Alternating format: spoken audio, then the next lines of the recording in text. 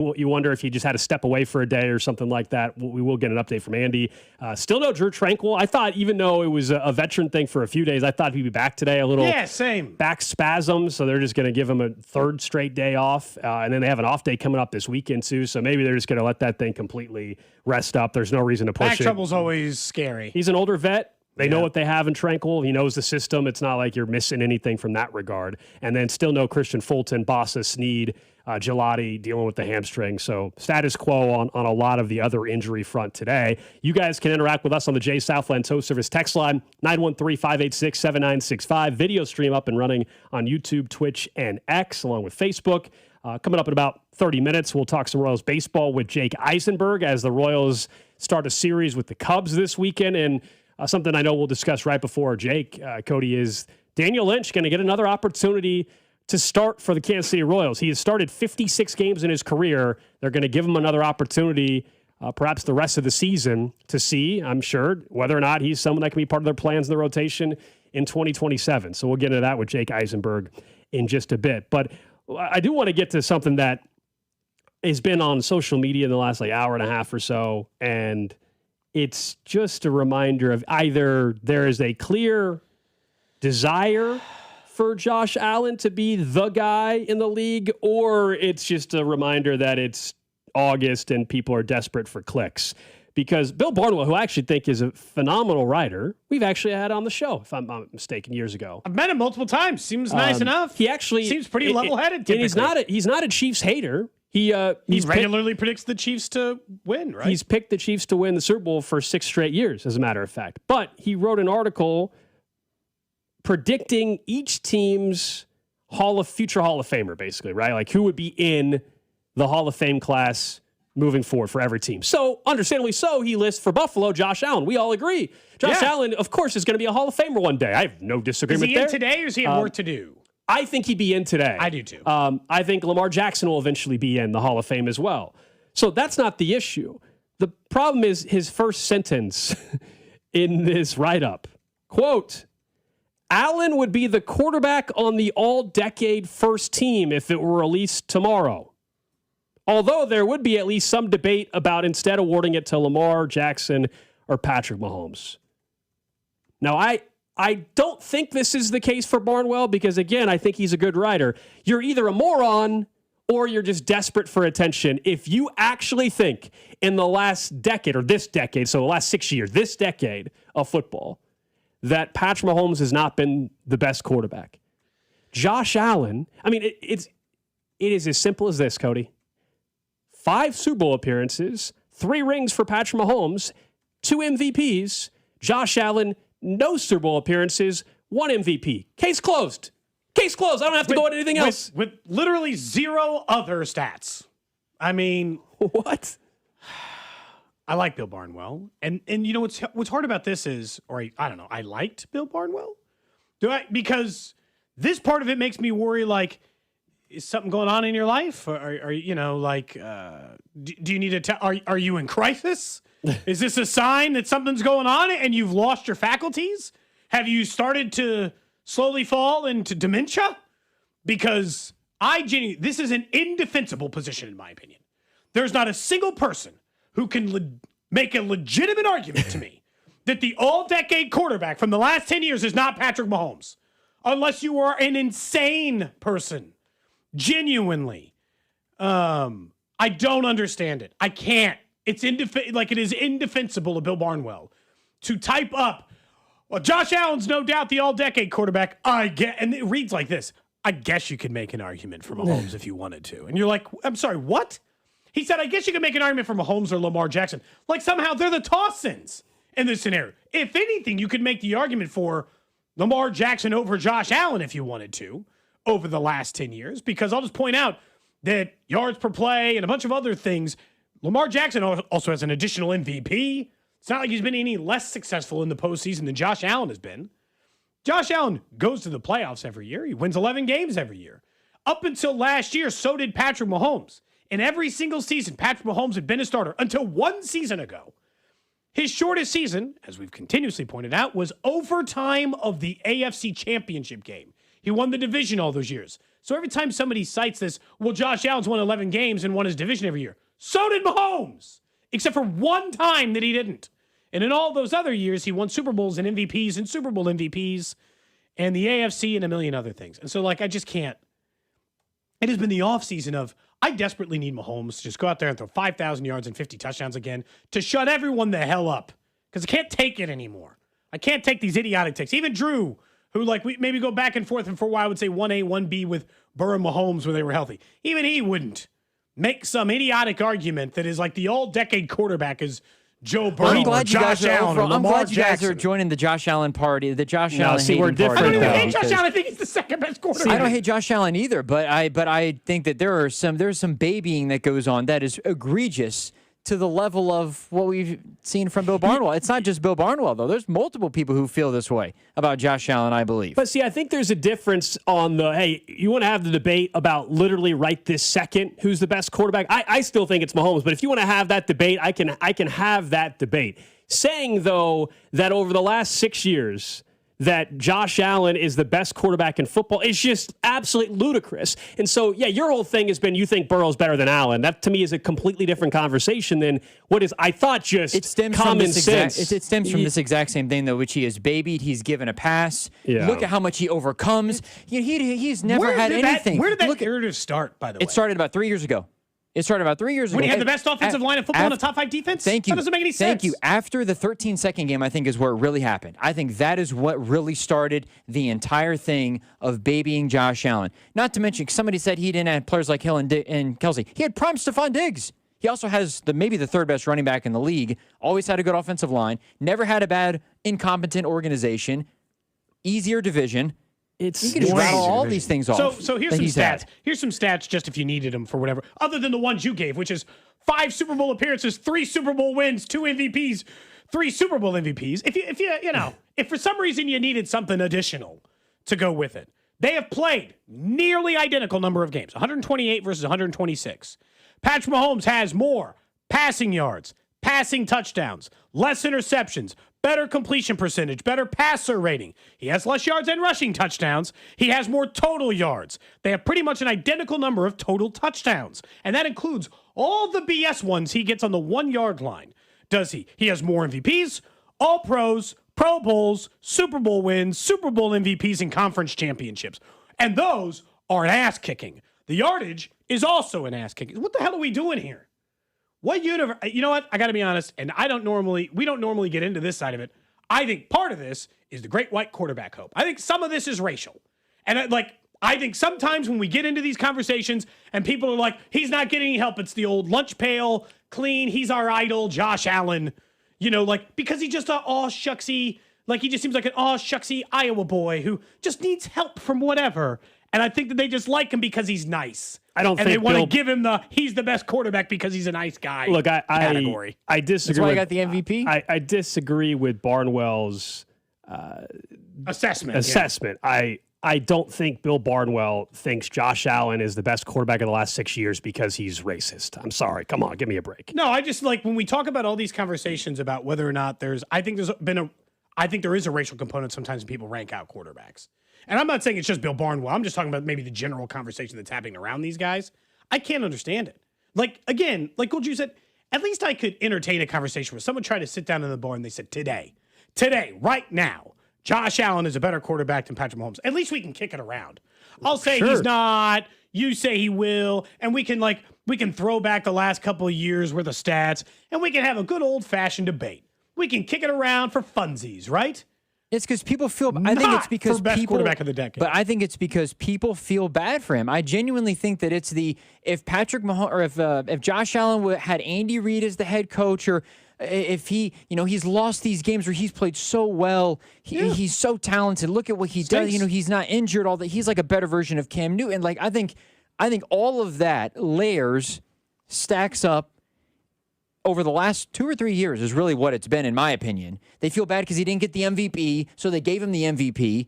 And I think people feel bad for him. I think that's the only conceivable way that he is ranked above Patrick Mahomes in this, if they did an all-decade team. Because, yes, it is only between those two and then Lamar Jackson. It's those three have the all-decade conversation. Lamar Jackson, arguably, outside of the playoff performances, has a better resume than Josh Allen does. Yeah, I just don't even think And has there's. done it with less I don't than think Josh Allen has there's done. in terms of all-decade quarterback though. And I know we're only just over halfway through the current decade, but to me there is no argument though at the top of that for quarterback. Like we can have more of an argument of like who's the best wide receiver of the last 6 years. Sure, I think there's actually more nuance to that.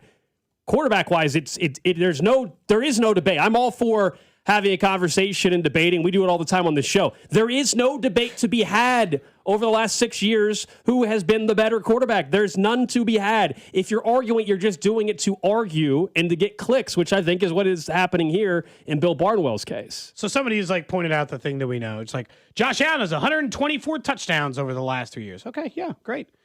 2025, like and I don't mean like this makes it sound like a Josh Allen here. Josh Allen is the second best quarterback in the NFL. I think he's awesome. I think he's great. I think he's a future Hall of Famer. I don't want this to make it seem like I think Josh Allen is no good. But I don't, and I've made this clear before, I don't value tush-push touchdowns. They don't mean anything to me. Those could just as easily been James Cook. Here is his rushing touchdowns from last season. He had 15 of them. They are from 1 yard, 1 yard, 1 yard, 1 yard, 1 yard, 1 yard, 2 yards, 3 yards, 4 yards, 5 yards. He had 1 from 19 and 1 from 24. Congratulations. The year before, we had 12 of them. He had 5 from 1 yard, and he had 7 from inside a 6. The previous year, he had 5 from 1 yard. So, like, great. I'm glad he has a million more rushing touchdowns than Patrick Mahomes in his career. It's 79-20. I would guess that 50 of those were from a yard out.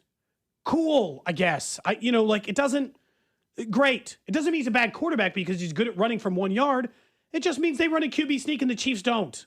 And that's fine. Yeah, like someone on the top text. Again, to me, these are two different conversations. Someone says last year Patrick Mahomes sucked, Josh was better. Josh Allen was better last year. That's not even the argument we're making. If you want to have the debate about who right this second is the better quarterback heading into the year, there can be a conversation there. I still think it's Mahomes, but there can be a conversation there. Yeah. There cannot be a conversation over the last 6 years who has been the better quarterback. That's why we're 3 Super Bowls in that time. Anyway, so I saw that this morning from Bill Barnwell. I don't get it whatsoever. It's circulating on social media today. I thought it was fake, quite honestly. It's a real article. He went through every team who he thinks is on the track to be a Hall of Famer, and we don't disagree that Josh Allen is on that track. But his reasoning in saying that he's the all-decade quarterback over Lamar or Mahomes is hilarious. What's crazy is, like, I actually agree with the other people. He says are Chris Jones, Travis Kelce, Patrick Mahomes are all Hall of Famers. Next up on the list of, like, essentially, like, on the right path, but you just got to play longer, Creed Humphrey, which pretty much everyone agrees with at this point. And then he had a couple of other guys who, like, they're going to have to do some stuff. Yeah, people were doing digging on Barnwell and him and Josh. So they're both rep by the same agency, like the CAA or whatever. So people are now leaning into that and thinking that's part of the reason why this happened. I don't know.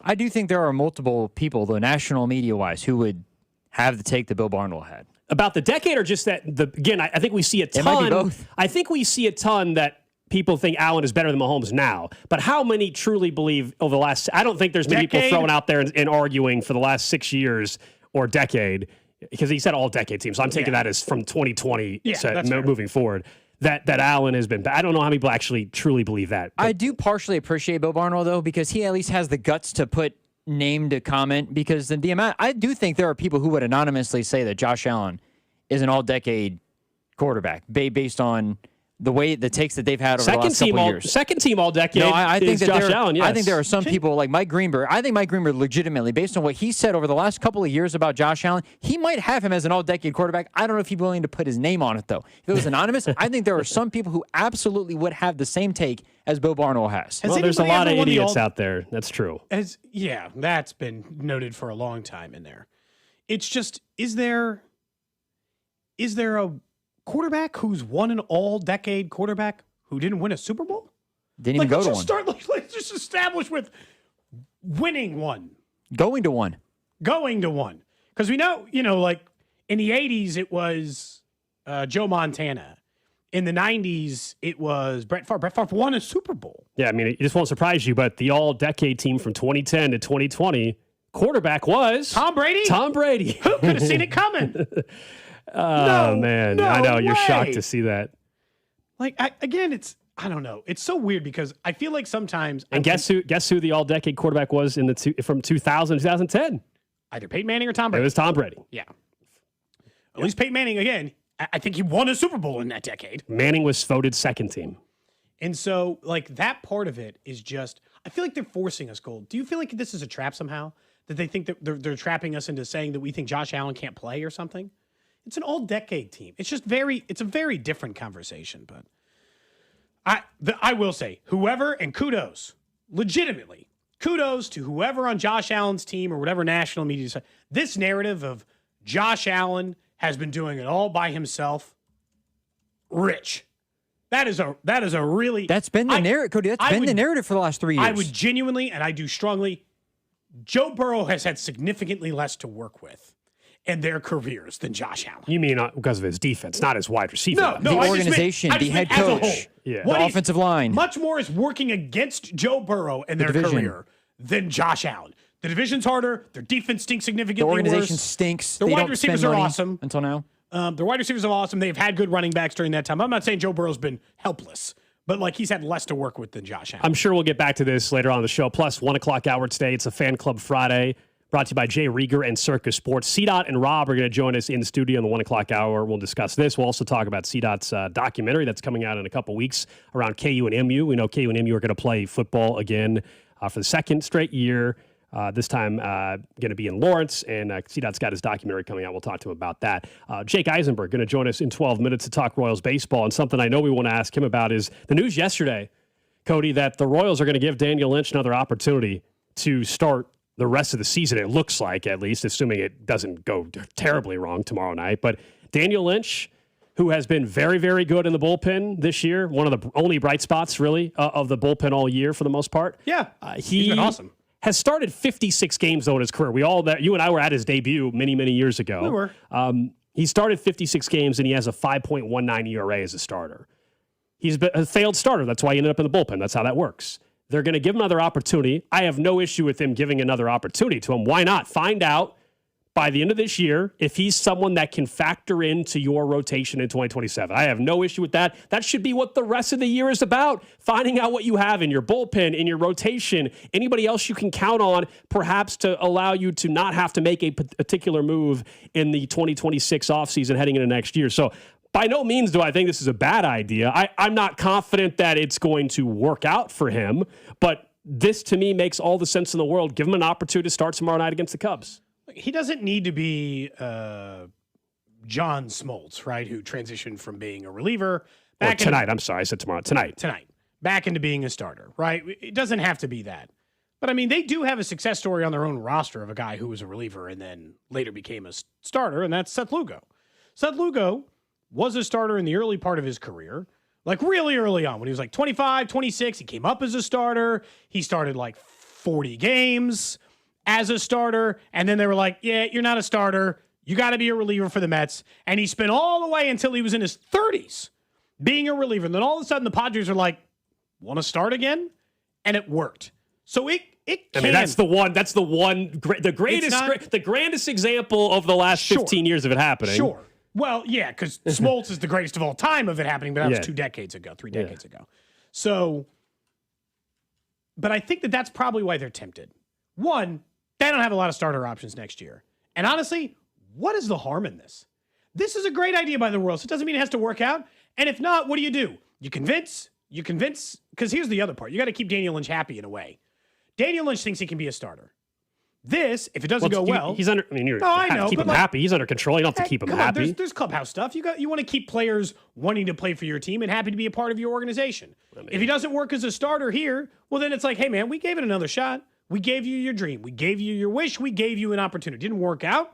So be it. Back to the bullpen, Daniel, and no harm, no foul. You're not costing anything this season by risking it. To me, this is a really safe play. And why not find out if you do have the not 1 in a million, but the rare case of a guy being a reliever and going back to being a starter and it working. Yeah, no, I'm for them trying it out. I don't think they need to do it because they got to do right by Daniel Lynch. With all due respect to him, he's been very good in the bullpen. He's not some shutdown closer where it's or anything else where you're saying, oh, we really got to keep him happy. No, he's a failed starter that went to the bullpen that's had a nice year. They don't owe him anything, but I'm glad they're giving him an opportunity to start. Is probably different. I think it's just like a morale, like clubhouse and morale and all that stuff. Those things do matter. If you got a guy on a losing team who, just making sure they want to be here and towing the rope in the same direction as the organization and all this other stuff. They don't have, but like this They're is doing an easy it for win. themselves. They're not doing this because they want to appease it might Daniel be both. Lynch. They're doing it because they know their rotation next year is a mess. I think it's a little bit of both. Daniel Lynch reportedly has been asking for this. So, if he's been asking for it, and they haven't honored it up to this point, and look, the truth is, had the season gone the way that it was, they probably wouldn't have honored it. He'd just maintain being a reliever, and they would have moved on with their life. But Now again, this makes their bullpen even worse, which is funny. Yeah, but again, and it doesn't really matter, I guess. But I don't view it as like they're honoring his wishes. There's 2 months left of the season. The season's lost. Let's find out who can help us next year. Daniel Lynch maybe can help us next year in the rotation. That's why we're going to give him an opportunity to start, not because we feel like we owe it to him. I just think it's. I just think there's both mentality of it. Is that it helps maintain, the relationship between you and the pitcher, and the massive side benefit, and that side benefit, that's the main reason why, is to find out whether or not the guy can start for you. That's reason one. I'm not arguing that. I'm just saying like there's other motives that could like move it towards it. The main motive is not let's do right by Lynch. The main motive is let's find out if we got to start. Yeah, that's what I'm. But We're on the same page. There's the other part of it that I think is he's been asking for and all these other things. Now someone on the text is like, "Why don't you just give Cags a chance?" Relax. Hey, that's what I'm saying. It's throw in the towel. Just throw it in. That man is hitting 3 for your team. He doesn't need to be.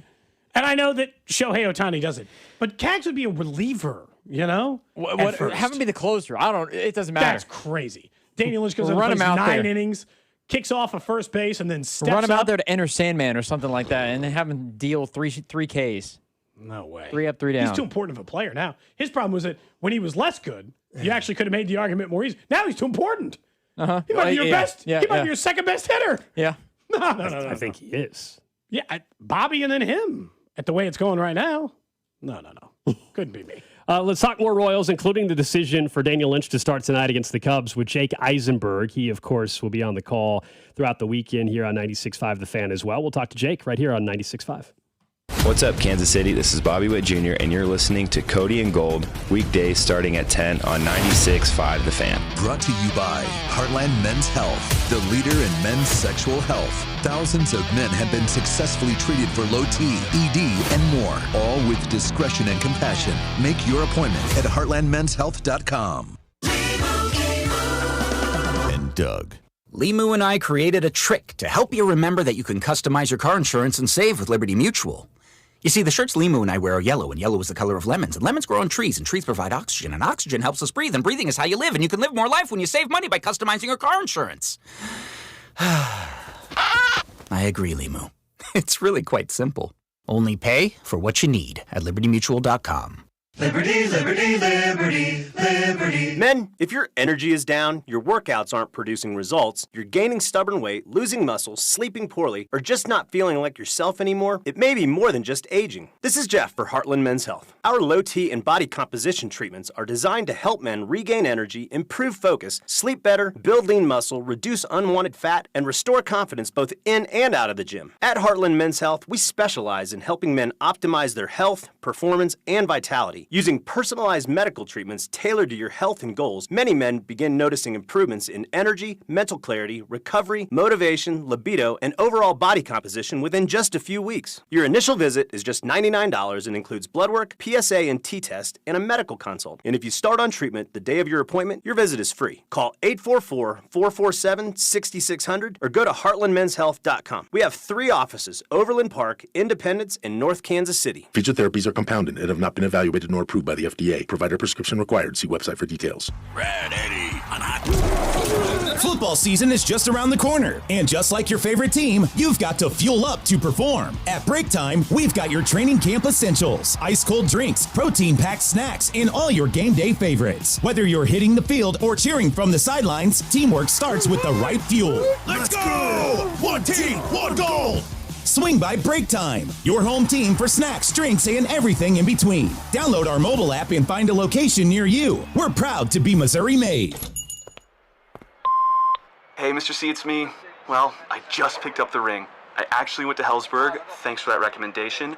Kate's gonna love that hers is from the same jeweler you got Mrs. C's ring from.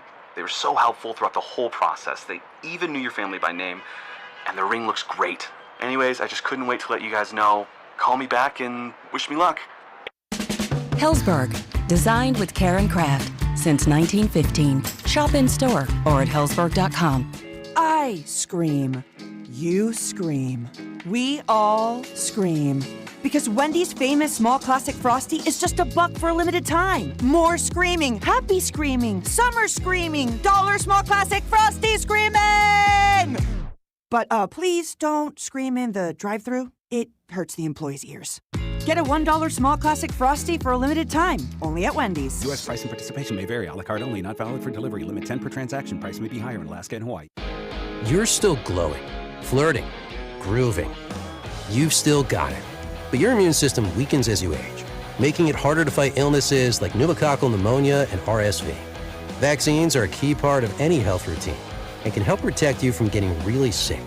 Ask your doctor or pharmacist which vaccines you need. See more at PfizerForAll.com. Sponsored by Pfizer.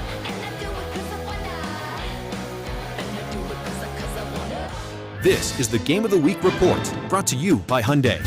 Pro baseball action continues next week as the regular season plays on and the stretch run toward the postseason begins. One highlight is the classic field game return to Dyersville, Iowa on Thursday, August 13th, the first edition since 2022, as Philly takes on Minnesota for the showcase event. The Game of the Week report is brought to you by the all-new Hyundai Palisade Hybrid. Learn how it's so much more than just another SUV at HyundaiUSA.com.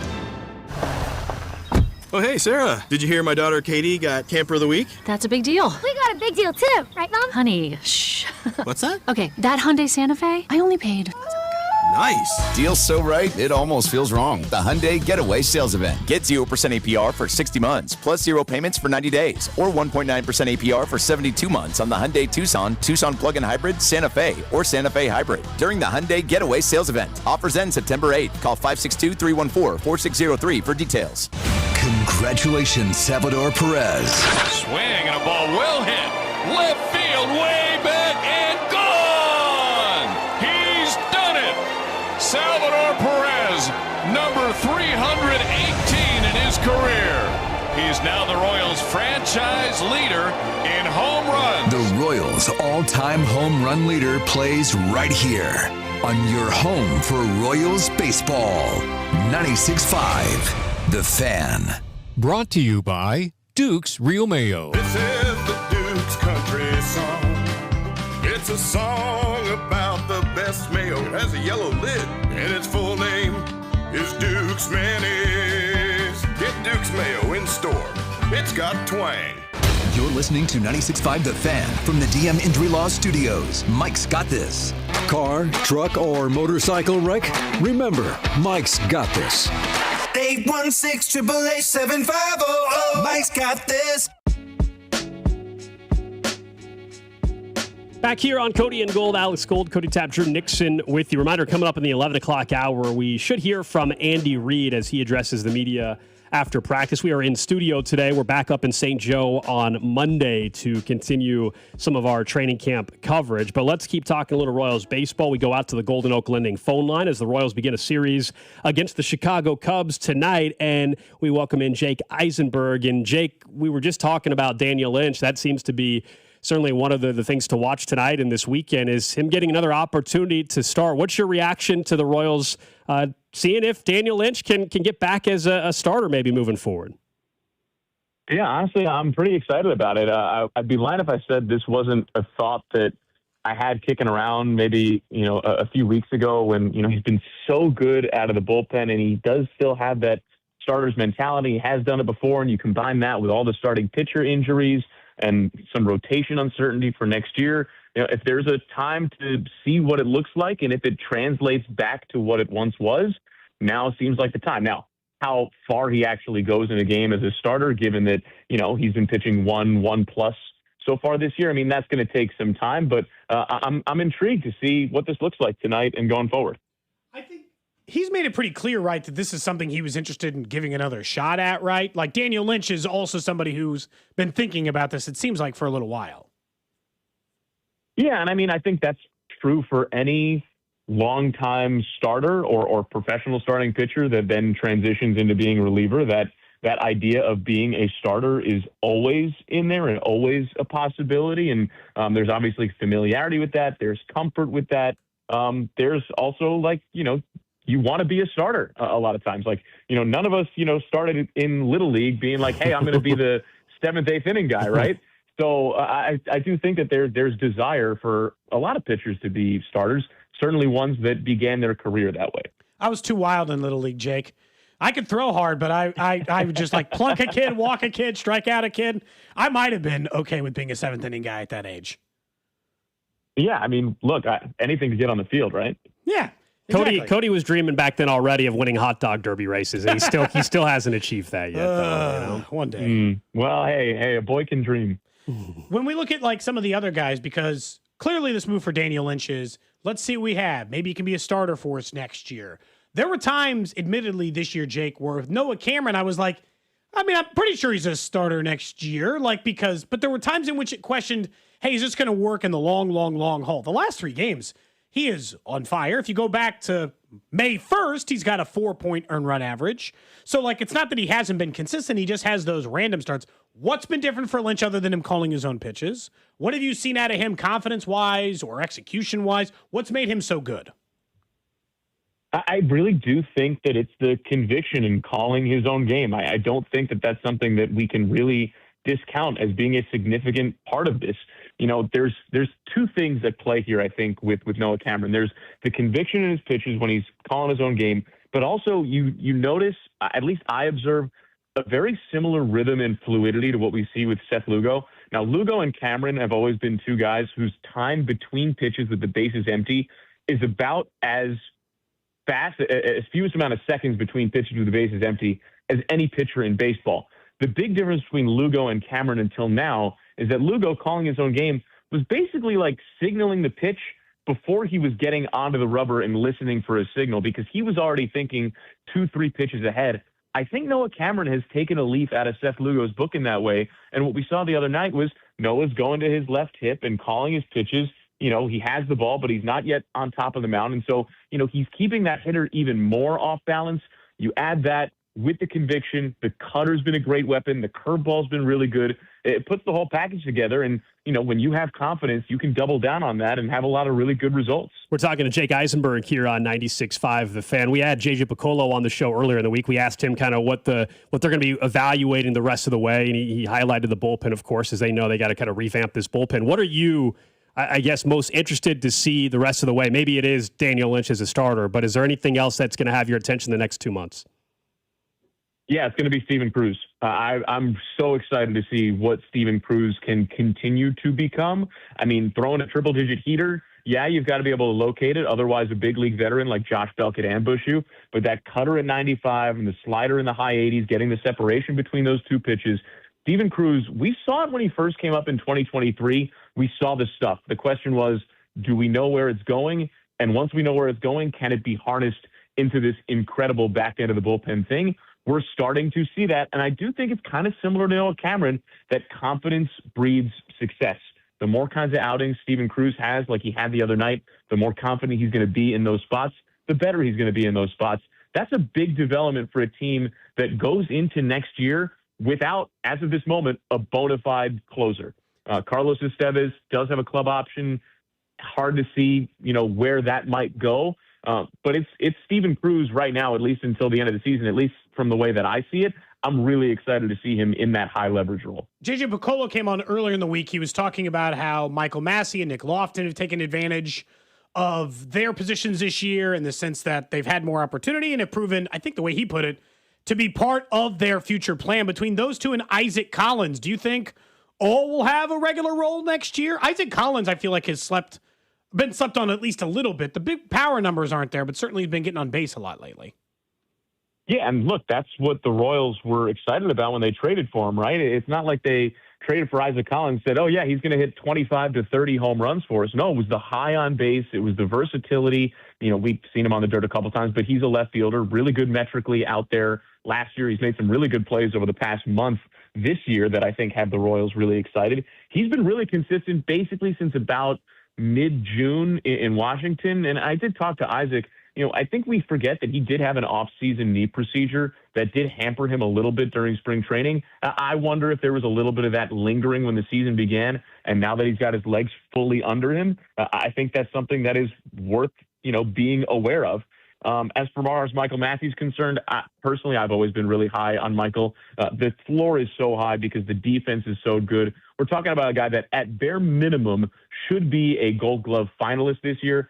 I think he's got a really strong shot to win a Gold Glove this year. Cole Young and the Mariners is probably his steepest competition. But that's the floor. And the ceiling, when you have the consistent offense and the run production, and, he's been pretty clutch lately too, he's just an all-around really solid player. And Nick Lofton has shown, when he's getting his opportunities, especially late in games, especially clutch situations, that he's a really good, solid player too. I think sometimes we forget Nick Lofton was a first-round pick for a reason. Hasn't gotten a ton of run yet in the big leagues until this year. Now that he's gotten some run, we're seeing why everyone thought so highly of him coming out of Baylor. Can you explain? I was about to say, can you explain what's going on with Randy Dobnak and how that's come to be?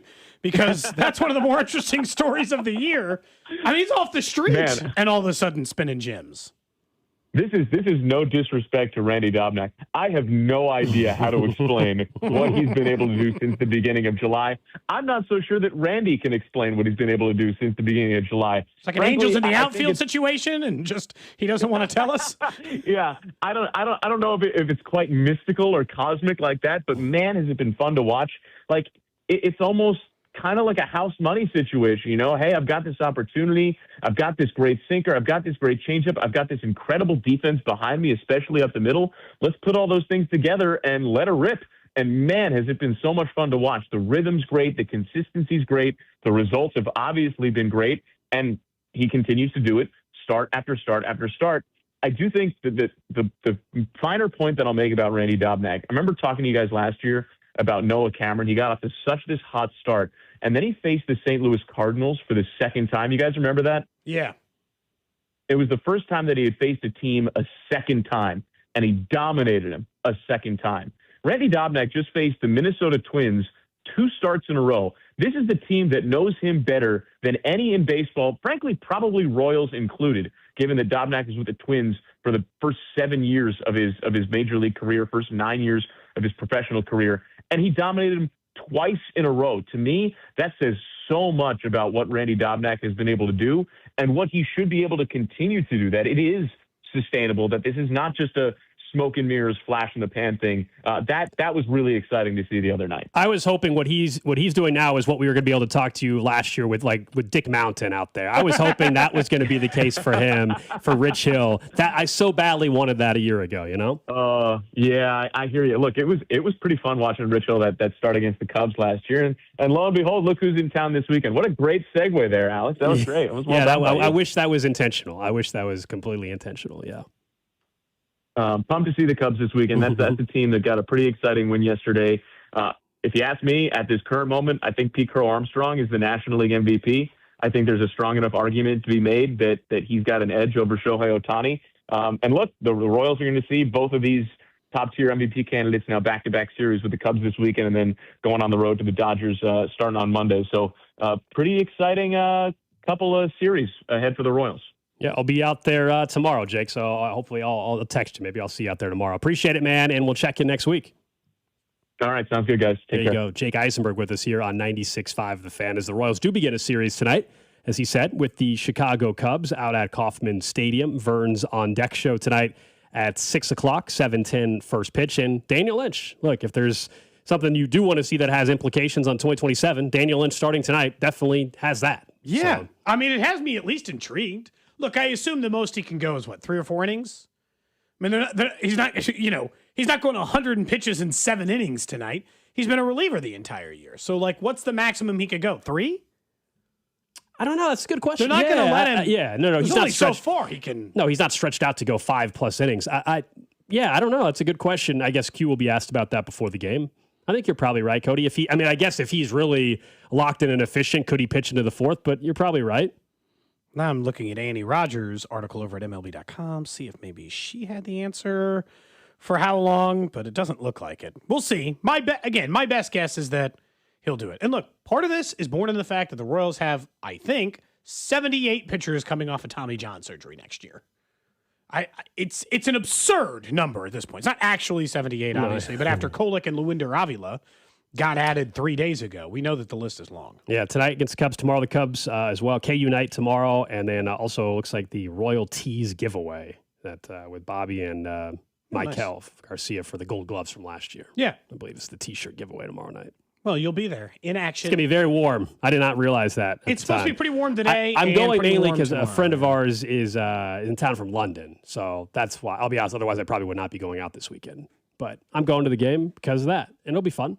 So you're going with, the royalty, all that end? Has that person ever been to a Royals they game? Have. Yeah. They were in town a year ago. Oh, okay. That's who I ended up going with friends to the current game last year. Remember the one that had like the 5-hour heat delay or 3-hour heat delay? Oh, the heat bulb and all that stuff? That's the same person. Oh, boy. Well, I hope they're going to get some. Stop coming in August. This is what you're going to get every time. His name's Warren, and he's good friends with my friend Ryan. And I was joking with him because he's from London. He's a huge soccer fan, right?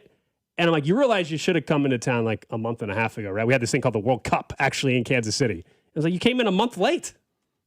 The World Cup was here. Yeah, why? I don't know. I'm guessing and it's instead he's going to come to a Royals August baseball game? That's a he's been in town for a week already, but yeah. Okay. He's been in town for a week. Mm-hmm. Okay. But I mean, again, I'm a little bit confused. Coming up in about 10, 15 minutes or so, we will talk more about quarterbacks that we think are regressing, some that are going to improve in 2026 across the National Football League. But you and I, right before the show yesterday, came across just this graphic about spending in the NFL. And at first glance, we were like, whoa, why are the Chiefs so far in front of everybody? And then 10 seconds later, we're like, oh, yeah, that's right. They gave out that contract to Mahomes contract this offseason. Because in offseason spending, Cody, the Chiefs are $200 million or so above everybody else.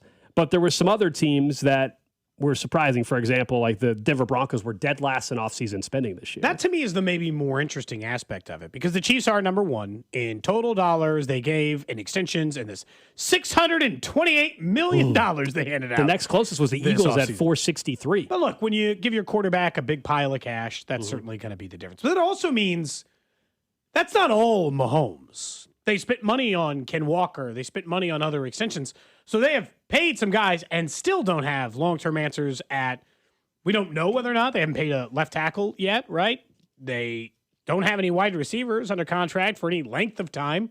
They didn't even pay Trent McDuffie. So you would think that this would be the list. What stood out to me though is these teams that are having to pay the piper a little bit because 2 years ago, Cincinnati had some of the most cap space in the league. Detroit had some of the most cap space in the league. Buffalo, some of these teams that you would think had spent some money. Denver, lowest spend. Buffalo, fourth lowest. Detroit, fifth lowest. Cincinnati's in the bottom 10. So sometimes it's like you can float this cash down the road and find a way to do it. But how are these teams? I think sometimes when they close the gap against the Chiefs over the years, they did it through free agent spending. And I was trying to look at the list to decide who I think that team is this year. And it might be Baltimore. Baltimore, between extensions and free agency, handed out $320 million, eighth most in the league. And they did that without, they did it with Zay Flowers. They did that without a Lamar Jackson extension. So they haven't given him a new contract yet. And without that, to spend that kind of money on some of the future prospects, their roster is still built for some success this season. And I feel like maybe that's the team that's closing the gap because when I look at this list, that's the one that stands out the most based on spending. Yeah, other than the low spenders. Yeah, Tennessee, fourth most, 439. Atlanta, fifth most, 436. The Steelers, sixth most. And this is also free agent contracts plus extensions. This is not just signing free agents. It's extensions handed out. The ones that catch my attention on here, because we always look at the division, right? So the Chargers, the 20th most. They're a team that most of their offseason guys consisted around the coaching staff change and bring in Mike McDaniel, and that's going to be the biggest fix more than it was they went out and spent all this money in free agency or extended anybody. So you look at them, they're 20th. Denver, we already mentioned, dead last in free agent contract plus extension. Bo Nix is going to get an extension after this year, most likely. Yeah. Jalen Waddle, they didn't give him a new contract. They just traded for him. That was their big spot. Patrick Surtain II was a year ago. So that's probably why they're dead last in offseason spending. I also just think that free agency dollars get spent up pretty quick when you're trying to cash in and catch up, I just think when you look at the salary cap and the way that it works, you normally got 2 big years to spend cash to try to catch up. And if you don't successfully do that, like the Patriots did that last year, they had a ton of cap space. and they threw a bunch into their roster. Shocking. They were quite a bit better because they were already a good team. Most free agent money spent does not always mean best team, but it does if your team already has some good bones.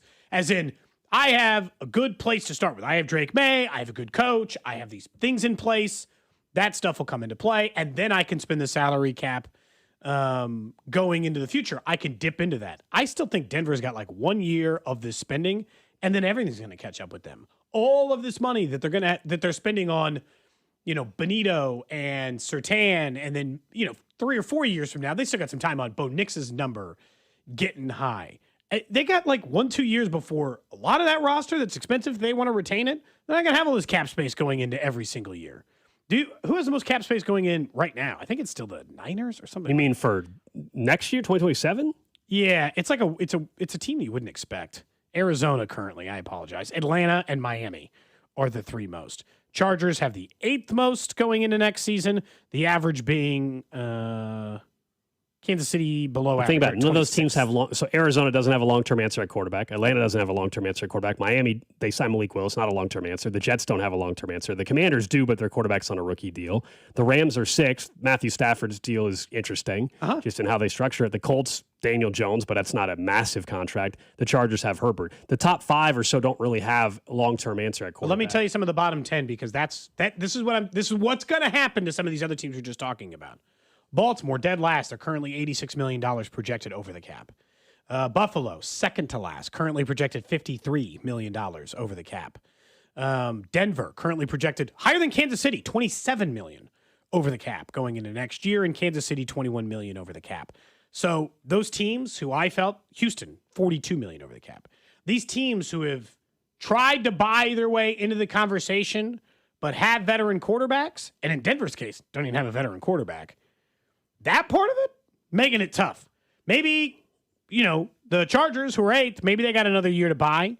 The Patriots, who are 19th, maybe they got another year to try to do this. Cincinnati, but Cincinnati did it, was broke for a little bit, and now back. And also, Cincinnati's one of the franchises that doesn't cash spend. So, as much money as they have, they got to be able to spend the money in cash to do it. We also have to remember, barring a huge shift, and it's not happening anytime soon, the salary cap is also going up at a ridiculous rate. It's never gone up more than it has. That's going to continue for a while as they continue to eventually, over the next 5 years, at some point, they're going to continue more international games. They're going to continue to potentially expand. Then they want to add an extra game at some point in the next 5 years or so. Higher. So the salary cap, I would say, for the next decade, you can confidently plan that it's going to continue to go up at around the same rate that it has. Maybe in 15 years, we're talking differently about it being a flatter cap. But right now, every year, so even if you're right now sitting and you got the 15th most space for 2027, that number is going to continue to go up for you long term. You can kind of outrun it a little bit. Yeah. But you're right about the cash spending. That's all up to the owner. That's all up to the owner on the cash spending and whether or not they want to utilize that or not, or they have the flexibility to do that. And not all the owners are willing to spend cash the same way. We know that for sure. No, I just talked to, and that's the other part. And that's where Clark, during this window, I'm not saying like the entire time he's been an owner, but during this window, Clark's doled out the cash when the cash needed doling out. Again, to Mahomes this offseason and these other guys, when it comes down to that, he's been more than willing to spend the cash needed in order to keep them where they need to be salary cap wise. All I'm saying is you typically get these 2-year runs or whatever year runs in order to handle it. And then you're just kind of stuck into now we've paid everybody and this team just either has to be good or it's not. And that's just kind of where you are. The Chiefs are also, their cap stuff, I think, looks worse on paper than it really is because they are really, in my opinion, about a year away from it not being all that bad. 2028 is the year where they can really start spending again, I think. Yeah, they can kind of do whatever the hell they want starting then because then it'll be the end of Bolton and Chris Jones. They are very young on offense and on defense. They haven't paid any of these guys right now. Maybe it'll be worse. They've paid Creed Humphrey and, Trey Smith. But other than those two guys who maybe contracts, Creed Humphrey's probably here forever. But, maybe they move on from Trey in a couple of years when his number gets really high. We'll see. That part of it, I guess I just don't overly worry about. Interesting, though. When we looked at the cap spending, I was surprised to see they spent the most, but then I remembered that they had paid Patrick Mahomes. Out of Chiefs training camp, as a reminder, Cyrus Allen was back at practice today. We'll go to the podium, hear from Andy Reid, figure out why Trey Smith wasn't available at practice later today, maybe an update on some of the injuries as well. And I know later in the show, we're going to talk about the Hall of Fame game That ended up being interesting. How at least. about that Hall of Fame game? Maybe the best Hall of Fame game ever. It was one of the best. Real it was juice. entertaining. And yesterday on the show, we were joking because Drew mentioned Hunter King and you were saying, or Haynes King, I'm sorry. And you were saying, who? Now do you know who Haynes King is with the walk-off touchdown, essentially, Cody? That was fun. That was fun last night. It was an entertaining game. Carson Beck actually looked well in control. And if you were desperate for some football, it delivered. It did. And I understand they're going up against the most simplistic defenses possible, especially for the Hall of Fame game. It's the worst of the preseason games in terms of that. But they did what they should do then if they're going to go up against simplistic defenses. And both Haynes King and Carson Beck were in control. Haynes King, if you watch Georgia Tech, his running ability. And what did he do? On a big third down, came up with a run and showed the speed that he has. It was fun. I enjoyed it. It was just, I also thought, and you're right, we'll talk more later, but Mike Tomlin, as we all kind of expected, unsurprisingly, very, very good on the broadcast. I don't know if you guys agree. Mike Tomlin, we kind of all figured he could be great in the booth or on the studio show or whatever. Rock solid. And he was awesome last night. He really was. Yeah, and I've told you about the ones who were bad or not. It's immediate, like, how much better Tomlin is than guys like Garrett or some of these others that you're like, I don't even know how you ended up here. Tomlin, and this is the thing that happened with Cowher and maybe will happen with Tomlin, which you had mentioned, which is you're so good at it, the check's great, family life's better. Way less stressful. Do you want to go? That old way kind of stunk. This is a much better life for tons of money. It's a much better life. It really is. Than being an NFL head coach. I think infinitely better life quality. I think there's a real chance he takes the Bill Cowher path. We always thought Bill Cowher was going to come back, and he just never did. And he's been doing a studio show for, 15 years now? I think if he gets like 2 years, 3 years down there, if it's more than 2 years, if he takes this year off and all of next year off, I'll say he's done. He's not going to come unless someone with a quarterback like Burrow or Allen, Mahomes. I think if someone calls like that, you just pick up the phone to have a chance to coach. If 2 years from now Andy Reid retired and Tomlin hadn't coached in 2 years, then like, would you like to coach Mahomes? Be like, oh, get off my ass for that. Like, are you like? I think there's like a line in which you'd be like, oh, wait a second. I thought maybe I was done, but who's available? I think it's a different line.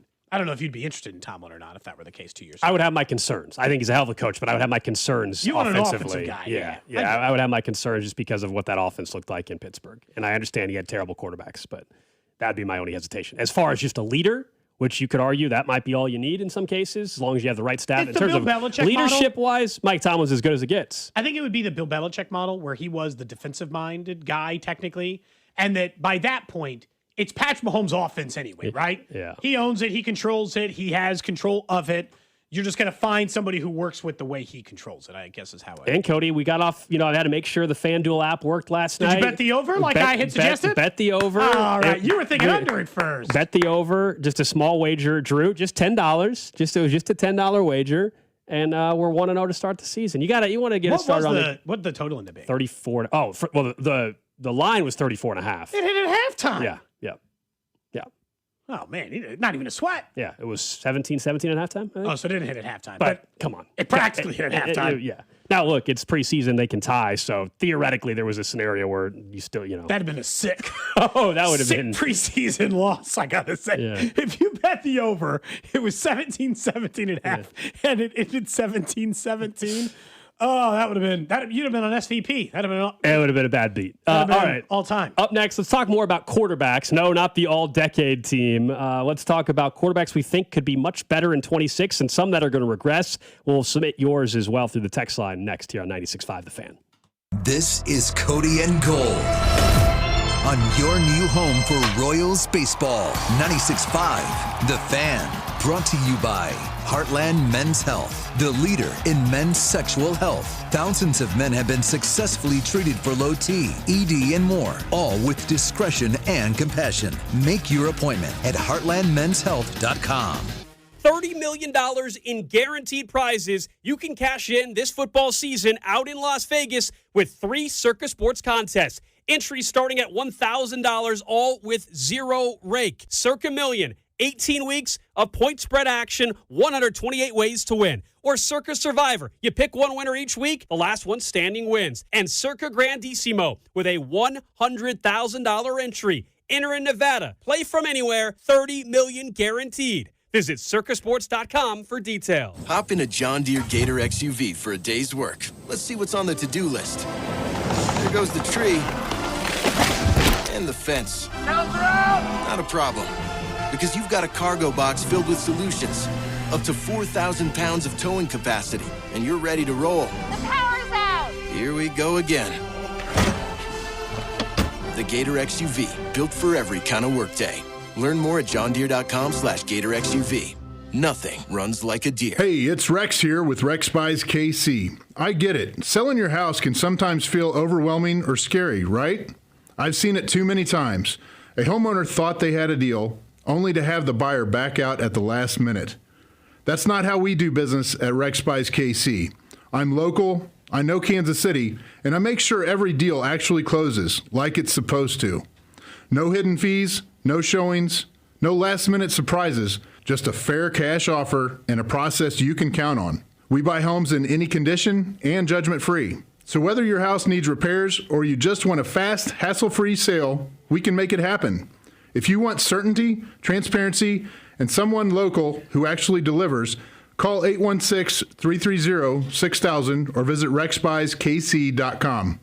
Rex Buys KC, helping people make smart choices one home at a time. 816-330-6000 or rexbuyskc.com. Finding great candidates to hire can be like, well, trying to find a needle in a haystack, but not with ZipRecruiter. Its powerful technology actively finds and invites qualified candidates to apply to your job. So while other companies might deliver a lot of hay, ZipRecruiter finds you the needle in the haystack. See why 4 out of 5 employers who post a job on ZipRecruiter get a quality candidate within the first day. Try ZipRecruiter for free at ZipRecruiter.com/team. That's ZipRecruiter.com/team. ZipRecruiter. My name is Whitney Allen, and I'm a widow. My husband, Ryan, died. We never thought we'd ever have to use life insurance, but the unexpected happened. With Ethos, signing up was fast and 100% online. You can get a quote in seconds, apply in minutes, and get same-day coverage. No medical exams, and you can get up to $3 million worth of coverage. I'm grateful we were prepared. Get your free quote at ethos.com/radio. That's ethos.com/radio. Paid spokesperson. Time spent on application may vary. Online health questions required. This is the story of the one. As a maintenance engineer at a beverage manufacturing plant, he starts his day knowing every line is ready to run because Grainger delivers the industrial-grade products he needs to keep mixers, conveyors, and packaging equipment moving. With Grainger's vast selection of bearings, belts, and motors, he keeps operations running smoothly, so nothing grinds to a halt. Call 1-800-GRAINGER, click Grainger.com, or just stop by. Grainger, for the ones who get it done. Sound familiar? At Mattress Firm, we understand there are many problems that can keep you up at night, like snoring, aches and pains, or sleeping hot. Our sleep experts have the unrivaled know-how to match you with a mattress that can help. And now at Mattress Firm, upgrade to a Tempur-Pedic and learn how you can get 3% back plus an instant gift. For the great sleep you deserve, visit Mattress Firm. We make sleep easy. Restrictions apply. See store or website for details. Go to 965thefan.com for your chance to win Kansas City Chiefs scratch tickets, plus a chance for the grand prize Chiefs bundle, which includes a framed jersey and a signed photo. All thanks to our friends at the Kansas Lottery. Range Bait with Dusty Likens is now up on the Fan's YouTube, Instagram, and Twitter channels. 96.5 The Fan, KFNZ FM and AM, HD1 and HD2 Kansas City, an Odyssey sports station. All right, 11 o'clock hour here on Cody and Gold. We're going to head up to St. Joe at some point this hour and hear from Andy Reid. Also, perhaps a couple players that are going to speak at the podium, get an update on why Trey Smith was not at practice today. On the more positive end, once again, Cyrus Allen back at practice, first day of padded practice for him, which is obviously a good sign as we're about a week away, just over 8 days away from the first preseason game for the Chiefs as they will host the Rams next Saturday. I think it's a 3 o'clock kickoff. It is. Right here on 96.5 The Fan. It's almost here, man. Yeah, it's nice. Honestly, I'd like a game to talk about. I'd like real games to talk about, but I got 5 weeks to do that. Yeah, thinking of tomorrow, Saturday, a week away is that. But tomorrow, I just got an email during their break, Cody. The 8th largest Powerball jackpot is tomorrow night. Are you buying a ticket? Are we all in? In? Drew, are you in with us? Same here? Deal. Got to buy a ticket to $1 million get the split, right? Cash value, $370 million. Is that enough for you? Yeah, that'll work. That'll work. You want $2 million for this one? Yeah. Make the deal $2 million for this one because the agreement 8th largest. Yes.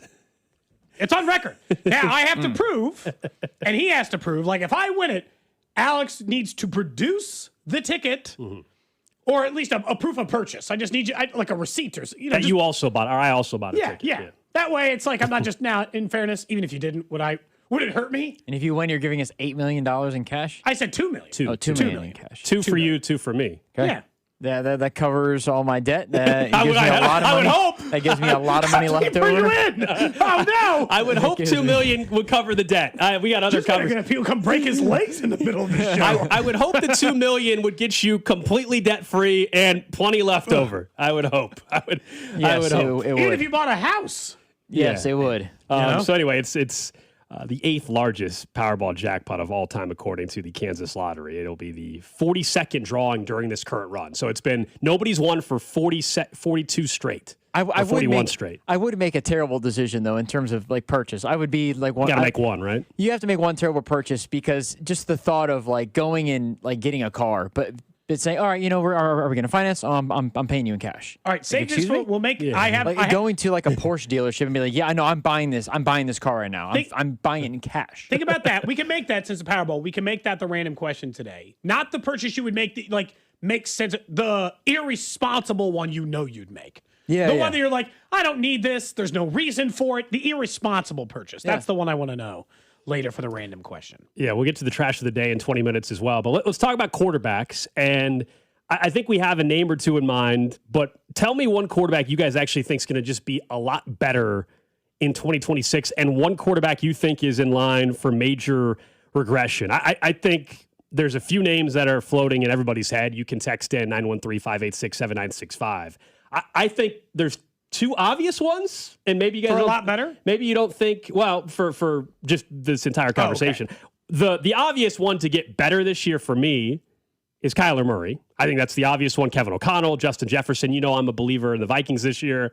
So for me, the quarterback I think will be a lot better is Kyler, with a legitimate play caller and Justin Jefferson, Addison, a strong defense to support him with Brian Flores. So that's the name that I would immediately think of that's going to get better in 2026. And then the quarterback I think will be worse. It's more about his team than anything else, and I'm just very much out on the Bucs. I think Baker will be worse. He had the first 8 weeks last year that he looked like an MVP candidate. Then he couldn't stay healthy and really trailed off. I think it's not going to be a great year for Tampa, therefore not a great year for Baker.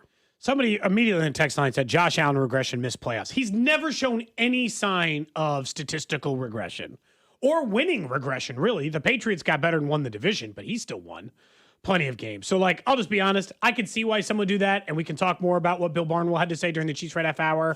I don't see it. I don't think Josh Allen's going to get worse. He's not my regression candidate. Right. I think there are two names you didn't mention in the get better category. I think C.J. Stroud or Cam Ward. If you made me guess right now, quarterbacks who show quite a bit of improvement from last year, it'd be one of those two. C.J. Stroud only had 19 passing touchdowns, 8 picks, 3,000 yards last year. He seems like a fairly obvious, I would think, sign of a quarterback to get a lot better, unless we just think this is who he is now. Yeah, major question And he's just fallen off of the list, and the list has gone on there. Of the young quarterbacks, I still see talent in Cam Ward. Maybe it was like the end of last season. You and I have had talks about him multiple times. There's something part about his game that I still think will show signs of improvement. He's the least heralded or least talked about number 1 overall pick ever because he wasn't like Jamarcus Russell bad that everybody just buried his ass, but he didn't show anything that like some of these other young quarterbacks have shown that people got excited about. His stats were as good as Jackson Dart's, and certainly people talked more about him. And I understand he wasn't the number 1 overall pick, but that's still in the end my answer for where I think at least a guy who can get quite a bit better will be. The down, I think it's fairly obviously Bo Nix. Bo Nix is floating on air right now. And I know he didn't put up massive statistical season. It's not like he had huge numbers. He just was clutch. I just think the touchdowns, I think the interceptions are going up. The touchdowns aren't getting any better.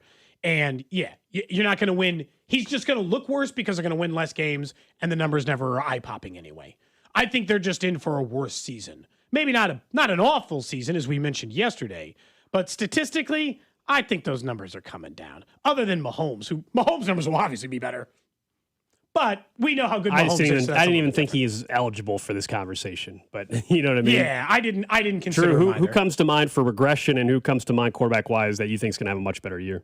So I'm right in line with Cody. I was debating C.J. Stroud or Cam Ward because I think those two are ones that I've got in mind. I'm going to say C.J. Stroud just because I think if they shored up the offensive line, Tank Dell's back, it looks like which I think is just a confidence boost in terms of comfort level. I think C.J. Stroud will be better. I don't know how much better, but I think he will be better. Regression, this one I kind of had a hard time with. I'm leaning Sam Darnold, not because numbers-wise. 2 big years. Numbers-wise, he actually wasn't. He had 25 touchdowns and 14 picks last year. Like he actually didn't play particularly great numbers-wise, I guess. He turned the ball over a little bit, but maybe it's because Seattle I don't think is as good as they were last year. I think Sam Darnold feels a little bit of a regression, like he isn't as good. But I don't know if he's even. Would you say you can regress much more from 25 touchdowns to 14 interceptions? I mean, the ratio is not particularly great, actually, for Sam Darnold, even though he won the Super Bowl. Yeah, I mean, the reason why regression for Darnold still exists is because of how many games they won and that he won the Super Bowl. So I understand, like, statistically, maybe no, but I wonder if Sam Darnold regression would just be, does he look like he used to? You know what I mean? Okay, I would say there's some regression to say. I don't know if he's as bad as he was before, but I don't think he's as good as he has been the last couple of years. Can I bring up a couple of other names that at least the text line and Twitch and Twitter are bringing up just as a point of conversation? What do we think about Trevor Lawrence, Caleb Williams, Jaden Daniels, and Jordan Love? So those are 4 names that have all been mentioned multiple times by multiple people. Caleb Williams still is completing less than 60% of his passes. Still hasn't had did he throw for 4,000 yards last year?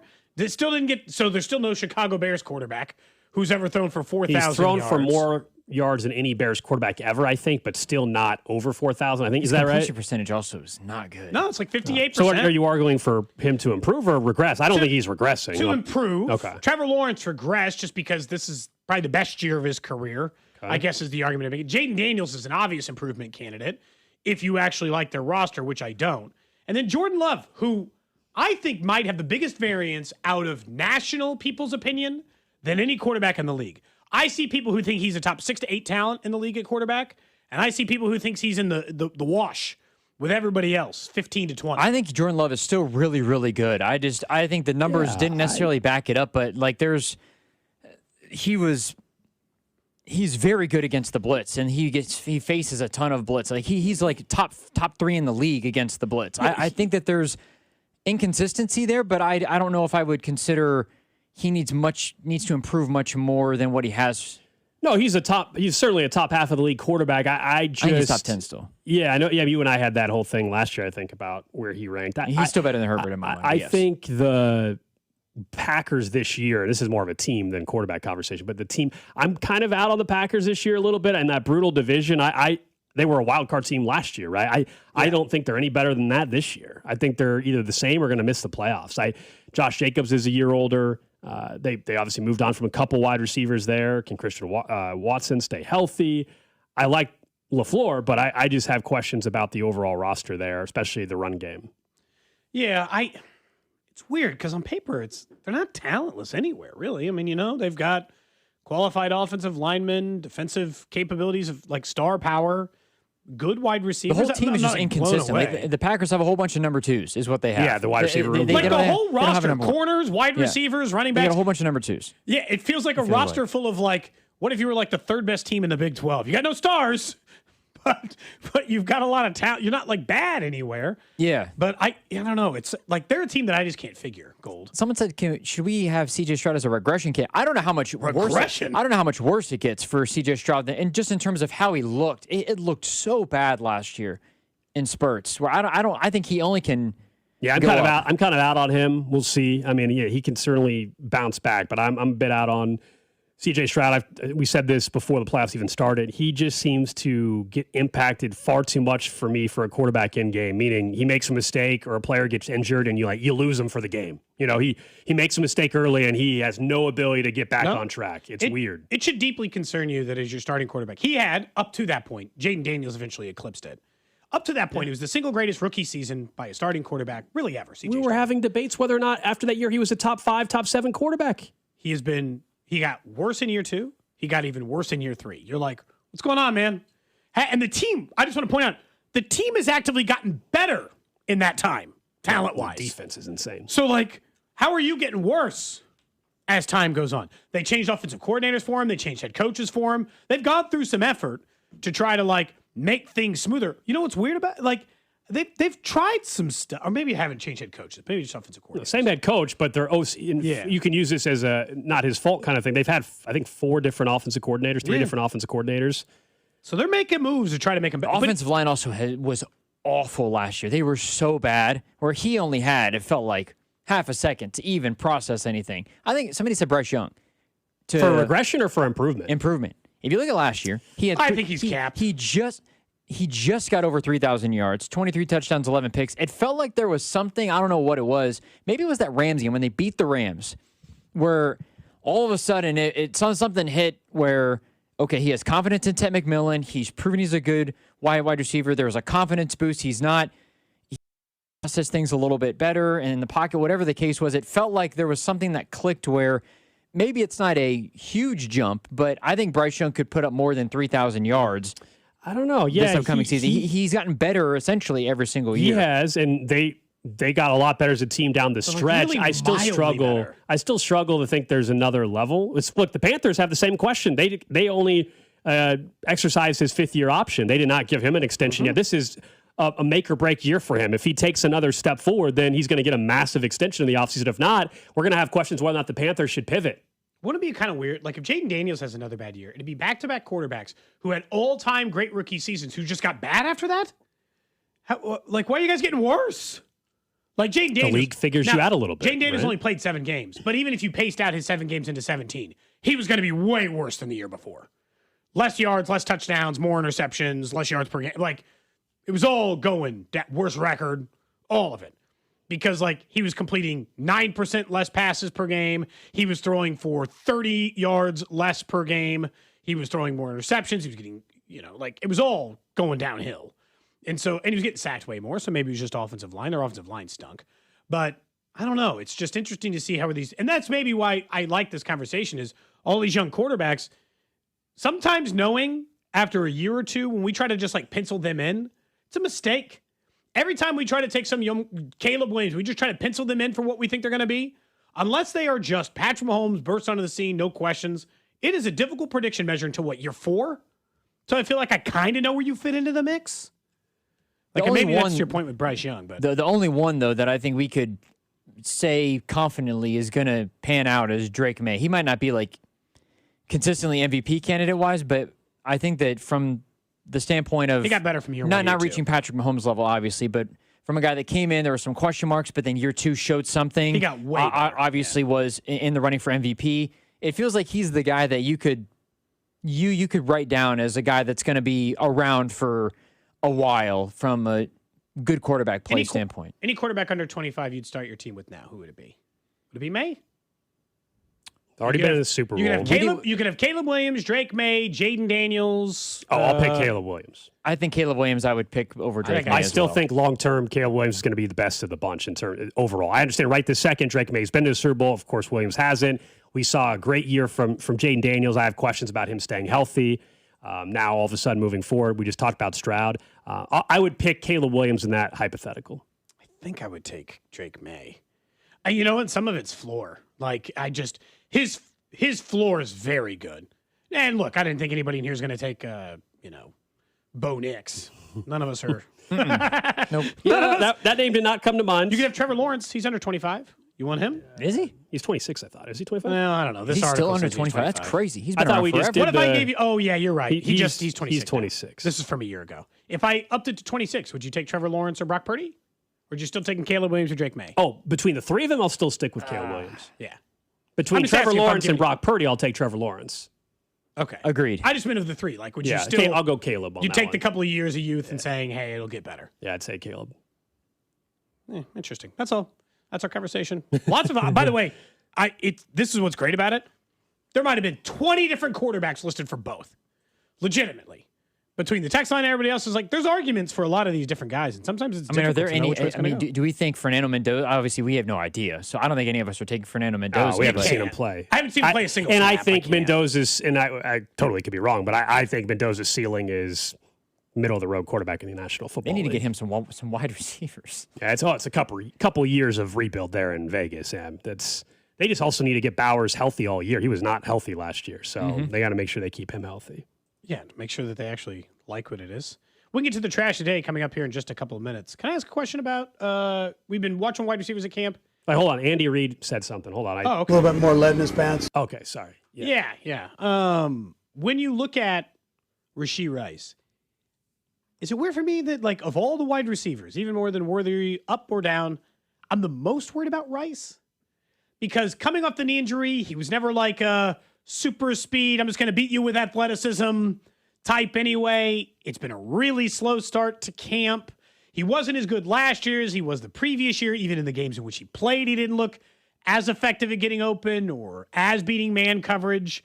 And that if he slows down even just a little bit, his effectiveness will be down. I'm a little worried about a regression year for Rashee Rice. Not to the point that he's a lead weight on the middle of the field, if you would prefer that. I was going to say, not that, you but could use any other. A little bit more lead in his pants. Not that, but genuinely, I'm a little bit worried that he's not going to be nearly as effective, and that they do need guys like Worthy or Cyrus Allen or Tyquan Thornton to take good steps forward in order to just maintain the group. Yeah, honestly, I'm not worried about regression from Rashee Rice. I told you, on the field, I'm not worried about the play. The question is, can he stay on the field? But when he's on the field, I think we know what you're getting from Rashee Rice. And I know last year, towards the end of the year, there were too many drops, in fairness.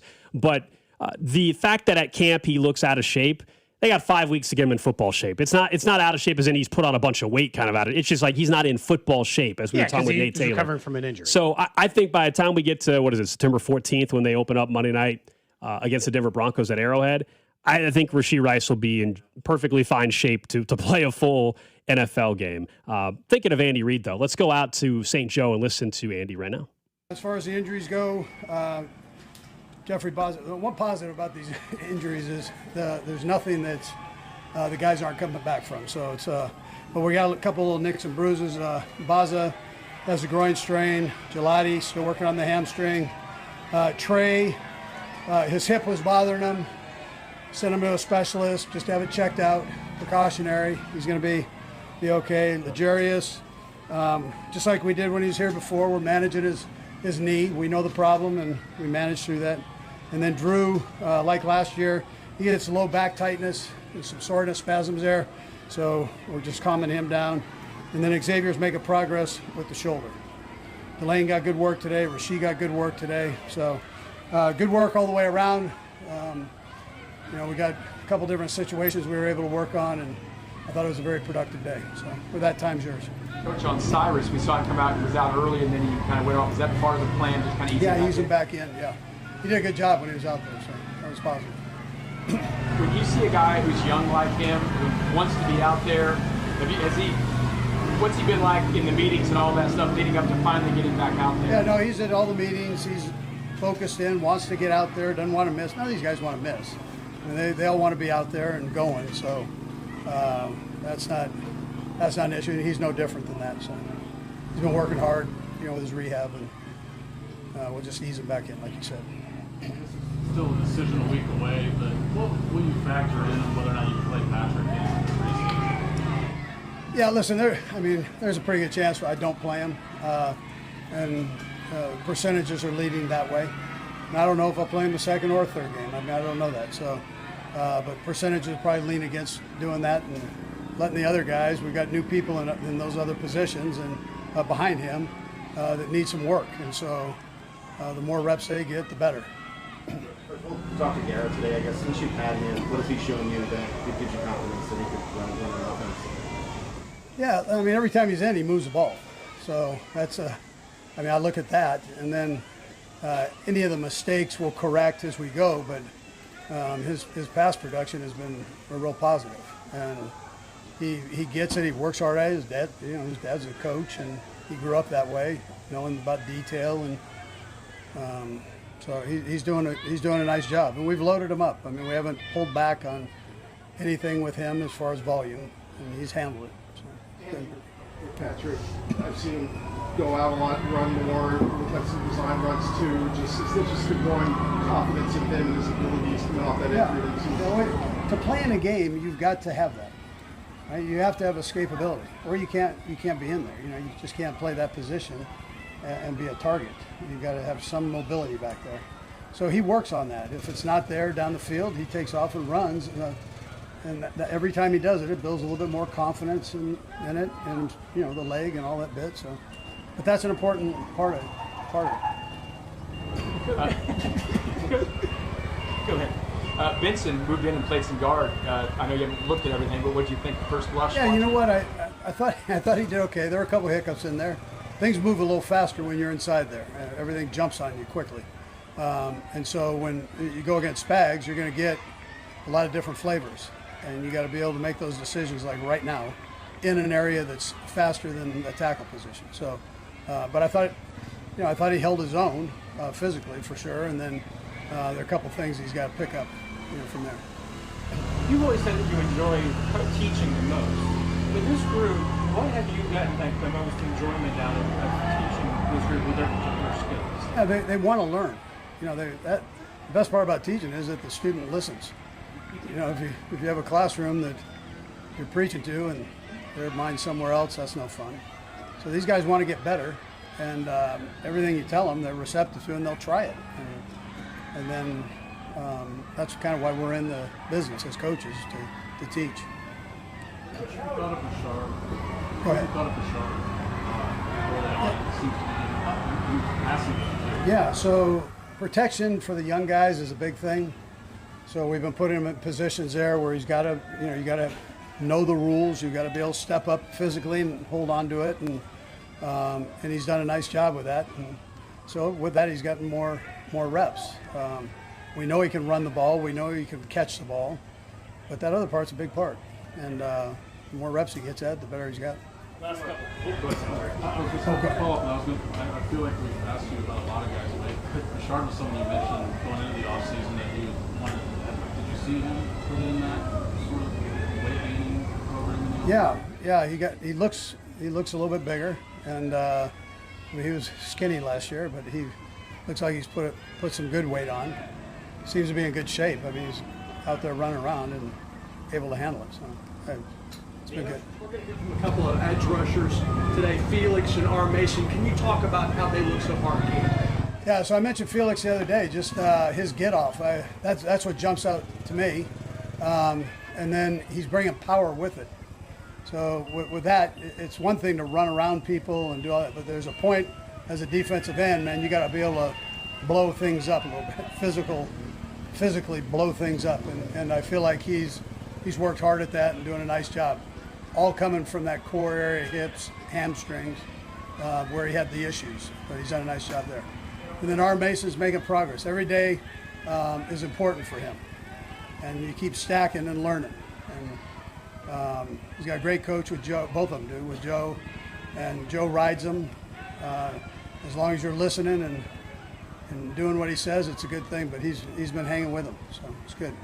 Have you had any update with Eric and his family situation? How it's Yeah, so Mia continues to improve, which is important. And so we're heading the right direction, and we'll just see.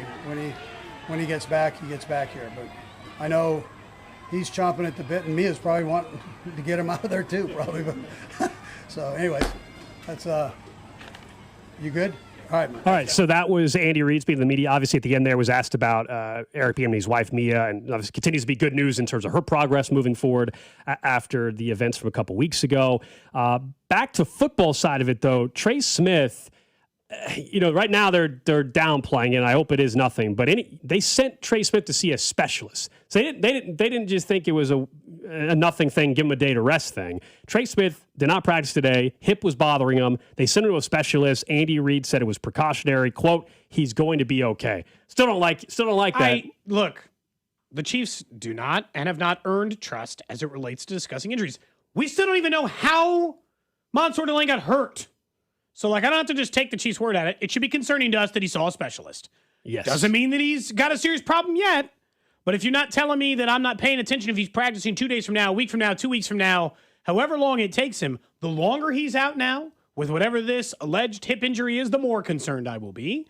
Because the Chiefs have a history of saying an injury is really not that big of a deal, and then 6 weeks later we're saying, hey, just real quick, you said that wasn't a big deal. Where is he? Right. So, like, we got to be cautious with a guy like that. And I don't know how I feel about Benson at tackle or guard. Yeah, he hasn't had, it sounds like it wasn't, it was a little rough at times today from him. So we'll see. It's early. They got 4.5 weeks of the season. But, yeah, anytime you're starting right guard is going to see a specialist, there clearly at least was some concern that was necessary, even if he's going to be okay. There was enough concern to send him to a specialist. This is a player, now wasn't hip related last year, but Trey Smith, he only played in 12 games a year ago, and he's 27, I think he's 27 years old now. It's just something to watch. I hope it is a nothing burger, but file that one away as well. Add that in.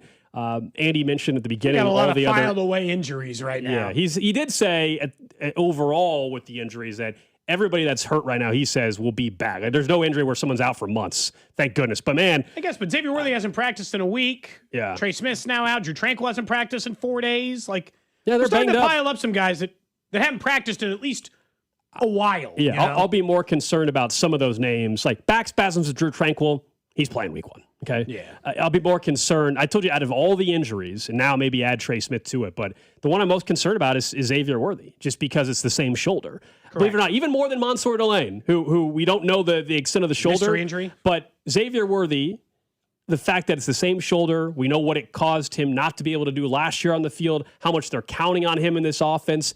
His is still the most concerning of the entire bunch, for me personally at least.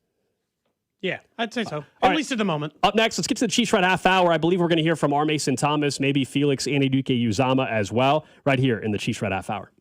What's up, Kansas City? This is Vinny Pasquantino, and you're listening to Cody and Gold, weekdays starting at 10 on 96.5 The Fan. Brought to you by Heartland Men's Health, the leader in men's sexual health. Thousands of men have been successfully treated for low T, ED, and more, all with discretion and compassion. Make your appointment at heartlandmenshealth.com. Man, I should not have tried to handle this car wreck stuff myself. Why? Insurance keeps calling. I gotta find a body shop, rental car, doctor's appointments. Now they're asking for a bunch of other things. Dude, why are you trying to do this yourself? Call the Car Crash Kings. That's literally what they do. You worry about getting better. They deal with the insurance, the paperwork, the calls, all of it. Hurt in a car wreck? Don't do it yourself. Call the Car Crash Kings. It's what we do. The choice of a lawyer is an important decision and should not be based solely from advertisements. Ever wonder why Fanatics Sportsbook is America's fastest growing sportsbook? Fan Cash is the ultimate sports currency, and betting with Fanatics lets you stack Fan Cash, and you can get up to 10% Fan Cash back on your wagers, win or lose. Use your Fan Cash to unlock the world of Fanatics with unlimited profit boosts, exclusive merch, collectibles, game tickets, and so much more. And don't forget about Fan Cash Fridays right here on 96.5 The Fan. Every Friday, just be the 10th caller on our contest line to win $100 in Fan Cash. They're giving away millions in Fan Cash this year with games like Fan Cash Drop right in the Fanatics Sportsbook app. Tap the app every Friday to see what the fuss is all about. Switch to a sportsbook that will always give you more to play with. Check it out yourself and download the Fanatics Sportsbook app today. Winning hits different here. Must be 21 and over. Gambling problem? Call 1-800-GAMBLER or 1-800-MY-RESET. Offer not available in all states. Terms apply. See Fanatics Sportsbook app. The Advent Health Championship is Casey's only PGA Tour event. Whether you're a golfer or you just want to be part of the fun, family-friendly event, see the future stars of the PGA Tour at Blue Hills Country Club, August 20th through 23rd. Ticket information at AdventHealthChampionship.com. What if you could have the most reliable fiber-powered Wi-Fi? And get this, what if you could keep it at the same price for 5 years guaranteed? Now through August 24th, new Xfinity customers can get our best price on gig Wi-Fi this summer before it disappears. Just $50 a month for 5 years. No annual contracts, no hidden fees, and our best equipment included. Plus, get online in minutes with same-day Wi-Fi. It's Wi-Fi that finds and fixes problems before you even notice them. Like super intelligent Wi-Fi with a sixth sense. Plus, it keeps you protected from online threats. And get Peacock Premium included for 2 years. Lock in your price and unlock the possibilities. Get it now at Xfinity.com. Xfinity. Imagine that. Restrictions apply. Requires paperless billing and autopay with stored bank account. Taxes and fees extra. Speeds vary. Use of fiber coaxial cable. Learn more at Xfinity.com/same-day Wi-Fi. Imagine every time your business makes a sale. Inventory updates, An invoice is created, customer records are updated, accounting stays current. That's the power of Odoo. One fully integrated platform where every part of your business works together, automating tasks, eliminating extra steps, and saving you valuable time. Everything connects. Everything works. Try Odoo free at odoo.com. That's ODOO.com. Hey, Mom, now that I have an after-school job, I think I want to buy a drum kit. Okay, Rockstar. Let's look at your account. When kids start making money, Chase has easy-to-use tools and expert bankers to help them learn how to manage it.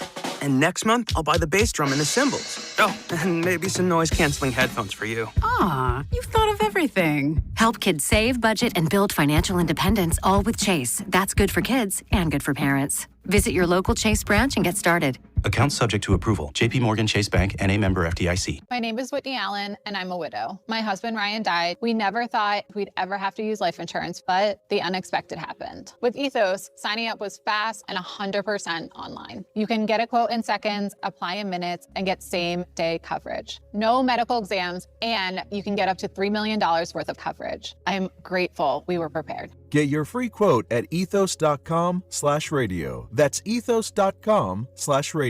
Paid spokesperson. Time spent on application may vary. Online health questions required. You're listening to 96.5 The Fan from the DM Injury Law Studios. Mike's got this. Car, truck, or motorcycle wreck? Remember, Mike's got this. 816-888-7500. Mike's got this. Hey, it's Alohi Gilman from the Kansas City Chiefs, and welcome into the Chiefs Red Half Hour every day at 11:30 on Cody and Gold on your home for Chiefs football, 96.5 The Fan.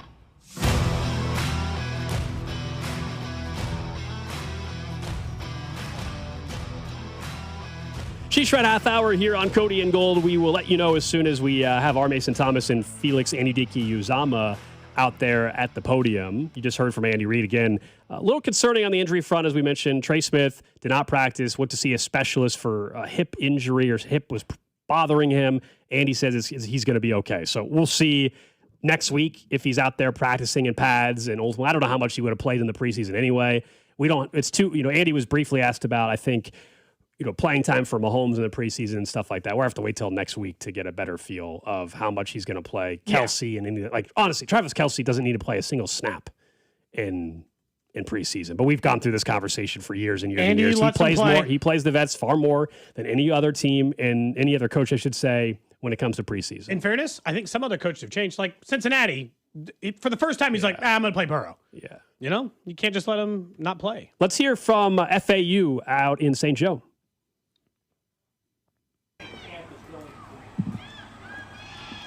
Sorry. Camp, I'm just learning every day, trying to get better. It's going pretty good, honestly. Just still a couple things I got to work on, a couple technique errors I need to work on and stuff like that to get better. But good thing is camp, so every day at a time I can get 1% better. Is this as healthy as you've been at camp? Yeah, this is the healthy I've been, for sure. Because of that, do you feel faster? Do you feel more powerful right now? I was hurt last season and then just repaired hamstring, and then I feel good. So I'm rolling this camp, so I'm happy to work. It felt like you had a nice preseason last year. I guess how challenging was it to have the injury and then have to rebound for the whole season? It was tough, honestly, but at the end of the day, work will get you anywhere you want. So it was just I had that mindset going throughout the offseason. Seeing all my teammates play, it was kind of hard, but me just focusing on getting better, and that was just my motivation. How was the recovery process for you, just being out? It was tough, but at the end of the day, this is a blessing to be in this type of job. So it was one of those things is either I can get better or get worse. So I try to choose to be the best I can. What are you trying to prove at this camp and this year? Prove? I'm just trying to get better one day at a time. That's it. Can you contrast how you feel as a player today as opposed to when you came in as a rookie?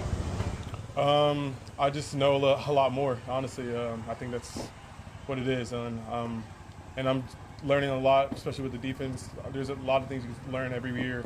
There's a lot of guys still that are in the defense for a long time that still learn a lot of things from Spags. So yeah. Is there anyone that you've kind of leaned on to help you through, the injury, the mental side of things, and getting back to camp healthy as ever? Yeah. I mean, a couple of my teammates. I met up with George this offseason a couple times. Just getting better, getting right. Just learning off of him because obviously he's a great guy and just a great teammate and a great pass rusher. So just learning based off him. Go a couple more. It seems like, Felix, that between your teammates and people in the organization, that everybody's rooting for you, especially with the bad luck that you've had with the injury-wise. Do you get a sense of that? Do you get a feeling around this team that they want you to succeed? I mean, yeah, I wouldn't call it really bad luck. I mean, just things happen. Adversity happens with everybody. I know for sure all you guys dealt with adversity. It's just how you respond. So, yeah. Something like that happens, and then you go through rehab and get healthy. Did it make you realize maybe what that felt like again? I mean, did it make you realize that maybe you were dealing with some things even before it really tore off? I mean, yeah, coming in here, I was hurt. So, like, it was, I mean, I was dealing with my hammy this whole time. So, other than that, I mean, I've just been working with it and stuff like that. And now got surgery. I'm getting better. We'll go last two, Nate and Todd. Felix, I know it's early, but what do you think of just the potential that this D-line group has compared to previous years? This group is very hungry, and we got a bunch of young guys that act like vets. Basically how they roll, how they learn the game, and everything like that. So we got a pretty good group, and obviously with Chris and George leading the way, it's looking pretty good. It's every day's like pressure in this job. You feel healthy now? Any pressure to go out there and be able to perform? How do you manage that part? At the end of the day, just focus on getting 1% better, and if I focus on that, things will play a part. Thanks, Felix. All right, so that was Felix Anudike-Uzomah speaking to the media there. The one thing I do appreciate is he definitely wasn't trying to blame anything on any, I mean, he was, what happened has happened. Yep. And he wasn't good. Yeah, so I do appreciate that. And the way camp has transpired based on some other injuries, he has gotten some really strong reps with the ones this year. He's going to, admittedly, I think I said 2 months ago, I thought there was a real chance he wouldn't make the team. He's going to make the team in large part because of some injuries, but also look at the rest of the, he's been better at camp. Now, I don't think now we're suddenly thinking he's going to have 4 sacks this season or something like that, but he's going to get an opportunity, and they're going to need some key snaps for him at times. I'm willing to, maybe not wash it away, but for me, it's clean slate as far as all the stuff he was expected to do, and now just the contribution I need out of him. Someone, though, that still we all have a very high ceiling for would be R. Mason Thomas, the Chiefs' second-round pick. He's at the podium right now. Stuff and everything, now you're quite a ways into this camp. How do you feel like you fit right now? Yeah, I think it's a pretty well fit. Still learning things, still processing things. Oh, my bad. I gotta say, my bad.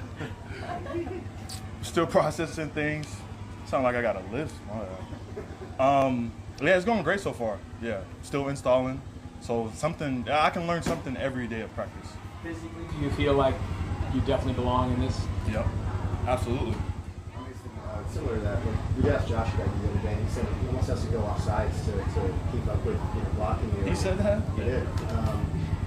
Do moments like that give you a sense of belonging? Like, are there moments that you get your feeling? Well, now I got he's cheating. No, I'm joking.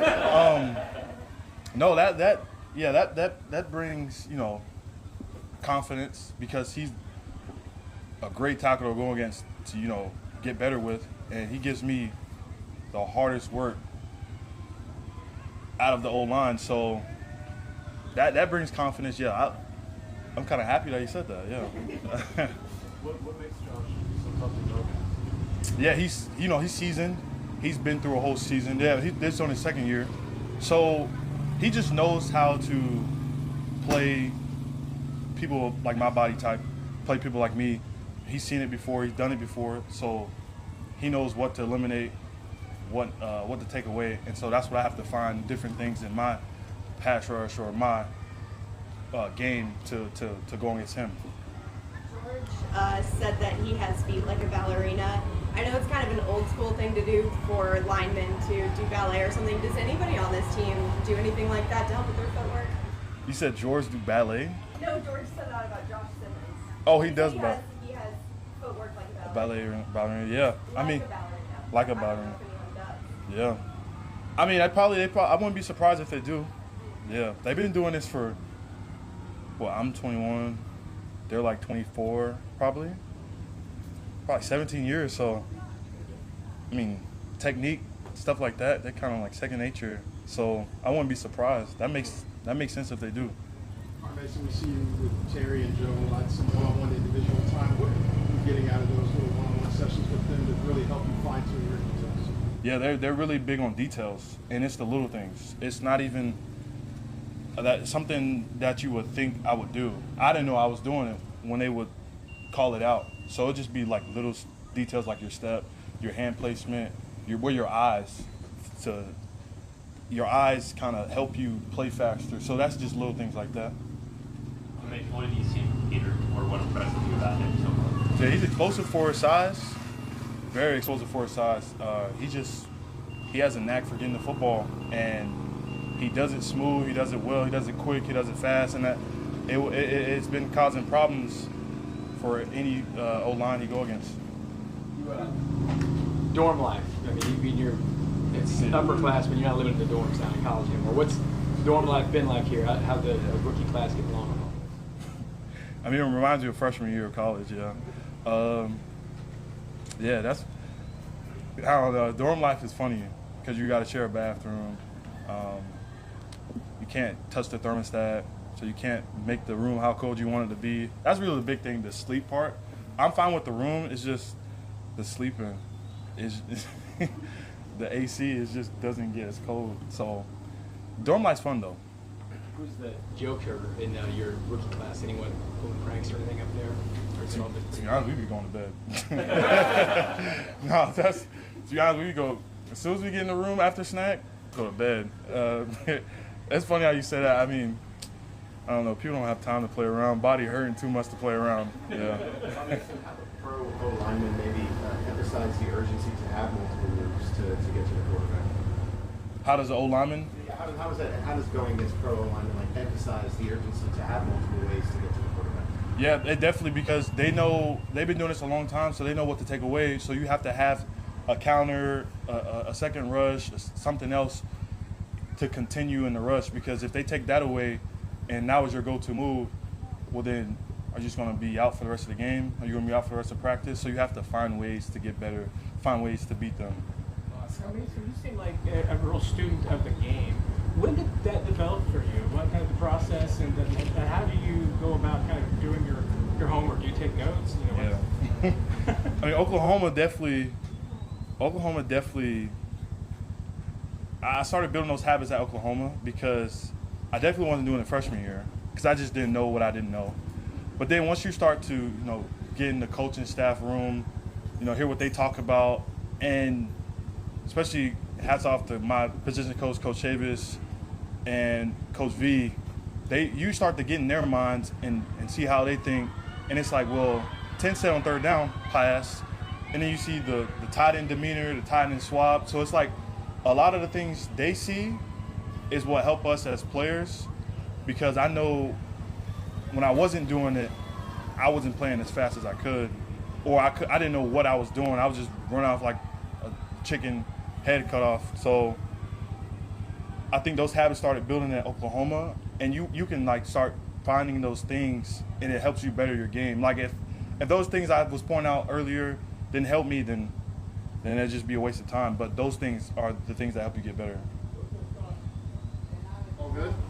Thanks. All right, so that was our Mason Thomas. We think we might have him join us next week, too, when we're back up in St. Joe. We're hoping. So. Definitely seems like he's got a good personality as well, so looking forward to learning a little bit more about him. Man likes it cold when he sleeps. Yeah, that was clear, huh? He's like, look, the dorm is fine. He's like, the only thing to sleep. He's like, I can't adjust that thermostat. What I want to know is who doesn't like it cold what's your temperature at? But everybody does it a little bit different. Yeah. I turn it down before bed, too. Do you? I do, but I don't think it's cold as you.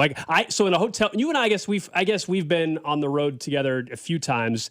We had to share a room once or twice. I can't remember if you cranked it really low down on the AC. I had it. When I'm with other people, I try not to just commandeer the AC. I think typically in my apartment, if it's this time of year, when I go to bed, it's like 68 or 69. That's as cold as I'll go. I don't want it 63, 64. That's too cold. 68 is what it is set at night. During the day, though, it's 71, 72. 70, 71, depending on the day. What about you, Drew? Where are you What do you at? set it to sleep, Drew? It's about that. Okay, so we're all in agreement.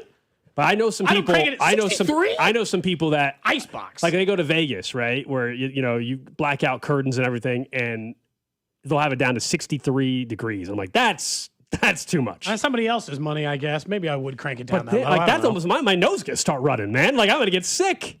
I don't like when the hotel room's too cold that you feel like you need to be like in a hoodie. Yeah. In the room before you even Bundled get into up, bed. man. Eventually, y'all get warm in the bed. That part doesn't concern me. But in general, I'm with you. I would much rather be cold with covers on than nobody can sleep if they're sweating and they're hot. You got to take the covers off, and you feel that you can't sleep in that. A little bit more on FAU, who we were talking about before R. Mason Thomas talked, and R. Mason.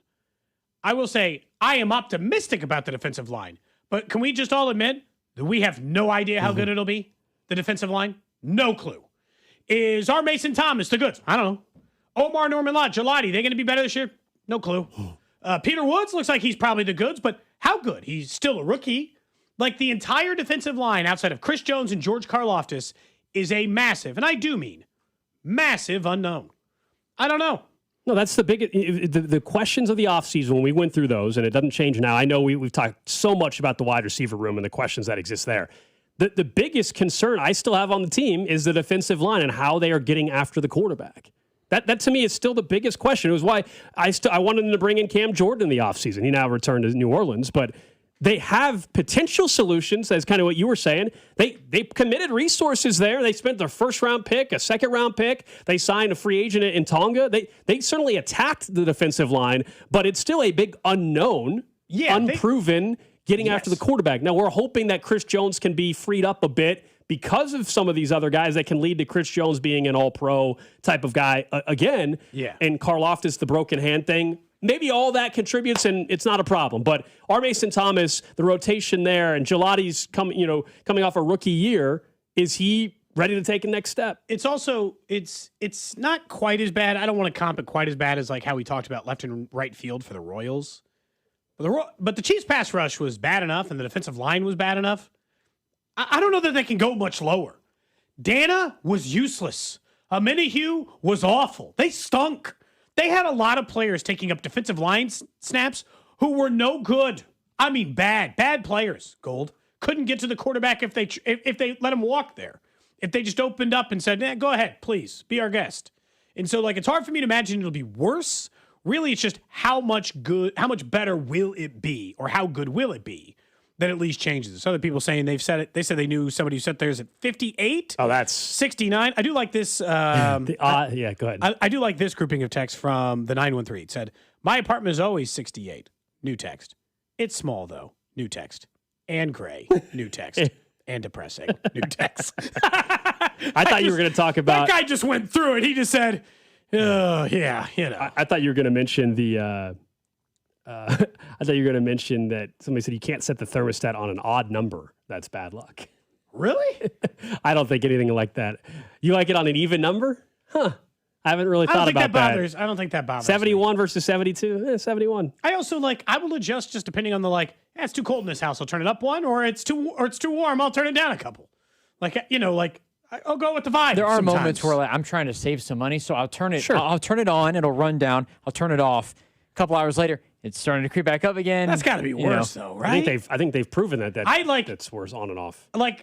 You got to, you know what, Drew? You should just get one of the apartments where utilities are included if you can, and then just crank that thing. Those are rare now. Yeah, probably. It says, in fact, turning your AC off or raising the temp when you're away or sleep saves energy. I used to have one when I was in North Dakota. That was clutch. Utilities were included. I run the heat the whole time during the winter when it's 40 below. I don't know if I've wonderful. ever lived anywhere that had the utilities fully included.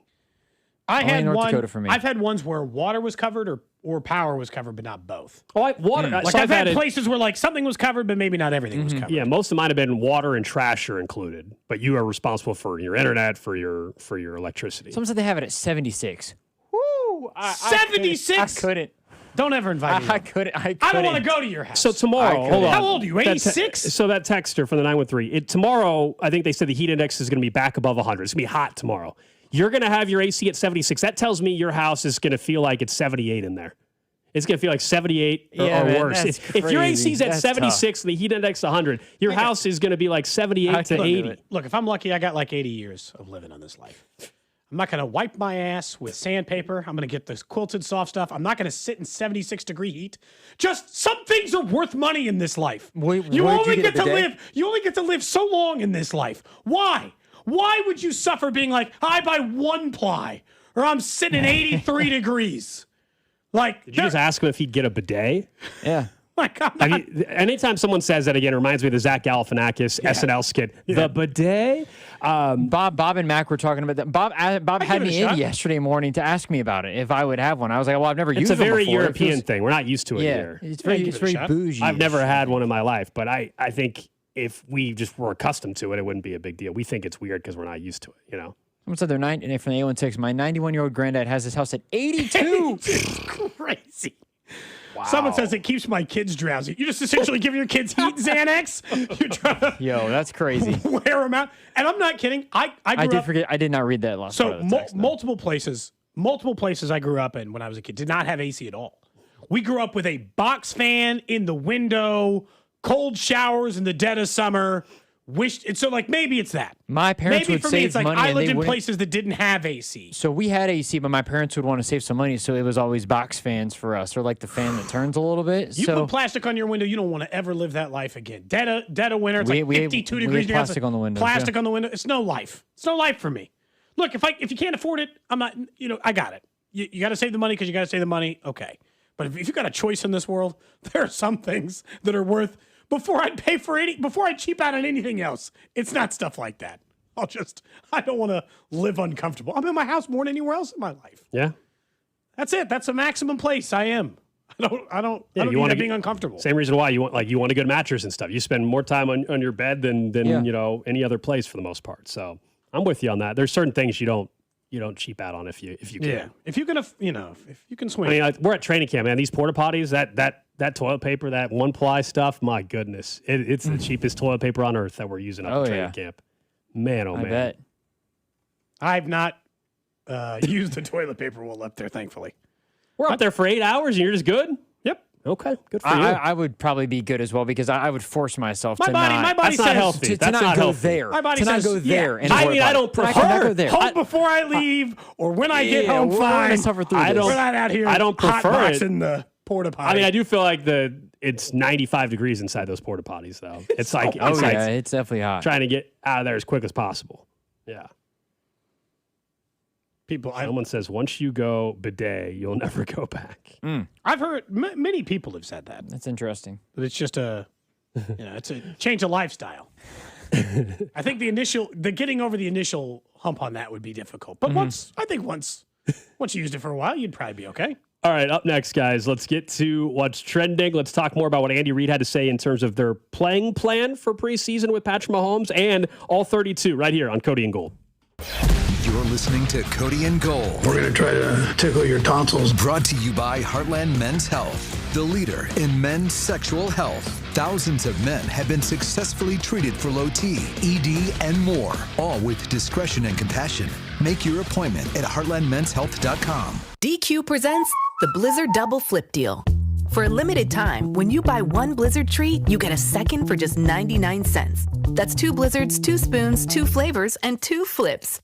So don't miss out on the Blizzard Double Flip Deal, available only for a limited time and happening now at DQ. Because the only thing better than a Blizzard treat is a second Blizzard treat for just 99 cents. It's a deal to flip for. The Blizzard Double Flip Deal. Participation may vary. Doug. Hot dog! Get your hot dog!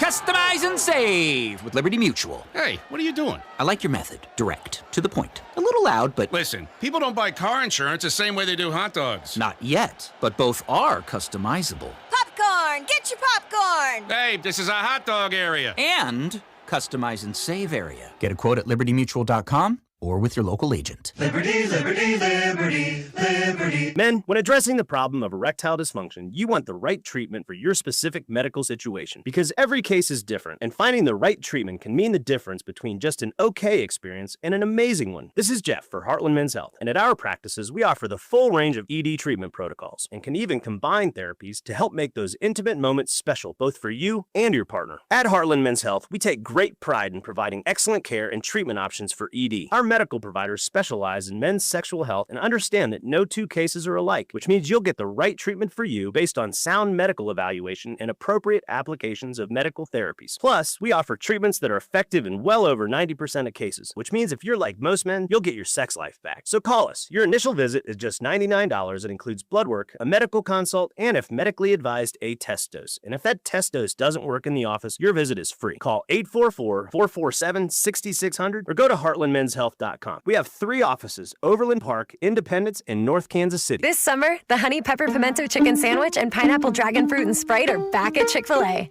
Girl, it's back. We've been waiting. I love that honey pepper pimento sandwich. And that pineapple dragon fruit and Sprite is everything. It's got that razzle-dazzle that makes you stop and say, okay, wait a minute. I love the creaminess of the pimento cheese. It's savory, it's bold, it's flavorful. Our faves are back. High five, girl. Which fan favorite will you choose? Real customers paid for their testimonials. This is the story of the one. The one who keeps multiple buildings running smoothly day after day. Plumbing that flows, HVAC that hums, cleaning supplies that keep surfaces sparkling. That's why she counts on Grainger. With easy reordering online and 24/7 support, Grainger helps her keep the products she needs on hand. So shelves stay stocked and buildings stay ready. Call 1-800-GRAINGER, click Grainger.com, or just stop by. Grainger, for the ones who get it done. This is the story of the one. The one who keeps multiple buildings running smoothly day after day. Plumbing that flows, HVAC that hums, cleaning supplies that keep surfaces sparkling. That's why she counts on Grainger. With easy reordering online and 24/7 support, Grainger helps her keep the products she needs on hand. So shelves stay stocked and buildings stay ready. Call 1-800-GRAINGER, click Grainger.com, or just stop by. Grainger, for the ones who get it done. My name is Whitney Allen, and I'm a widow. My husband, Ryan, died. We never thought we'd ever have to use life insurance, but the unexpected happened. With Ethos, signing up was fast and 100% online. You can get a quote in seconds, apply in minutes, and get same-day coverage. No medical exams, and you can get up to $3 million worth of coverage. I'm grateful we were prepared. Get your free quote at ethos.com/play. That's ethos.com/play. Paid spokesperson. Time spent on application may vary. Online health questions required. Go to 965thefan.com for your chance to win Kansas City Chiefs scratch tickets, plus a chance for the grand prize Chiefs bundle, which includes a framed jersey and a signed photo. All thanks to our friends at the Kansas Lottery. This is Michael Waka from the Kansas City Royals, and you're listening to 96.5 The Fan. KFNZ FM and AM, HD1 and HD2 Kansas City, an Odyssey sports station. What's trending? Cheddar, mozzarella, Havarti. We're in studio today, back in St. Joe on Monday, but we do have updates from camp in St. Joe. Players that did not practice today included Trey Smith, Xavier Worthy, Drew Tranquil, Jeff Bossa, Christian Fulton, L'Jarius Sneed, and Ashton Gelati. Andy Reid did fill us in, though, why Trey Smith did not practice. Hip was bothering him. Andy said they had him go see a specialist, but they think he's going to be okay. That's one to follow. We also know as far as Mansour Delane, it's the same situation with the yellow non-contact jersey. And Xavier Worthy, Andy just said he continues to progress. And so, I don't know. Hopefully Monday he's back in pads and ready to roll. We'll see. If it's another week, then we got real problems. Next up on What's Trending, the Royals dropped late last night 4-3. Bullpen blew it. Genuinely starting to think the Royals would have maybe 10 more wins if they had a league average bullpen this year. Daniel Lynch was unavailable. That's because he's starting tonight against the Chicago Cubs. There were a lot of people being like, why wasn't Lynch pitching in the ninth? Well, or in the eighth. I'll tell you why. It's because he's starting for the Royals tonight. He has said, and the Royals have said before, maybe they'd give it a shot. They're going to have a chance to start some games probably the rest of the way, see what happens of it. No word yet on how many innings he'll be able to go. My guess is that it's 40, 50 pitches max. Last night, we had the Hall of Fame game in Canton, Ohio. It was actually a really entertaining football game. The Panthers won on a last-second touchdown, 33-30 over the Arizona Cardinals. Carson Beck was impressive at times, and certainly so was Haynes King. He had the game-winning touchdown drive there. That was the Hall of Fame game. Nobody else has preseason games this week, and we got to wait till next Thursday, I think, and Friday for the first ones. The Chiefs' first preseason game is a week from tomorrow at Arrowhead against the Rams, 3 o'clock kickoff. Getting closer. Much closer, only a week away. Next up on What's Trending, If you've been asking, I think as Alex has on this show, we mentioned on the show to hear from the Royals owner John Sherman in the middle of a disappointing season for Kansas City. Great news. Vern will be sitting down with John Sherman. That interview will air on our shows on Monday. A sit-down interview one-on-one with Vern and Royals John Sherman. You can expect that coming up on Monday. We'll probably play in like the noon hour or so on our show, but it'll air on all 3 shows, a chance to hear from the owner. Yeah, I believe the first time you'll hear that will be around 7:20 on Monday during Fesco and Dusty. That is what's trending here on Cody and Gold. We'll get to all 32 in just a couple minutes. Don't forget, you guys can always interact on the J Southland Tow Service text line, 913-586-7965. The video stream up and running on YouTube, Twitch, X, and Facebook. We're also about an hour away from a Fan Club Friday, brought to you by Jay Rieger & Co. and Circus Sports. We're going to have CDot and Rob join us in the studio. We'll talk, of course, about Chiefs camp a little bit, about the Royals briefly, and also CDOT's got his KUMU documentary coming out in a few weeks. I want to ask him about as they get set here in about just over a month from playing in Lawrence to continue that rivalry. Yeah, I think his documentary comes out in 20 days or so. Okay, so yeah, we'll ask him about it. And looking forward to having both of them in studio. Before we get to all 32, I do want to talk more about what Andy Reid had to say on the preseason side of things. I am glad to hear that it seems like they're leaning this direction because I don't think there's a reason for it. But Andy was asked if Patrick Mahomes will play in the preseason. And he said the following. There's a pretty good chance I don't play him. And percentages are leading that way. And I don't know if I'll play him the second or third game. I mean, I don't know that. So, but percentages probably lean against doing that and letting the other guys. We've got new people in those other positions and behind him that need some work. And so the more reps they get, the better. I'm so happy to hear this because to me it should be a no-brainer, and I'm glad. Andy loves to play the starters and vets in preseason. It's, of course, worked out very well for him throughout his career. This is one of those, there is just no reason. ACL, LCL injury, your quarterback's still wearing a brace. He looks great at camp. His first game should be against the Denver Broncos. I don't need to see him in preseason, and I'm glad to hear that. It sounds like that is the direction that they're heading, certainly for the first one. Maybe there's some scenario where he plays the second one, but he basically said he's not playing the first one. Yeah, first one he ruled out. Sometimes he won't play him in the third one at all, as we know. It's the final preseason game he often skips. I understand, knowing how long it's been since he played football, the temptation to just let him have a series in a third preseason game. It's not worth the risk. He'll get 2 full weeks after that third preseason game, essentially, to get right because they play on that Monday. He needs maximum healing time. He's already back earlier than most people would be back for that. So this idea of risking it, it's not worth it. I know Andy Reid likes playing his guys in Travis Kelce, he'll get a preseason snap. Okay? So if Xavier Worthy ever comes back from his injury, he'll get a preseason snap, and that's fine. Those guys can go out there and they can play their series, and we can all live our life. But in Patrick Mahomes' case, he knows what he's doing. He's taken all the reps. Quarterbacks have missed preseasons before. It hasn't been that big of a deal. I don't know that there's a real tangible difference. I just know the way Andy likes to do it. And so for them to skip it, at least on this one, he can go back to playing preseason next year if Andy wants him to. But for them to skip it this year, Alex, this is the most logical. I hope this just starts the trend where Mahomes doesn't play in preseason.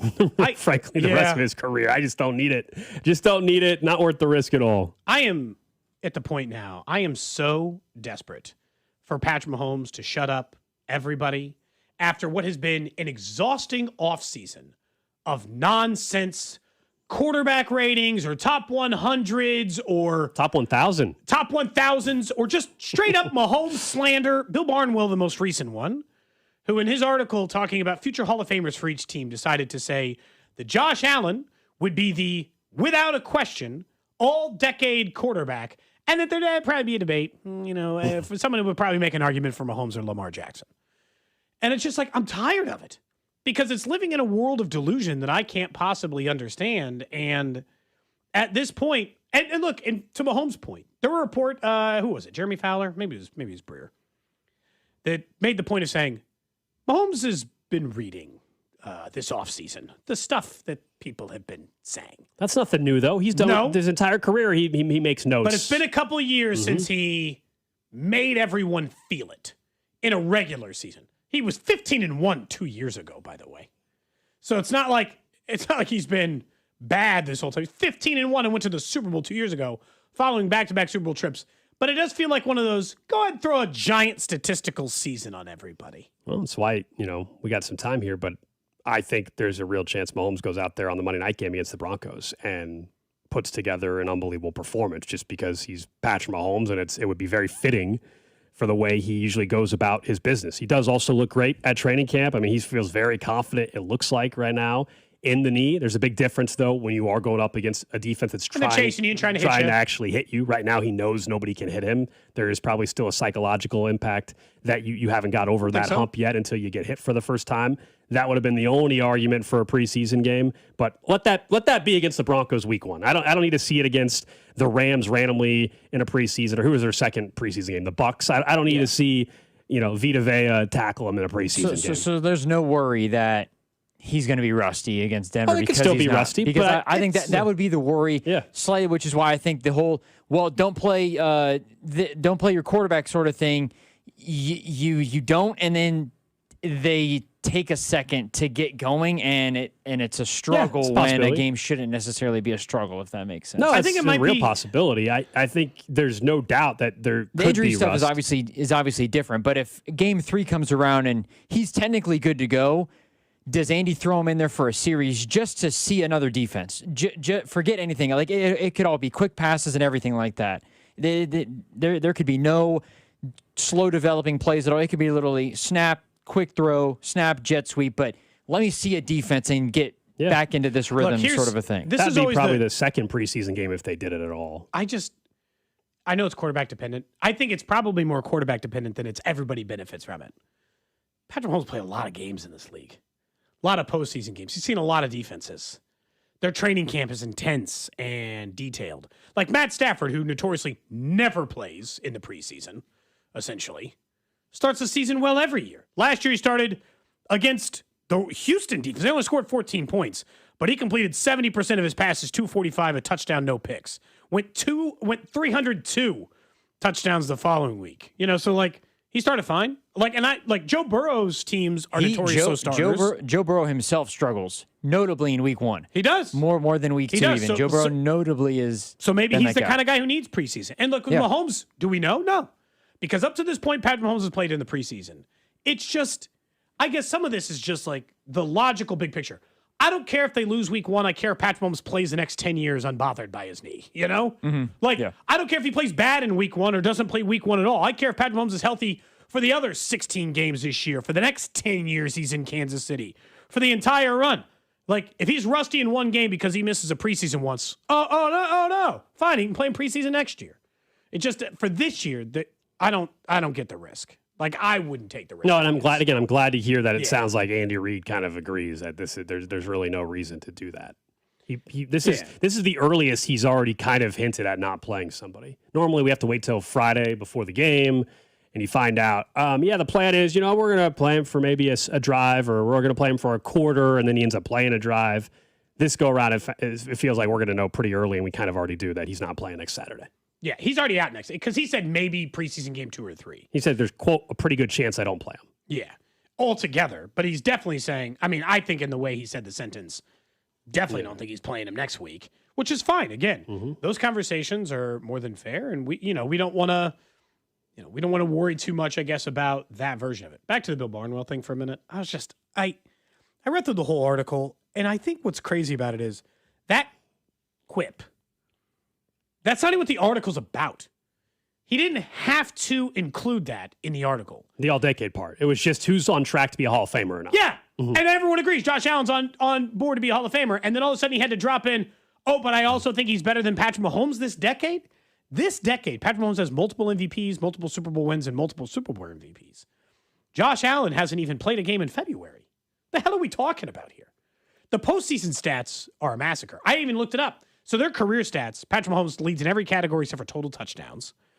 And a huge, and by the way, I can erase that entire total touchdown margin with 1 yard touchdown runs. So it's not hard. And that's the only stat he has him on. Wins, completion percentage, yards, total yards, all that stuff. And so, other than rushing touchdowns and total touchdowns, the only stat. Even since 2020, you'd be like, well, Patrick Mahomes 50 touchdown, I don't know why we're erasing that, but Patrick Mahomes 50 touchdown, 5,000 yard season isn't in the 2020s. So since then, even then their numbers are pretty much the same. You're giving too much credence even to Bill Barnwell by going through and looking up numbers. Actually going through the trouble? Yeah, you're probably right. In the argument, and there shouldn't be one, who is the best quarterback of this current decade? Mahomes or Josh Allen or anybody else? There is no debate. There is no debate. Yeah. He's got 5 Super Bowl appearances and 3 rings. Case closed. That's it. We're not debating whether or not. I think there's a conversation to be had if you're saying, who do you feel better about as a quarterback in the league heading into 2026, as in this season? I still think it's Mahomes, but I will understand the argument and the conversation about who you think might be the present day best quarterback in the league. There's at least a conversation there. There is no conversation that since 2020, who has been the best quarterback in the National Football League. It's not close. You would take away one of his Super Bowl wins, technically, if you started in the season 2020. Well, he would be, because he said decade, so it's this decade. Okay, but he would still have gone to 4 Super Bowls and won 2. and we're not that many years into it. We're 6 years into the 2020s. There's been 6 NFL seasons. In those seasons, he lost the Super Bowl, lost in the AFC title game in overtime, won the Super Bowl, lost the Super Bowl, going to 3 consecutive, and finished 3rd in his division. What the hell are we looking at here? And the stats are not like you. The only stat in which Josh Allen regularly dominates Patrick Mahomes is rushing touchdowns. And I'm not saying touchdowns don't matter. They do. I don't think QB sneak touchdowns or tush push touchdowns matter as far as like you being a better player than somebody else. But it's just, it's crazy. And this goes back to what Drew was saying earlier.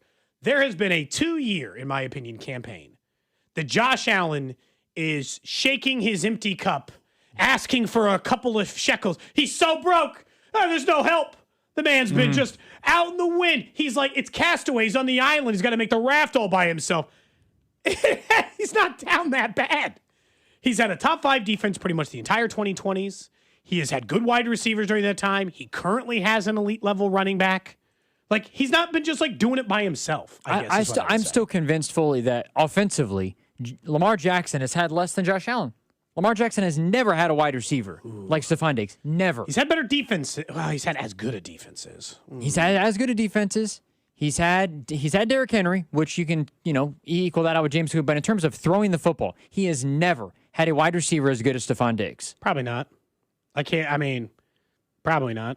His leading receiver from 2020 on have been Zay Flowers. But Zay Flowers is not as good as Stephon Diggs. No. His prime was when Josh Allen had prime Stephon Diggs. His leading wide receivers since 2020, Lamar Jackson, are Hollywood Brown, Mark Andrews, Flowers, the last 3 seasons. So, yeah, he hasn't. But he's had, he had a Hall of Fame coach. So, like, maybe that's the argument for that. But they both have had really good offensive lines. They both have had a lot. That's the other part. They never talk about the Bills' offensive line in these stories of the things they don't have. They've consistently had one of the best offensive lines in football for years. Mm-hmm. Years.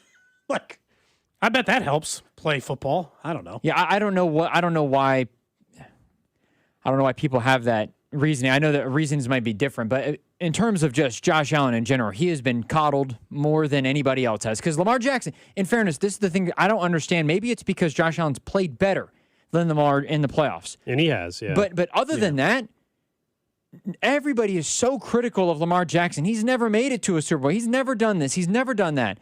But that conversation has never occurred with Josh Allen. Like, nobody has ever been critical of Josh Allen, except for maybe last year. But I don't even think the response last year to him single-handedly losing them that game against Denver. Yeah, I hope that would wake. Nobody had a conversation about how bad Josh Allen played and how it was awful and how it was a blown opportunity. We're still not having that conversation. I hope that would wake people up. The fact that the performance that he had, as bad as it was in a year in which there was no Mahomes, there was no Joe Burrow in your Lamar way. Jackson, none of them were in it. To get in your way. That was the year to get it done. That should be a massive knock. And again, as you said, it's weird with these conversations because we all think Josh Allen, I think Josh Allen's clearly the second best quarterback in football. But this all-decade argument thing is weird. And was that a line just for attention? There is, I think so. There's clearly a large chunk of the national media that desperately wants Josh Allen to be like the guy of the NFL. And it is a little weird. But someone pointed out to me earlier, going back to 2021, it's funny. Remember when they played the AFC title game against the Bills in 2021? And at that time, they did the whole tail of the tape thing. And it was like, head coach, and it has a box on each side, right? So they gave the edge for head coach to the Chiefs in that game. They gave the edge to defense to the Chiefs in that game.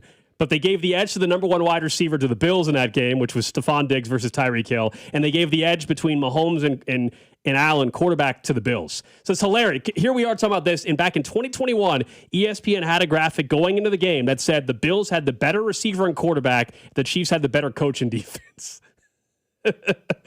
It's comical. Yeah, it's comical. I mean, you can go back as far as you want. And look, maybe you're right. Maybe this is all just an attention grab.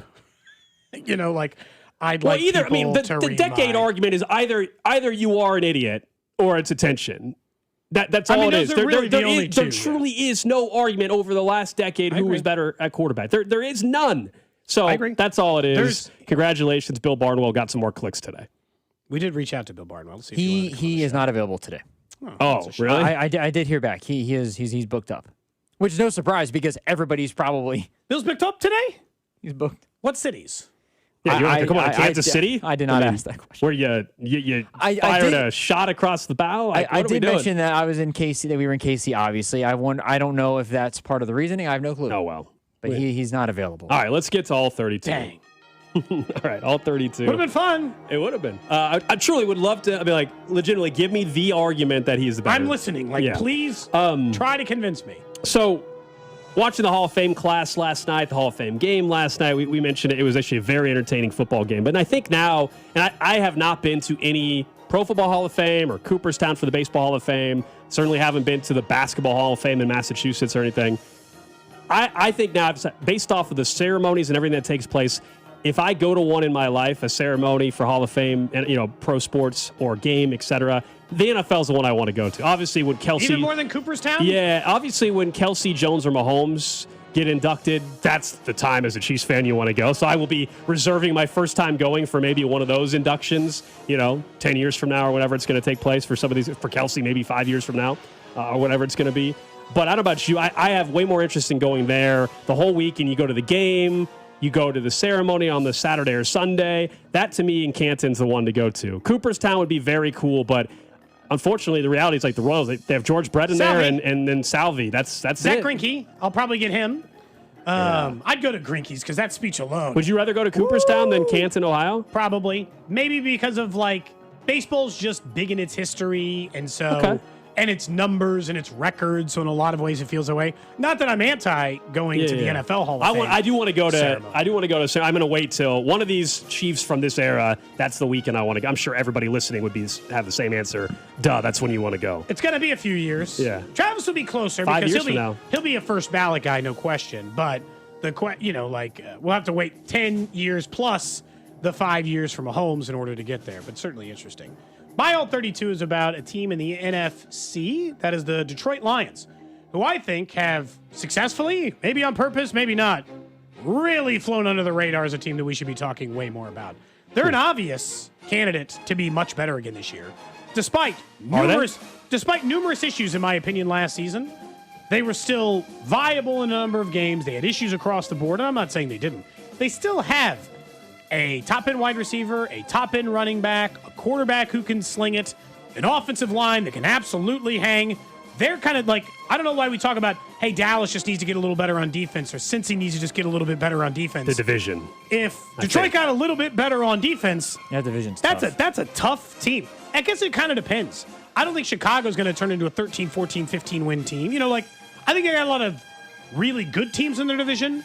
But I'm not sure that they got any of the teams I think are the three best in the NFC in the division either. I'm kind of torn. They definitely are under the radar a bit, but they won 9 games last year. How many more are they winning this year in that division? That's the struggle for me. And Jared Goff, things have to be perfect for him. When the pocket's perfect, yeah, he's great. He's when the pocket's great, he's a top 10 quarterback in the league. But if it breaks down, they're screwed. And that's what happened a lot last year with some injuries. We all know they still have the biggest playmaker there in Jahmyr Gibbs, but their number 2 back was so vital for all these years in David Montgomery. He's in Houston. Isaiah Pacheco, we all know, is up in Detroit now. I tried out Clyde Edwards-Helaire the other day. Did they? Yeah, they won 9 games a year ago. I'll give you that they're probably better than that this year, but I don't think they're jumping back to being a 13-win team, not in that division. I think they might be an 11 or 12-win team. And so, for that, you can make the noise in the NFC playoffs, depending on the health of your team or the other teams in there. I think that they could. And Their schedule, just so you know, because they ended up finishing last in the division. It's not based on bad. strength of schedule for Vegas win totals. They have it's not just not that bad. It is the single easiest schedule in the entire NFL based off win totals. No one has an easier schedule. Interesting. So they've got a massive the benefit NFC in that South. department too. NFC South and the AFC East, it looks like. Well, that certainly helps. The issue I have with it, teams in those the issue in that divisions. division is you can make a case for every team in that division to win the division. Agreed. You can make It's a crazy. case for the Lions. You can make a case for the Bears, the Packers. The Vikings people might be more skeptical, but I think I can make a case why they might be the best team. Can I give you their first 9 games? Sure. Just to talk you into it a little bit. All right, so at Buffalo's week 2, so that one's tough. They have New Orleans, Buffalo, Jets. New Orleans and Jets are at home. At Carolina, at Arizona, versus Green Bay, versus Minnesota, so at home. At Miami are the first 9 games. I mean, come They on. should have 6 wins, 5 or 6. They also have Tennessee, the Falcons. They've got, the Saints game is schedule's sneaky. really not that I think bad. the Saints game is sneaky. A little sneaky. They could be salty. Yeah. Titans and Giants could be sneaky. I know goal tie on the Giants. Yeah. I think the Titans are going to be better this year. I think Tennessee's like an 8-win team. Also, I think some of it, Cody, depends on Dan Campbell's aggressiveness because I don't know how many games it was, but he was very, very aggressive, as we know. He had a low hit rate last year. Yeah, is that changing though, guys? No, I mean, I don't think so. But his hit rate might be a little bit better this year. Law of averages, maybe. So mile 32, I'm going to preface this by saying I am very, very, very cautious when saying this. Oh, boy. I am not saying this individual is going to be the goods. I'm not saying this individual is going to be even in the top 20. But Carson Beck last night looked better than he did really at any moment in college. And I don't know if it was the UCL. I was don't never know if it blown was- away with him in college. I don't know if it was the UCL is a little bit better now and he has the arm strength. But he looked really good last night. And I know that it is just the Hall of Fame game in the preseason. I'm not saying that he's going to be good. I'm not going to pull the J.J. McCarthy card. I was going to say, that was last year. For Carson Beck. I do think the Cardinals should say, forget the money that we paid Jacoby Brissett. It doesn't matter. We're going to start Carson Beck in every single game this year because at worst case scenario, you go 3-4 through 3-14 and you get the number 1 overall pick.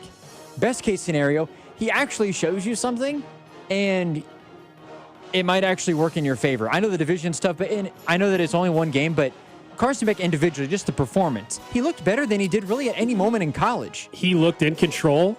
In Good poise, touch. I thought he did look very Arm strength looked very good. good last night. I think at some point he definitely should start games for the Cardinals this year.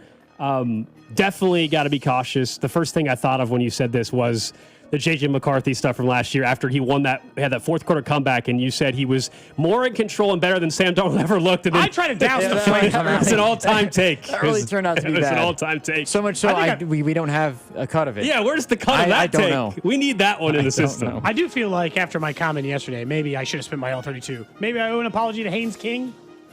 He was good last I night. know who he is now. My exact comment yesterday was, when Haynes King comes in the game, I won't be watching anymore. That's when you should have watched. That was my exact comment. Like, when that dude's in the game, I'm not interested anymore. And then I said that I hadn't watched really any Georgia Tech football over the last couple of years. He had a nice little game there. Game-winning drive in a preseason game. He's probably feeling good. I will say this I too. saw someone say he was better than Bryce Young after that. I was like, okay. That's crazy. Relax. The That is defenses crazy. were so Relax. simplistic last night. It's the extra preseason game. It's the Hall of Fame game. Those defenses were as simple and vanilla as you could possibly get. Yeah, it did feel good to have the game on last night. I watched maybe the first quarter.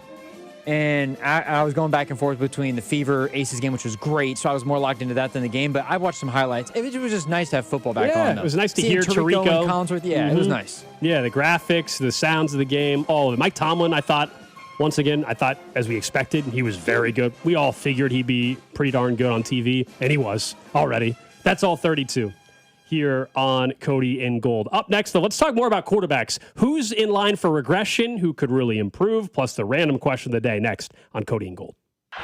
What's up, KC? It's Carter Jensen. You're listening to Cody and Gold on your home for Royals baseball, 96.5 The Fan. Brought to you by Heartland Men's Health, the leader in men's sexual health. Thousands of men have been successfully treated for low T, ED, and more, all with discretion and compassion. Make your appointment at heartlandmenshealth.com. 96.5 The Fan. The best football contests are back out in Las Vegas with Circus Sports. $30 million in guaranteed prizes, No rake in any of the 3 contests. Circa Million, 18 weeks of point spread action, 128 ways to win. Or Circa Survivor. You pick one winner each week, the last one standing wins. And Circa Grandissimo with $100,000 entry. Enter in Nevada, play from anywhere. $30 million guaranteed. Visit circusports.com for details. Football season is just around the corner, and just like your favorite team, you've got to fuel up to perform. At Break Time, we've got your training camp essentials, ice-cold drinks, protein-packed snacks, and all your game day favorites. Whether you're hitting the field or cheering from the sidelines, teamwork starts with the right fuel. Let's go! One team, one goal! Swing by Break Time, your home team for snacks, drinks, and everything in between. Download our mobile app and find a location near you. We're proud to be Missouri made. And Doug. Limu and I created a trick to help you remember that you can customize your car insurance and save with Liberty Mutual. You see, the shirts Limu and I wear are yellow, and yellow is the color of lemons, and lemons grow on trees, and trees provide oxygen, and oxygen helps us breathe, and breathing is how you live, and you can live more life when you save money by customizing your car insurance. I agree, Limu. It's really quite simple. Only pay for what you need at libertymutual.com. Liberty, liberty, liberty, liberty. Hi, I'm Jacob, your friend and an actual jeweler craftsman at Shane Company. I'm proud to work for a family business that's been committed to the highest quality standards for nearly 100 years. Your dream engagement ring is designed for quality every step of the way. We set your diamond by hand, not with machines. Prong tips are beautiful and secure, and intricate details are thoughtfully crafted. At Shane Company, there's no shortcuts, just craftsmanship. Because a friend knows true love deserves the highest quality. Visit us in store or at shaneco.com. Shane Company, your friend and jeweler. I scream. You scream. We all scream. Because Wendy's famous small classic Frosty is just $1 for a limited time. More screaming, happy screaming, summer screaming, dollar small classic Frosty screaming! But please don't scream in the drive-thru. It hurts the employees' ears. Get a $1 small classic Frosty for a limited time, only at Wendy's. U.S. price and participation may vary. A la carte only, not valid for delivery. Limit 10 per transaction. Price may be higher in Alaska and Hawaii. This is the story of the one who keeps multiple buildings running smoothly day after day. Plumbing that flows, HVAC that hums, cleaning supplies that keep surfaces sparkling. That's why she counts on Grainger. With easy reordering online and 24/7 support, Grainger helps her keep the products she needs on hand. So shelves stay stocked and buildings stay ready. Call 1-800-GRAINGER, click Grainger.com, or just stop by. Grainger, for the ones who get it done. Baseball season in full swing, and there's no better place to be than Kalshi, America's #1 prediction market platform. You know, PCA's coming to town this week. Maybe you're curious what the NL MVP is trading at. Right now, PCA is trading at 46%, meaning a $100 trade would see $209 in return if he were to take home the MVP. On Kalshi, you're trading against peers in a live market, meaning there is no house, and as probability changes, you can buy in and out of your position. Download the Kalshi app today, use promo code TAP, and get 10 when you trade 10. Kalshi, Kalshi, trade on anything. 18 plus only. Restrictions and eligibility requirements apply. Event contract trading involves risk and may not be suitable for all investors. Kalshi products are not available in all jurisdictions. Prices, values, and available markets may differ from those mentioned. For more information, see kalshi.com/regulatory. Hey, Mom, now that I have an after-school job, I think I want to buy a drum kit. Okay, Rockstar. Let's look at your account. When kids start making money, Chase has easy-to-use tools and expert bankers to help them learn how to manage it.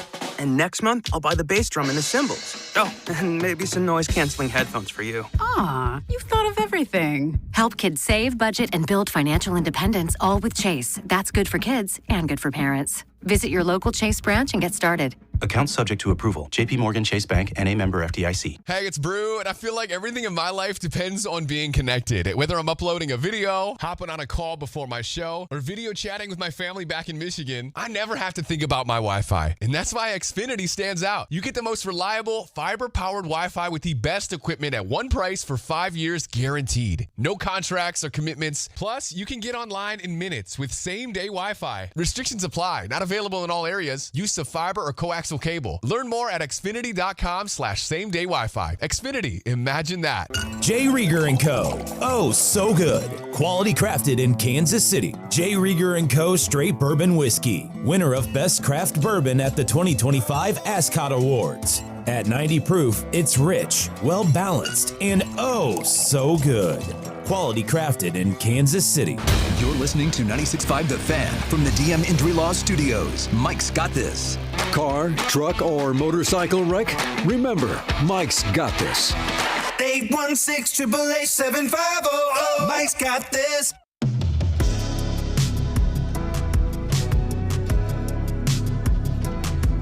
Thanks for hanging out with us here on a Friday. Coming up in a half hour, it's a Fan Club Friday, brought to you by Jay Rieger & Co. We'll have Rob join us in studios. CDot's ditching us. He's mad at us. He's not joining us anymore. I don't know what happened. Or Drew said it's less chance. Less? No, I thought it was a no. I thought it was a zero? 0% chance. It will be Rob joining Fan Club. Carrington just bailed on us. I did give the option for half and half. I you did know, give Carrington has us calling to his show on the drive back on I-29 every day at camp, and he can't come in studio for us. I saw him in the building earlier this morning. Helped out his guy Nick Costos this morning. Yeah, he was hosting on plenty of time for on others. Westwood One, but can't come in for a little Fan Club Friday. That's disappointing. That's so disappointing. Mm-hmm. I might have a bad signal driving back from I-29 next week. My signal might cut in and out. I don't know. A tunnel. Yeah, I might just. Sorry. What? Mizzou, I can't hear you. Yep. Sorry. Wait, Missouri just gave themselves a fake national title in 1960? What? And then you just hang up. What? Oh, you have a document? Oh, I don't know anything about the documentary. All right, so on a scale of 1 to 10, just since you mentioned the Helm Trophy or whatever that Missouri gave themselves over the weekend. On a scale of 1 to 10, how embarrassing would it be for Missouri football to put somewhere in their stadium a banner or a plaque or something that says national champions for that year? From 1960? From 1960. I mean, what do you expect? What's the level of embarrassment? Well, what do you expect me to say? I'm obviously a KU fan. And, you know, like, KU has claimed They Helms have titles. trophies in their stadium? Like, you can see them? But trophies in the stadium? Is there like a banner? Is there a thing that says national champion? They claim. Okay. Mizzou out of nowhere. I shouldn't say Mizzou. For whatever reason, the U.S. the Senate doesn't have anything else to talk about and do. You know, everything else has been solved in this country. Everything else has been solved in this country. There's no other debates to be had. There's no other problems and solutions that need to be figured out. The U.S. Senate unanimously passed a resolution Thursday recognizing the Missouri Tigers' claim to the 1960 College Football National Championship, where they officially finished, 11-0 or something like that, after a controversial chapter in the border war with KU. So now they join Minnesota. KU beat them in the regular season finale, but the Big Eight at the time said the Jayhawks had to forfeit the game because KU's an ineligible player. That's the whole background. I don't think who's the ineligible player? That's a great question, Cody. Why was he ineligible? Now I got a lot of questions. Cody, for that reason, they should not. It would actually be a 10 out of 10. Because it involves Kansas too. Well, damn. that and because that the just game adds some juice. That and because to they it. lost the game and then it was forfeited. I'm sorry. I'm sorry. At that point, they were just crowning national champions. Right now, the 1960 championship also is co-owned by Minnesota and Ole Miss. So they joined those two technically. Why are we doing this six decades later, though? Legitimately, like why did this all of a sudden become a thing? That's also not the only two. According to Wikipedia, this is the 5th national champion for 1960. Minnesota, who won the AP coaches and NFF poll. They're the quote-unquote Ole Miss, official one. Who won the FWAA poll. Iowa, but Iowa and Lichtenhouse poll, apparently. Washington also claims a Helms Trophy, along with now Missouri. Yeah, I don't think Missouri should. 6 national champions? What are we doing here? 5 national champions? I think it's like a 7 out of 10 embarrassing, but I think they'll still do it. I mean, again, KU has the Helms banners. They'll do it too. Yeah, I just don't know why all of a sudden this became a thing, and I didn't realize there were 6 other, 5 other programs that 4 other. Sorry, I guess 4 other programs that claim the same thing. That came out of nowhere yesterday. That's bizarre. Who do you guys recognize as the 1960 national champion? Minnesota, not Missouri. I'll tell you that. I recognize Minnesota. Missouri, but Minnesota only went 8-2. What the hell did they do? I'm just saying that the AP gave them that, and I think based on Minnesota was number 1 in the final. I think Minnesota is the. Who did they lose to? I actually claim Ole Miss in 1960. They were selected as a national champion by the Football Writers Association of America. I got to say, Iowa finished better than them record-wise in their own conference. I might be a Hawkeye Trophy truther. I have no idea. To be honest with you, I don't know what they were doing back in the day. Their head coach was Murray Warmath. It's just a made-up name. Let's see. Ole Miss was 10-0-1, Cody. They won the SEC. They defeated Rice in the Sugar Bowl. Champs.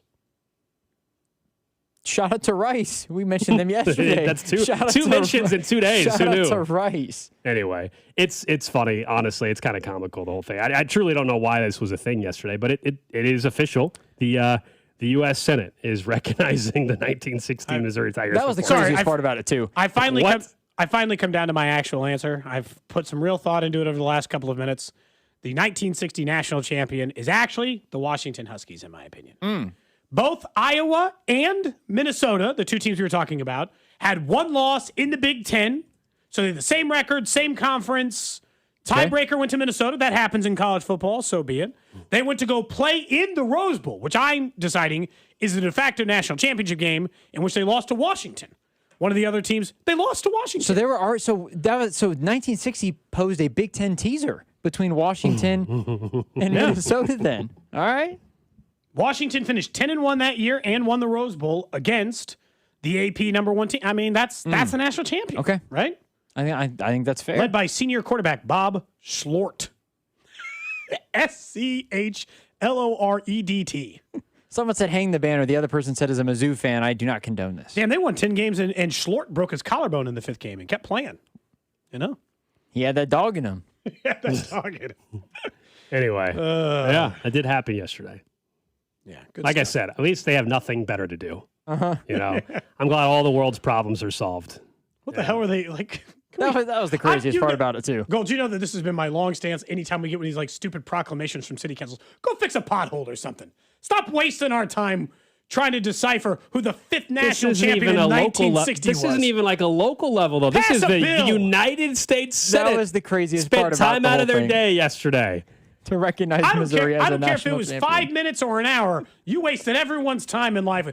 Take a longer lunch for all I care. Do anything but that.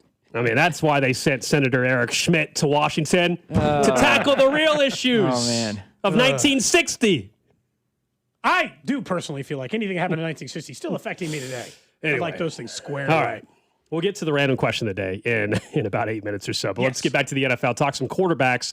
There's always a few that bounce back or regress. And so I think two came to mind immediately, quarterbacks that I think will be a lot better in 2026, and one that I think could be a lot worse this year. Some of it's just because of his team. The quarterback that I think will be a lot better than we've seen in a few years, mainly because of the situation. Kyler Murray. He's in Minnesota. You know I'm kind of bullish on the Vikings this year anyway. Kevin O'Connell, I think we both agree, I think maybe all three of us agree, is one of the better play callers and innovative minds in the sport. You go with Kevin O'Connell now. You got Justin Jefferson. You got Jordan Addison. You have a defense that's going to support you because Brian Flores is one of the best defensive minds in the game. He returned. A lot of people thought he was going to leave. He's still with Minnesota. I think Kyler has the perfect situation to have one of his best years as a pro. So he's my bounce back candidate, if you will, in the NFL this year. On the opposite end, regression, mainly because of his team, I think it's Baker. You know, Baker was an MVP candidate for 2 months last year. Contract year, though? It is a contract year. I don't think he's going to be like, by the way, when I say regress, he's not going to be a bottom 5 quarterback in the league. I'm not saying he's going to be awful. I just don't think he's going to play anywhere near the level he did a year ago. You got a head coach that I think shouldn't be still coaching the Bucs and Todd Bowles. You have a running back in Bucky Irving who's coming off a shoulder injury that there's still some questions about. Mike Evans is no longer there. Vita Vea wants to be traded out of town. Yeah. That division, you're right, you don't have to win 11 or 12 games to win it, but the division is going to be competitive again. I think the Falcons are better than you. I think they're in line for regression as a team, and therefore Baker a little bit too. So I get what you're saying with Baker. There's just a part of me that is, he's a good enough veteran. He's still got good wide receivers. If Bucky Irving plays, I like the running back situation, although last year his mystery injury ended up holding him out way longer than I think anybody anticipated. And at running back, man, that could just happen. So I don't want to just pencil that one in. He's an interesting like fantasy football guy for when we eventually start having Paul Charching back on. What the hell do you do with Bucky Irving this year if you're in a keeper league or anything else, right? Outside of it, it's always a challenge. And so like that part is interesting. I actually think regression candidates, there's a couple for me. I think Bo Nix is going to be worse than he was last year, statistically and record-wise. And so I think he's going to get the year 3 wake-up call where I think some of the statistics work against him it is embarrassing a little bit to lead the league in pass attempts and not get to 4,000 yards. I don't think they nickel and dime your way all the way through the league. And because I don't think they're dynamic enough in running, I think that they will run into some of the problems the Chiefs had, which is pushing the ball down the field will be harder for Denver this year, which means offensively moving the ball will be harder for them. The windows will be tighter. I think he'll throw more picks. So he's my regression guy at the moment. I think we've gotten too far down on Stroud. You and I have both said the same thing about he does seem to have this part of games where it gets in his head and it beats him. I think he has no place to go but up. I don't think he can get much worse than he was. Certainly in the playoffs. The playoffs he was horrendous. Yeah, during the regular season, he was not as bad as he was in the playoffs. He still only had 3,000 yards passing, and he's not Lamar Jackson. He doesn't run for 800 yards. He doesn't run at all. No. Really. He's a pocket passer. So to only have 3,000 yards passing, barely, not even 20 passing touchdowns, I feel like there's a lot of room there. I think he got hurt, certainly mentally, by some of the stuff that happened with Tank Dell and other guys, and that is a part of his game that doesn't make me feel confident, Gold, he's going to be a great postseason performer. I think that he'll still struggle there. But I do think that we'll see a much improved C.J. Stroud. And based on his talent level, Drew, I think we've just taken it like too far down with him. And that we should be thinking about him as like a good improvement candidate. And you know that it's really good that it's there. He's just got to find that again. And I don't know if that's a confidence thing. I think it is more confidence than anything else. I do think Tank Dell being back at least is going to help emphasize. David Montgomery being the back maybe helps the run game a little bit. Obviously, defensively, you can have all the confidence in the world knowing that you'll be in every single game, essentially. There's no reason you shouldn't be. The progression or the better player, the better quarterback, I debated between C.J. Stroud and Cam Ward. Since you already mentioned C.J. Stroud, I'm going to say Cam Ward I think is going to be better just off of Calvin Ridley is back, but they've got Wan'Dale Robinson who comes in. They drafted Carnell Tate. Running back-wise, it's a decent room. Tony Pollard has some juice. Tajay Spears is fine. They drafted Nick Singleton, too. But I think that based on what we saw from him last year, he only had 15 touchdowns to 7 interceptions. So he wasn't terrible. But I do think with some help on the offensive line and then the wide receiver help, it's going to give him a legit target in Carnell Tate. And the defense is going to be good enough, too, or maybe the Titans just being better put some more eyeballs on Cam Ward a little bit. I think people will view him as being better. Yeah, I think they're going to be better. His weapons after last this year were the worst in the league. It was just Calvin Ridley, really. Yeah, and Calvin Ridley had a bad year. The coaching situation was bad. I mean, yeah, the defense will be the big improvement. Brian Daboll as the OC, though, should help out. Salah being there helps just in general cool things down, yeah. The only thing is, I feel like the Titans as a team, everybody expects them to be better. That's the only. I think they'll be better. I think they'll be better. I still think best case scenario they're an 8-win team. I don't know. Tennessee cities. Yeah, the Tennessee Titans Stadium too. I mean, not yet though, right? They're not in it yet. No, they're not. Oh, it's only the Bills that are in theirs. I think they'll be like a 6-win team. They'll be not a laughing stock. Ward will be better. But I don't think they're like competing for anything this year. I don't like them in the South at all, I guess. Okay. In the AFC defensively, side. their defensive line might be one of the best in football. And everybody in that entire division has to avoid their quarterback getting hurt from Houston's defensive line. Yeah. Barring something. Because they can finish better than the Colts, though. Yes. I think if we could down on the Colts. I think there's a chance the Colts are the worst team in that division this year. Daniel Jones was almost my answer for this. He was awful last year, and I almost to regress or to regress to get even worse. That's what happened in New York. He was really good. Got worse. Yeah. Really good in Indianapolis. Is it crazy to think he'll just get worse again? He got worse in year 2. It all fell apart the previous time, exactly this way. Coming off a torn ACL or whatever, he had Achilles, right? Fibula. Yeah, it was Achilles, and then he broke it. He was playing with a broken leg, and when he tore his Achilles, wasn't he? But I couldn't figure out what would regression look like for him. He finished with 19 touchdowns and 10 picks last year. If I say he's regressing, does he just not play, or does he just look worse? The stats are technically total more, but he's just like a worse quarterback with a worse record. That's why there were moments where he did look good last year. First month, yeah, because they were what, like 7-1. Well, they got off to a great start. I also think I think one of the worst free agent signings all offseason was Alec Pierce. I cannot understand a guy who was a 600-yard wide receiver for 3 straight years, got 1,000 yards on 40 catches, and you're like, that's the guy for the rest of the way? Christian Watson were the ones that were interesting. You signed MVS who had a big season. No thanks. Yeah. That's not the kind of wide receiver I'm looking to pay a bunch of The regression candidate for me is Sam Darnold, not necessarily from the standpoint that I think the team will get a little bit worse just from a win total. I think they win 11 or 12. He's been really, really good. I don't know. I think we'll view him as being a little bit more inconsistent at times. Not that he has a bad season by any stretch, but I think he regresses a little bit. Coming up in 15 minutes, a Fan Club Friday brought to you by Jay Rieger & Co., plus our friends over at Circus Sports. But let's get to it. Random question. For you, Gold. For you, Drew. Text line 913-586-7965. Of course, over on YouTube, Twitter, Twitch, and Facebook. You can actually see our faces today. Then next week, Monday, Tuesday, Wednesday, Thursday, we're back at training camp. But at least for today, you can interact with us on YouTube, Twitter, and Twitch. We leave the video stream up no matter where we're broadcasting from. That way we can still interact with you. Again, I have one that I've been pushing for days, but we were talking Powerball earlier, and so I wanted to ask the question. Not, what is the thing you'd pay off? Not is what if the... I think we had a conversation about lottery once, and I told you the first purchase I would make is I'd buy out the other half of the old Bancroft Ranch in Colorado that's owned by a very nice family in the Boyles, but I want it. And so, that'd be the purchase I make. But that's a reasonable one. What I want to know today is, you win the lottery tomorrow, what is the stupid purchase you would make? The thing you wouldn't use a year from now. The thing that would sit or collect dust in the closet or wouldn't get used nearly as much for the price point you spent on it. But you know what? You got a bunch of money and who cares? That's the thing I want to know you'd purchase today. Yeah, by the way, Powerball, $856 million tomorrow, 8th largest Powerball jackpot of all time. Cash value, $370 million. Purchase that I would make that I wouldn't use. Honestly, I think what would happen is I would say I want this ridiculous pool and stuff, and I bet you I wouldn't actually use the pool as much as I think because I'd be traveling. I think I'd be traveling a lot more. And you'd build a custom one with so a lazy river. It'd be, something stupid. It would be. I think you'd be like, I'm not even using this. I think damn the thing. house would probably have this $200,000 pool, but I would barely use it. I think that so the house, but it's the pool part of it that would probably not get used as much. More spend time more with maintenance. I've thought about because we at that point you're not doing the maintenance. Are you kidding me? We were talking somebody else is fixing the pool. But the maintenance guy's using the pool more than you are at this point. Okay.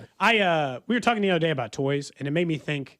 The stupid things you'd want in a massive basement that's just for fun, right? Oh, I'm 100. I got $100 million under this. I would buy an original trophy from the game show Guts, the one from the aggro crag, the one that lights up.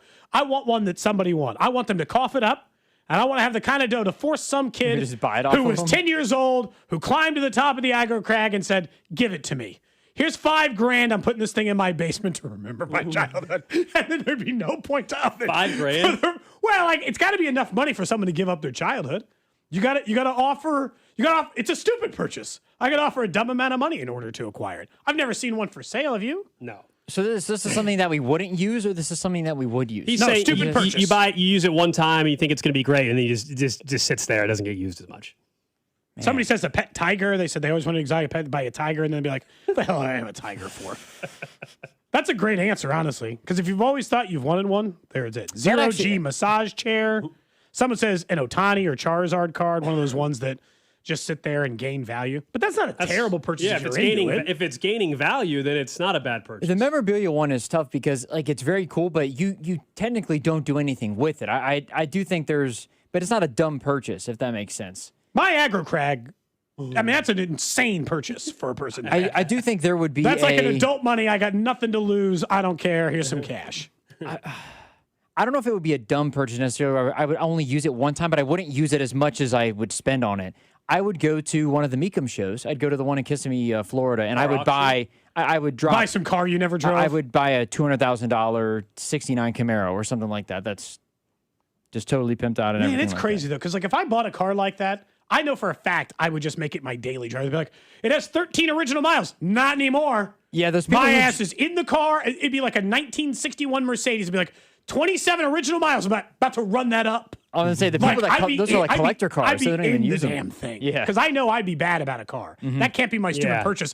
I'd be in some stupid Ferrari Testarossa from the 60s every day. I'd be popping over to the grocery store in the thing.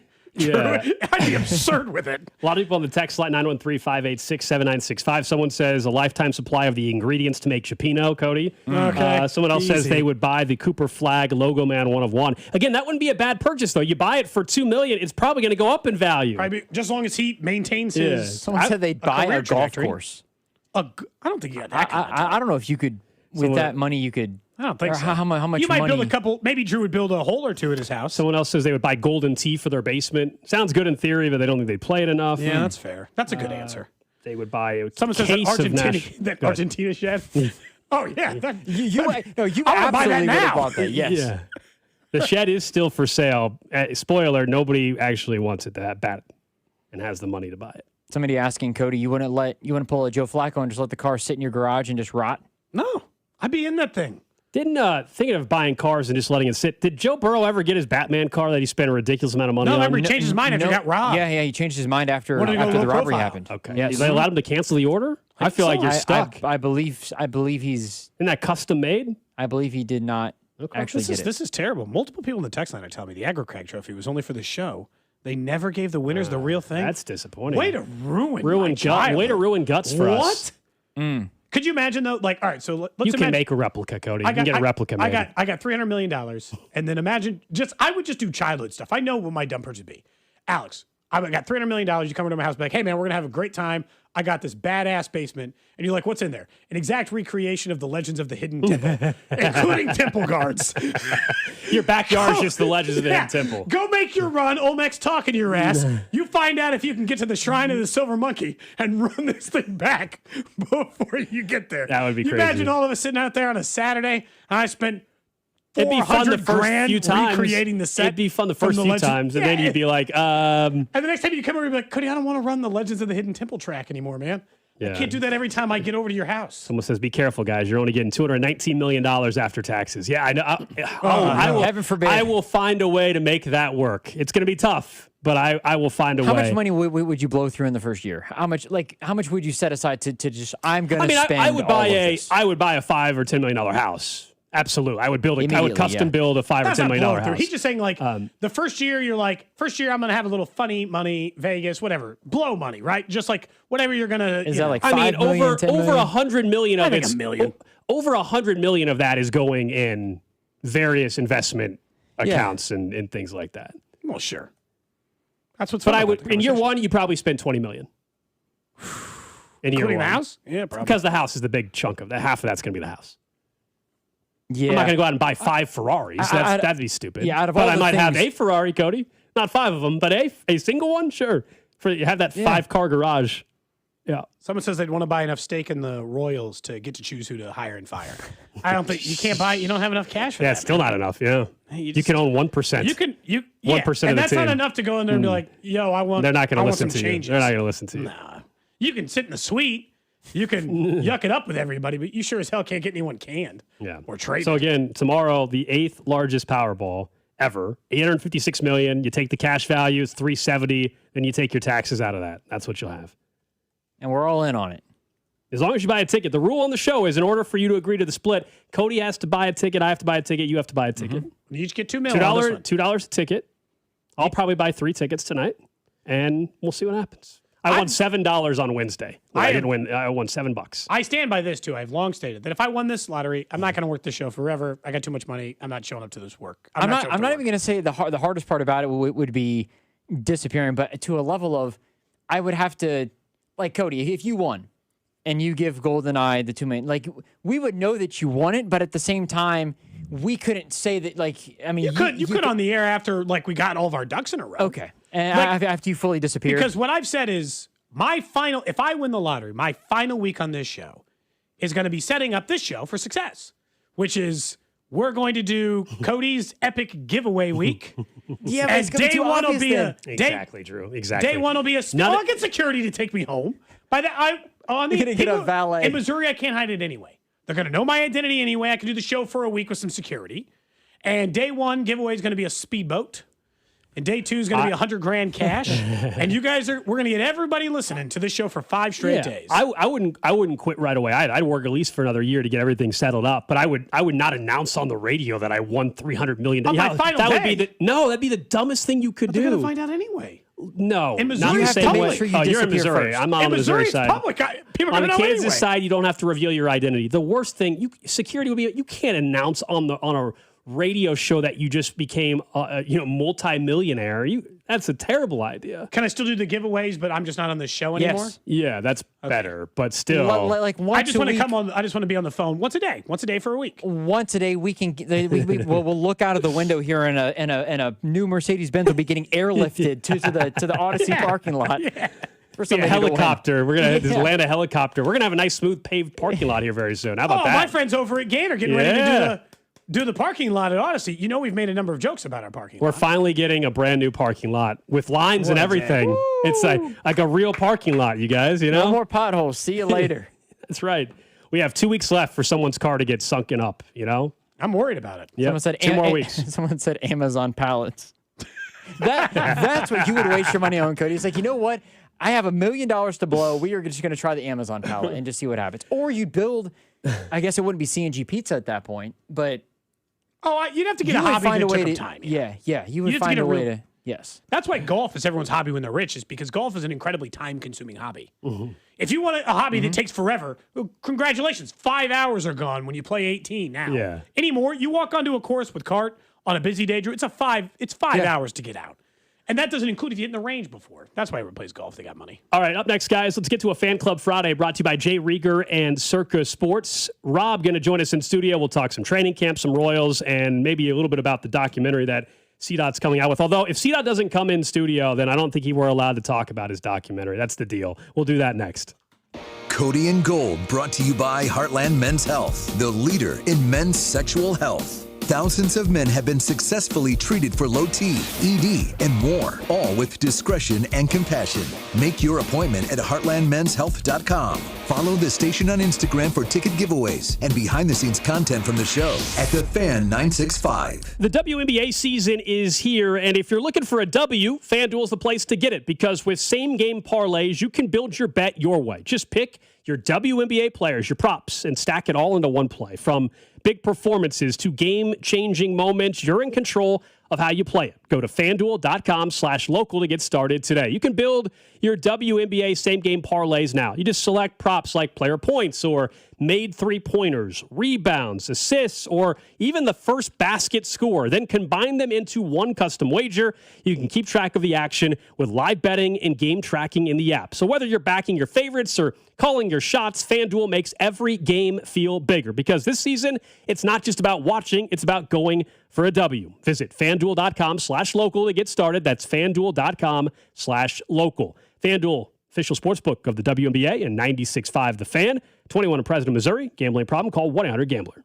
Men, erectile dysfunction can affect much more than just your sex life. It can create stress in relationships, leading to feelings of anxiety or embarrassment, and impact your overall confidence and well-being. This is Jeff for Heartland Men's Health, and we specialize in treating men's sexual health issues to help men find solutions that fit their individual needs. ED is a frustrating condition, and many men suffer for years without seeking treatment. But the good news is that if you're like most men, we have the answer. Our licensed medical providers will evaluate your specific medical situation and recommend a plan designed for you. And these advanced medical therapies work, with treatments having success rates of well over 90%, which means you and the one you love can have great sex again without the fear and worry of ED. You can even last up to an hour or more, and you may just find you're performing like you haven't in years. So call us. Your initial visit is just $99 and includes blood work, a medical consult, and if medically advised, a test dose. And if that test dose doesn't work in the office, your visit is free. Call 844-447-6600 or go to heartlandmenshealth.com. Tyler Reddick here from 2311 Racing. Game night's fun until someone spends 5 minutes lining up one shot.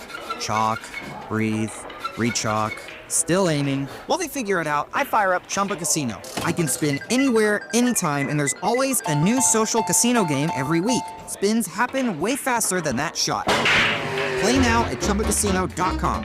Let's Chumba. Sponsored by Chumba Casino. No purchase necessary. VGW Group. Void where prohibited by law. 21 plus. Terms and conditions apply. Hey, Mom, now that I have an after-school job, I think I want to buy a drum kit. Okay, Rockstar. Let's look at your account. When kids start making money, Chase has easy-to-use tools and expert bankers to help them learn how to manage it. And next month, I'll buy the bass drum and the cymbals. Oh, and maybe some noise-canceling headphones for you. Aw, you've thought of everything. Help kids save, budget, and build financial independence, all with Chase. That's good for kids and good for parents. Visit your local Chase branch and get started. Account subject to approval. JP Morgan Chase Bank, N.A. member FDIC. Someone had a birthday. Yep, 50. Can't believe it. 50 years of wisdom. Great segue. We have a health reminder from the CDC. Pneumococcal vaccination is recommended for adults 50 or older. Says here, we're over 6 times more likely to be hospitalized with pneumococcal pneumonia than adults under 50. I don't love those odds. Same. Look what I found. Pfizer's Prevnar 20 is proven to help protect adults against pneumococcal pneumonia and invasive pneumococcal disease in just one dose, and millions have already gotten it. Continued approval may depend on a supportive study. Don't get Prevnar 20 if you have a severe allergy to its ingredients. A weakened immune system may lower your response. Common side effects include injection site pain and swelling, fatigue, headache, muscle, and joint pain. For full prescribing information, please call 1-855-213-2138. Visit Prevnar20.com or talk to your doctor or pharmacist. I'm on Prevnar20.com now, scheduling my appointment. Good idea. And happy 50th. For adults with Crohn's disease or ulcerative colitis symptoms, every choice matters. Tremfya offers self-injection or intravenous infusion from the start. Tremfya is administered as injections under the skin or infusions through a vein every 4 weeks, followed by injections under the skin every 4 or 8 weeks. If your doctor decides that you can self-inject Tremfya, proper training is required. Tremfya is a prescription medicine used to treat adults with moderately to severely active Crohn's disease and adults with moderately to severely active ulcerative colitis. Serious allergic reactions, increased risk of infections or lower ability to fight them, and liver problems may occur. Before treatment, get checked for infections and tuberculosis. Tell your doctor if you have an infection, flu-like symptoms, or need a vaccine. Explore what's possible. Ask your doctor about Tremfya today. Call 1-800-526-7736 to learn more or visit tremfyaradio.com. Go to 965thefan.com for your chance to win Kansas City Chiefs scratch tickets, plus a chance for the grand prize Chiefs bundle, which includes a framed jersey and a signed photo. All thanks to our friends at the Kansas Lottery. Tune in to Cody and Gold starting at 10 as they broadcast live from Chiefs training camp with exclusive one-on-one interviews and real-time updates from practice. This is your home for Chiefs football. 96.5 The Fan, KFNC FM and AM, HD1 and HD2 Kansas City, an Odyssey sports station. Welcome into the Fan Club. Step 1, we buy into this club. Step 2, we roll over to the club, either in your Mercedes-Benz or my pre-owned Acura Legend. It's not as much as a club as it is a couple middle-aged dudes in sweatshirts talking about sports. Bounce, bounce, bounce, bounce. Now all the ladies saying bounce, bounce, bounce, bounce, bounce. But you get the gist. Here's Cody Tapp and Alex Gold. All right, it is a Fan Club Friday brought to you by Jay Rieger & Co., our friends over there. Perfect weekend maybe to sip on a couple drinks. I know we've got some drinks in studio today as well. And, of course, our friends also over at Circa Sports.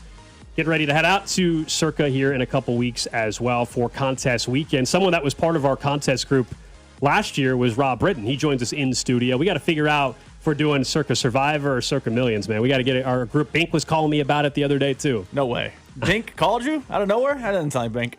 I was the anchor around the possible success of our team last year, if I recall. I think I was dead last. Dusty did very well in Circa Millions. I got a hot start, and then it went real Dusty bad. finished, like in our group, we know, for those that don't know, we did 5 picks or whatever a week, and we all submitted it and then consensus or whatever. We still kept track individually. Yeah. Dusty had the best record against the spread of our group. I thought I was last. I think Dusty was one. I know Dusty was one. I did not do well. I was 2 or 3. I was near the top, but not good. I think me and the boss were at the bottom. Yeah, and Bink and I were about the same, I think. Yeah, that's what I thought. So my proposal is I think we should do Survivor this year.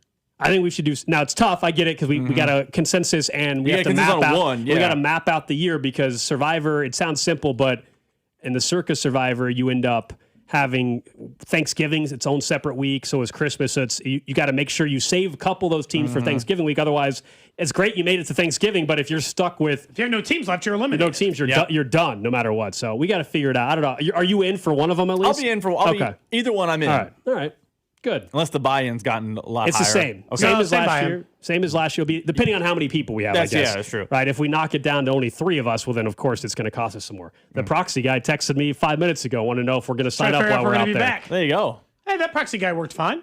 Yeah, I like their site that we use for the proxy. For those of you who don't know Contest Weekend's got a bunch of event stuff already. You can sign up for the contest now if you're out in Vegas. Mm-hmm. You can play from anywhere. You just have to get a proxy. Mm-hmm. But Contest Weekend, they do on the Thursday night, there's a little happy hour thing with some free drinks at the D. And then on Friday, there's a 4-hour open bar at Stadium Swim. You guys will be out there for that one? Yeah, we usually find our way out there on Friday. Stumble over. That Friday, we're off at noon, Vegas time.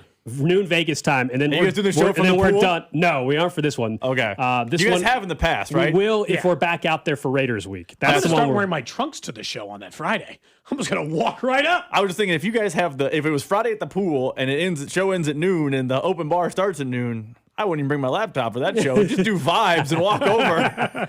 I pretty much just go to the hotel room, change, and by 12:30, we're poolside like everybody else for the next 3 hours. You should grab one at the bar if you were grab one, take it up to the room because it's free. So now you have it in your hand. Now it's, that's pretty smart. Have some Rieger while we're out at Circa as well. I want to obviously talk about camp and stuff. We have to start though with the most important news of the day as well, and that's that your co-host or your host of your show, I should say, is MIA. What the hell is going on, man? We got to address this right off the bat. Why is Carrington not here? Where's he at? He's in the back. What? I He's think here? He was doing some national radio today, and I went back there and got my headset. He was having a meeting with the boss, so I just... Why did he agree to come in today? To be fair, I told Drew it'll be either me, him, or both. There was a TBD situation. I can even read the text. That's what I texted Drew this morning, and I told Drew, hey, it's me. I was going to let him promote his documentary and everything. Not anymore. The guys were very disappointed when I said, What Rob told me it would documentary? just be you, Rob. They were like, all right, well, fine. I get that. I get that. A lot of people have that when I start talking on Well, the show. mostly Like, it's just because- Rob, huh? Mostly because this is maybe the 5th invite we've extended to Carrington for fan club. He has no-showed twice. Oh, no, 3 times. This would be 3 times. He's no-showed 3 times, and he showed up late twice. So, I mean, we're batting over. Cody and I have we already... only invite the guy in like twice a year.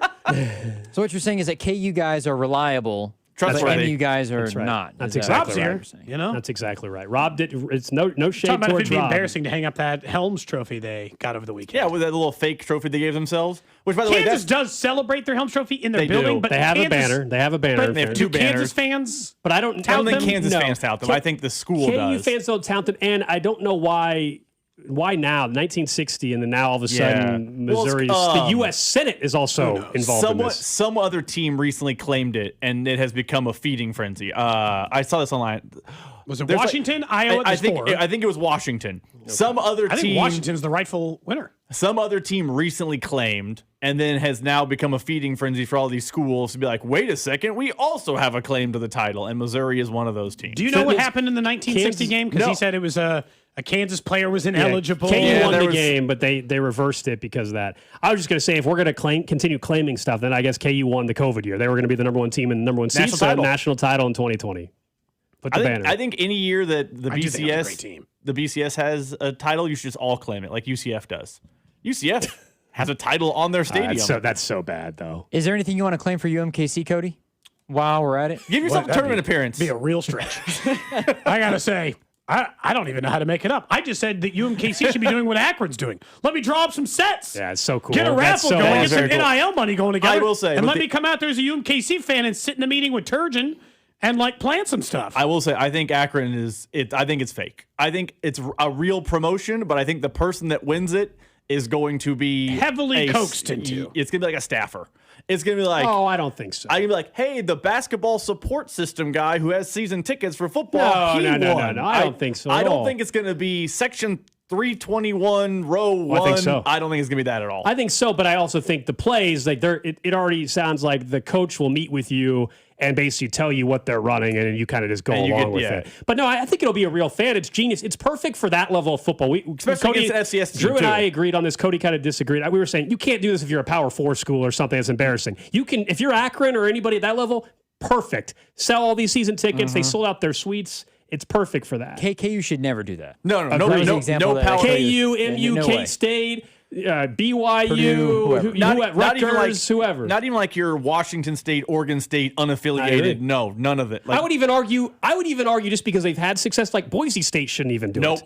Like there's certain programs just shouldn't do it. it should be, I think, if you're a bad MAC school, if you're a bad Mountain West school, so who was bad last year in the Mountain West? Like if you're San Jose State, I'll just cherry pick. You can do it, go crazy. But if you're, who was a group of North Texas just missed the national title last year, or not the national title, excuse me, the playoff. Yeah. No, you can't be doing that if you're North Texas. You have to have some respectability. But it's a great idea, though. It's a great promotion. Really smart promotion for Akron. They're going to allow a fan that's a season ticket holder to call plays and then get to go at a press conference and everything. Ticket. That's also why you can't have Kansas or something to do it. $75. There's tiers to KU's system and Mizzou's system. Are you going to the season tickets. You're going to KUMU. I am going to Have KUMU. you seen the ticket prices? Cody and I were talking about this off air yesterday. Insane. So it's it's cheaper on like StubHub right now.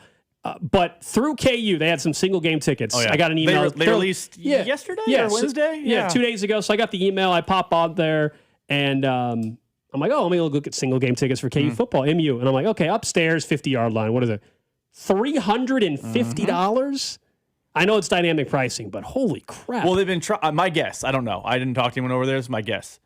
I'm betting they have been trying to incentivize why season tickets are the play. Fair. So if you are a Alex Gold doesn't have season tickets, they don't want you poaching in and buying the Mizzou game on August 7th at the cost that some people are paying for a season ticket package. That's what I'm betting they don't want to have happen. Now, if you're buying season tickets, you probably want to go to KUMU. Otherwise, I'm like, isn't someone just going to sell the KUMU game and basically pay for their entire season ticket package? I have a friend who literally did that. He's gonna sell off all but 1 or 2 games and then just use the money to pay for Mizzou. To go to as many games. Well, I mean, it makes sense, honestly, and then still hope that maybe sell it now and then still hope that maybe there's a reasonable price ticket down the road. The other problem this year is, as you know, is that the stadium is still under renovation or whatever on that side. So the attendance is knocked down even more. And then it's on, so how KU situates it. That's the student section / road team section. So now they have to kind of find a way to put those people somewhere else, which then means there's less regular tickets available and depreciation, blah, blah, blah, blah. I have the entire backstory of that 1960 game now. I figured out what it was. And then I got to get to something else. So you have the 60 KU. Do you want it? Yes. Okay. So in 1960, Missouri's claiming that title. In 1960, Missouri ended up going undefeated even though they lost to Kansas because a player on Kansas was ruled ineligible. His name was Bert Cohn, C-O-A-N. He spent 6 years with the Chiefs, by the way. Good for Bert. So like a local guy. The reason why he was ruled ineligible is because he went to Texas Christian for a year. He got injured.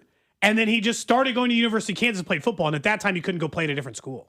So he was a transfer. But there was no transferring allowed. There was no transfer. So he played 3 years at Kansas. And at some point, they were like, nah, he's ineligible. He can't play at Kansas. I think the argument should actually be made. What KU should do is say, actually, they should claim we need to go back. No, we need to go back and claim won a national title. Missouri should not be because that win should count now because of the rules that we currently have in college football. I mean, you can sue the NCAA for anything at this point. What a mess. No, if we're being honest. You got a real thing? Someone on the text line says, not this.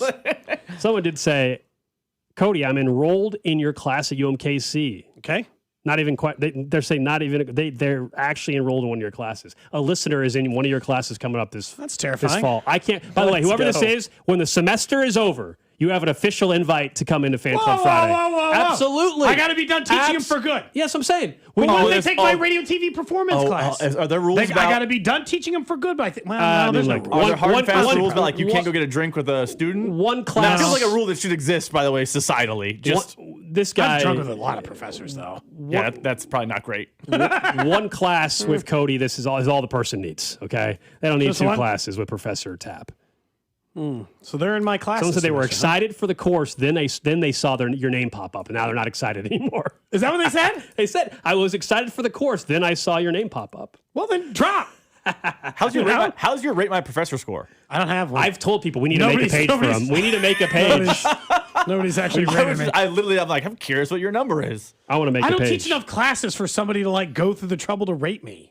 Or you'd have to find someone really jaded. I think those pages are based on angry people. Well, sure, any review, right? Yeah. People leave reviews for restaurants usually, not when they love it. People on Yelp. It's like no one's like, man, best experience ever.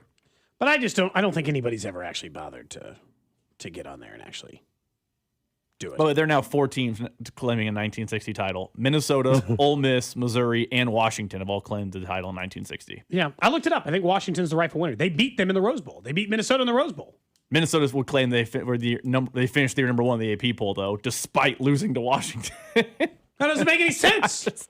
I just did a quick Google. It was like Washington lost 1 game, and it wasn't to the team they beat in the national championship. Minnesota lost 2, including to the team in their own conference who just lost a tiebreaker. I'm just telling you, was it Google Jim and I was like, Minnesota believes they're the rightful team because they finished number 1 in the AP poll. I'm like, how? How they lost? Who knows? They probably bribed somebody. It's all just like Infantino stuff. Yeah. In those days, it was all corrupt. It's all just like big business, nonsense, corruption. Which Infantino, I really do. Is he going to get fired over this?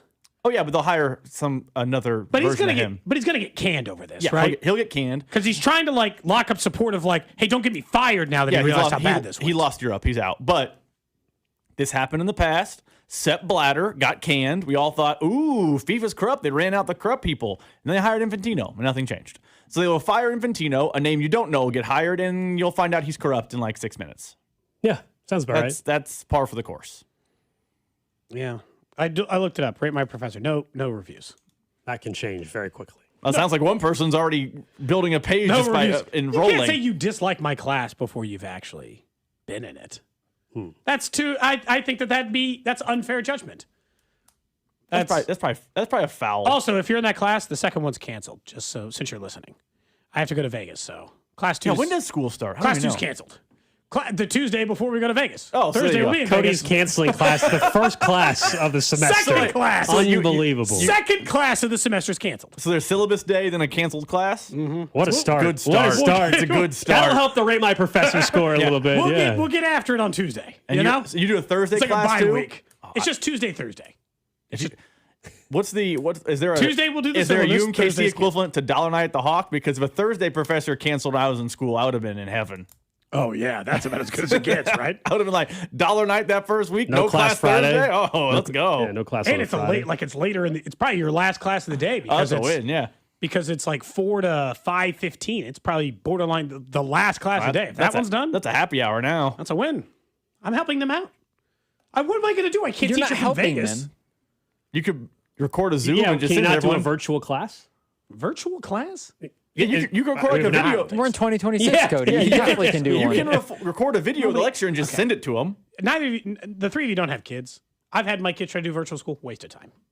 So just like nobody's. I just like for this class, I'm teaching a technical but your kids skill are in editing. your kids are 10 and under. We're talking about adults in your Yeah, class. these I know, but They're- like, they're you're teaching paying a money to technical take skill. your That's class. a terrible one. Yeah, you Yeah, know that's what? a good point. But I've never met in all the semesters I've now taught. I have never once had a student say, "Cody, I feel like maybe we've missed a couple too many, and I'm feeling like maybe I'd like to go to class." Well, we know no one's going to say that. As a He's in the college pain, kid, though. no. But the point is, will they be prepared leaving your class? Yeah, they will. It's the You're second class. supposed to be When they enabling meet- these people for society. Yeah, I will.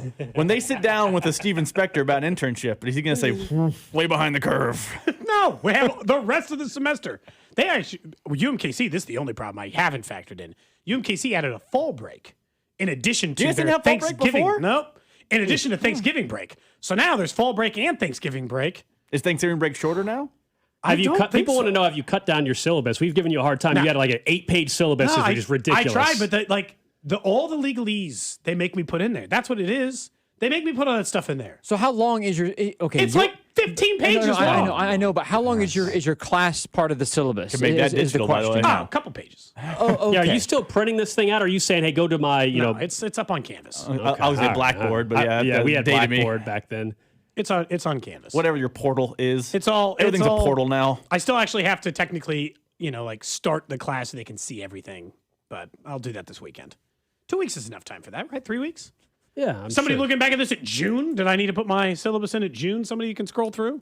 I don't know. Again, I if think you're, that's if too you're early. in his class, when your semester is over, you have an invite on this show. Oh, boy. We need scoop. We need all the details. They want to know how it went? Yep.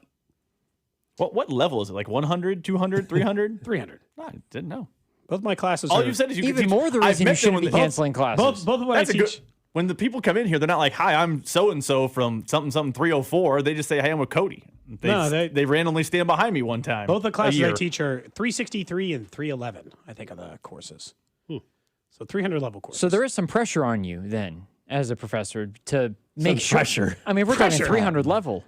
I like to make sure that they're prepared and understand how to do it. So much so that he second class. Exactly. Skip game 2. What can I do about that? It's very college. You know what? You scheduled an FCS opponent in week 2. You're good. Yeah. It's an auto win. In fairness, it's probably easier to miss that one than after we've actually got it started. We're trying to learn something. Yeah. Taking a class off is we're like rolling a little bit because we're trying to learn how to Do you use have attendance? Audition. Do you have points for attendance? I do because I have to. The university has a policy for it. Would I say I'm strict on it? No. But I give the same speech to every class going into it. Not this which year is- because it's on class 2. No, I'll give that speech. I give it in class 1. I always sit in front of the class and I'm like, all right, so I have to keep attendance for a little while. They make sure that nobody's no-showing. I'm going to keep track of this. You get participation points because it's important, because we have, especially in the podcasting class, we talk about like, pitch a podcast. Here's the ideas. It's important. I also think that if you miss and do good work, I've got a little more flexibility. If you are the person who doesn't show up and you're like, oh, I can't figure it out, tough luck. And I always tell them, like, somebody's going to make some excuse and they're going to talk about how their dog was sick the whole semester. And you're going to make that excuse on the very last day of the semester. And if you make it on the last day of the semester, no leeway. You inform me ahead of time of some things that might be making work difficult as we go along, we can talk. Which is like how real life is. You try to blanket excuse it at the end of like, oops, sorry, I sucked all semester. Don't care. Yeah, that's a good. I actually like that policy. That's how it should work. Like in real adult jobs, we'll use Drew as the example. If Drew missed a week of work and you guys were like, where were you? And he was like, yeah, my dog was sick. You'd be like, huh? Couldn't have told us before? His dog was sick for a whole week? Yeah, bad. Dead now, I assume. Real rough week. I was just using the same example he did. I don't know. I just used the same example. Yeah. But if he told you a week in advance, my dog's getting sick, I might have to need a few days off, you're way more forgiving. I am 3 straight semesters. And I always say, like, which one of you is going to be? Just tell me. And they all stare at me like, come on, just tell me. It'll be easy if we just get this over with now. Because every semester I have some kid who has a D be like, is there a way to get this to an A by the end of the year? And I'm like, show up. We got 4 days left, so unless you can Marty McFly this, get in the time machine and recreate the whole semester, it ain't gonna happen. That's a very timely reference. I'm sure the 20-year-olds get it. What's the time?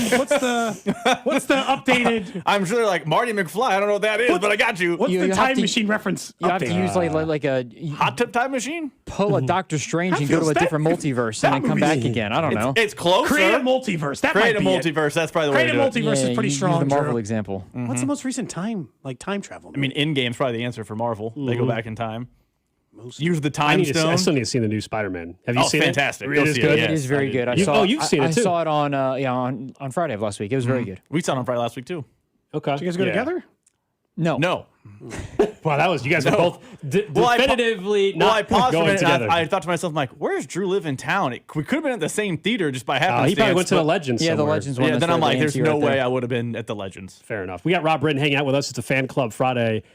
Before we get into some Chiefs training camp stuff. Do we have to? I mean, I have 4 hours of that on deck. We can talk about whatever. You don't want to talk training camp? I don't want to talk about That's how I feel when you have us call in. It's weird how that works. We did 4 hours of training camp, and then on the drive back, you want us to call in for 10 minutes. That's exactly how I feel. 10 minutes on the way home. First off, you have 10 with me, and then 25 with Jay Binkley. So that's different. Binkley called you driving talking camp. No, the funniest one was the other day. I just got off the phone with CDot, and I kid you not, 2 minutes later, Bink called me and goes, hey, Goldie's like, I heard you do a song with Carrington. Wanted to run some more stuff by you. I was driving. So again, it was all right. I mean, I had nowhere else to go but continue down I-29 for another half hour. But it was just funny because it was like, I had just wrapped up. And he's like, you want to talk some more? Sure. He wants to talk shop. Yeah, no. That's how I knew he was available. He waited for the... All right, that was Alex Gold with the midday show. Click. He's like, I clearly know he's near his phone. 8-second delay and ring. Bink is very eager. He texted me and said, hey, man, if you ever want to talk football, just let me know. I'm ready to talk some football. I was like, you'll get on the podcast before the season starts. He was texting me earlier over the Bill Barnwell stuff because what's his stance on it? His small. Well, I think you know. He's put that little quip. He put that little quip. We tried to get Bill Barnwell, so he's booked up today. He told me he's booked up for several weeks. Weeks? Really? Yeah. Hold on. Weeks? Several weeks? This gets even worse for him because this guy puts out this article. Because after Drew said you guys reached out, I was like, all right, that makes sense. And then Drew's like, hey, he's busy for a couple of days. And I'm like, well, I'll ask about Monday. I mean, you guys, I might as well reach out next week. And he goes, hey, Rob, sorry, we're out for a couple weeks. Was he on vacation? He must have posted this article and then ditched everything. You cover football for a living pretty much on the clock starts when training camp starts, maybe right? he's doing a tour? ESPN like tour. Benjamin Solak? I saw his little tour. I know that Should have caught him day one. Rappaport's on his run around the city. Verderam's getting ready to Verderam's on we'll his. see Rappaport probably next week. We probably are going to try to get him on. I think he's the last week of camp, actually. I saw his. He tweeted out his schedule. We grabbed him from camp last year. Albert Breer's up there. I saw he was doing a Zoom with Dan Patrick from the media tent. Okay. I saw Steve Smith and some of the NFL Network guys. guys. Was just there. They got Andy up on the field. Maybe Bill Barnwell's doing a tour. I wouldn't know what he looked like if you guys were up there to see him. Bill Barnwell? I'm convinced that you guys are actually right. And Bill Barnwell did this on. He knew he would get views, posted the article, and now he's out. Well, And now he's on vacation. I mean, I'm not going to listen to any of the response. We can also say this, not to defend Bill Barnwell. The point of his piece is not to be like, let's talk about the all-decade team. But that's what's so weird about exactly. That makes it worse, though, Rob. It was about who's on track to be a Hall of Famer, and then he puts in Josh Allen definitely is on track to be a Hall of Famer and is the best quarterback of the last the decade. I'm like, what? Yeah, and he's like, well, I guess there could be some debates about Lamar and Patrick Mahomes. It was an unnecessary quip. He could have just said clearly a Hall of Famer. He also could have phrased his quip better if he had said it's because he's going to be an all-decade team player along with Mahomes or Lamar. No one thinks twice about that comment because 2 quarterbacks making the all-decade team. It's going to be Allen and Mahomes or Mahomes and Lamar. It's one of the two. If he had just phrased his little quip differently, but he made it seem like they were passerbys. Correct. It's definitely Allen, and maybe someone would make an argument for that guy. I think he phrased it wrong. There is no debate on the all-decade team. I agree. We can debate about who's the best quarterback heading into this year. Fine. There is zero debate of this current decade who the best quarterback is in football. It's stupid, honestly. I actually, and that's why I said, I think if he had phrased his thing differently, his little quip, his little blurb, however you want to say it, if he had said it's going to be Allen and Mahomes, it does make no waves because I think that's correct. I think those are the 2 all-decade quarterbacks. Yeah. Text line said call him up. Well, that was the point we tried. He's booked up for weeks. I think they're talking about Bink. Oh. I was like, we're not legally. there are 2 texts about calling Bink. We're not legally allowed to just call up Bill Barnwell and say, you're on the air. We could call up Bink and just say, hey, Bink, you're live on the air. And he would be all about it. Take off. That's literally what the morning show does. Yeah, I know. Up next, let's talk a little Chiefs camp. I called him his hotline. I called him once instead. All right, we'll continue Fan Club Friday next. You're listening to Cody and Gold. Tune in for the Chiefs Red Half Hour every day, starting at 11:30 right here on your home for Chiefs football. 96.5 The Fan. Brought to you by Heartland Men's Health, the leader in men's sexual health. Thousands of men have been successfully treated for low T, ED, and more, all with discretion and compassion. Make your appointment at heartlandmenshealth.com. The best football contests are back out in Las Vegas with Circa Sports. $30 million in guaranteed prizes, no rake in any of the 3 contests. Circa Million, 18 weeks of point spread action, 128 ways to win. Or Circa Survivor, you pick one winner each week, the last one standing wins. And Circa Grandissimo with $100,000 entry. Enter in Nevada, play from anywhere. $30 million guaranteed. Visit circasports.com for details. DQ presents the Blizzard Double Flip Deal. For a limited time, when you buy 1 Blizzard treat, you get a second for just 99 cents. That's 2 Blizzards, 2 spoons, 2 flavors, and 2 flips. So don't miss out on the Blizzard Double Flip Deal, available only for a limited time and happening now at DQ. Because the only thing better than a Blizzard treat is a second Blizzard treat for just 99 cents. It's a deal to flip for. The Blizzard Double Flip Deal. Participation may vary.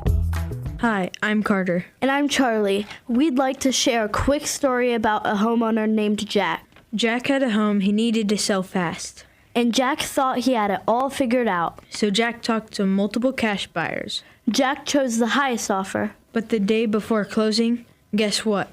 The buyer backed out. Leaving Jack with the moving truck all packed in the driveway and not sure what to do. Jack learned the hard way that the highest offer isn't always the right offer. Jack got suckered. Make sure you aren't hung out to dry. Call our dad at Rex Buys KC. Our dad is local, he knows Kansas City, and he actually closes deals. No repairs, no fees, no showings, no surprises. Just a fair cash offer and a smooth process. Now, don't be like Jack. Call 816-330-6000 or visit rexbuyskc.com. Rex Buys KC, helping people make smart choices one home at a time. You like saving money, right?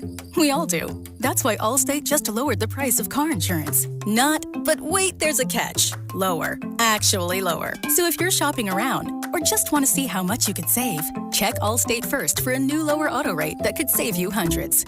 You're in good hands with Allstate.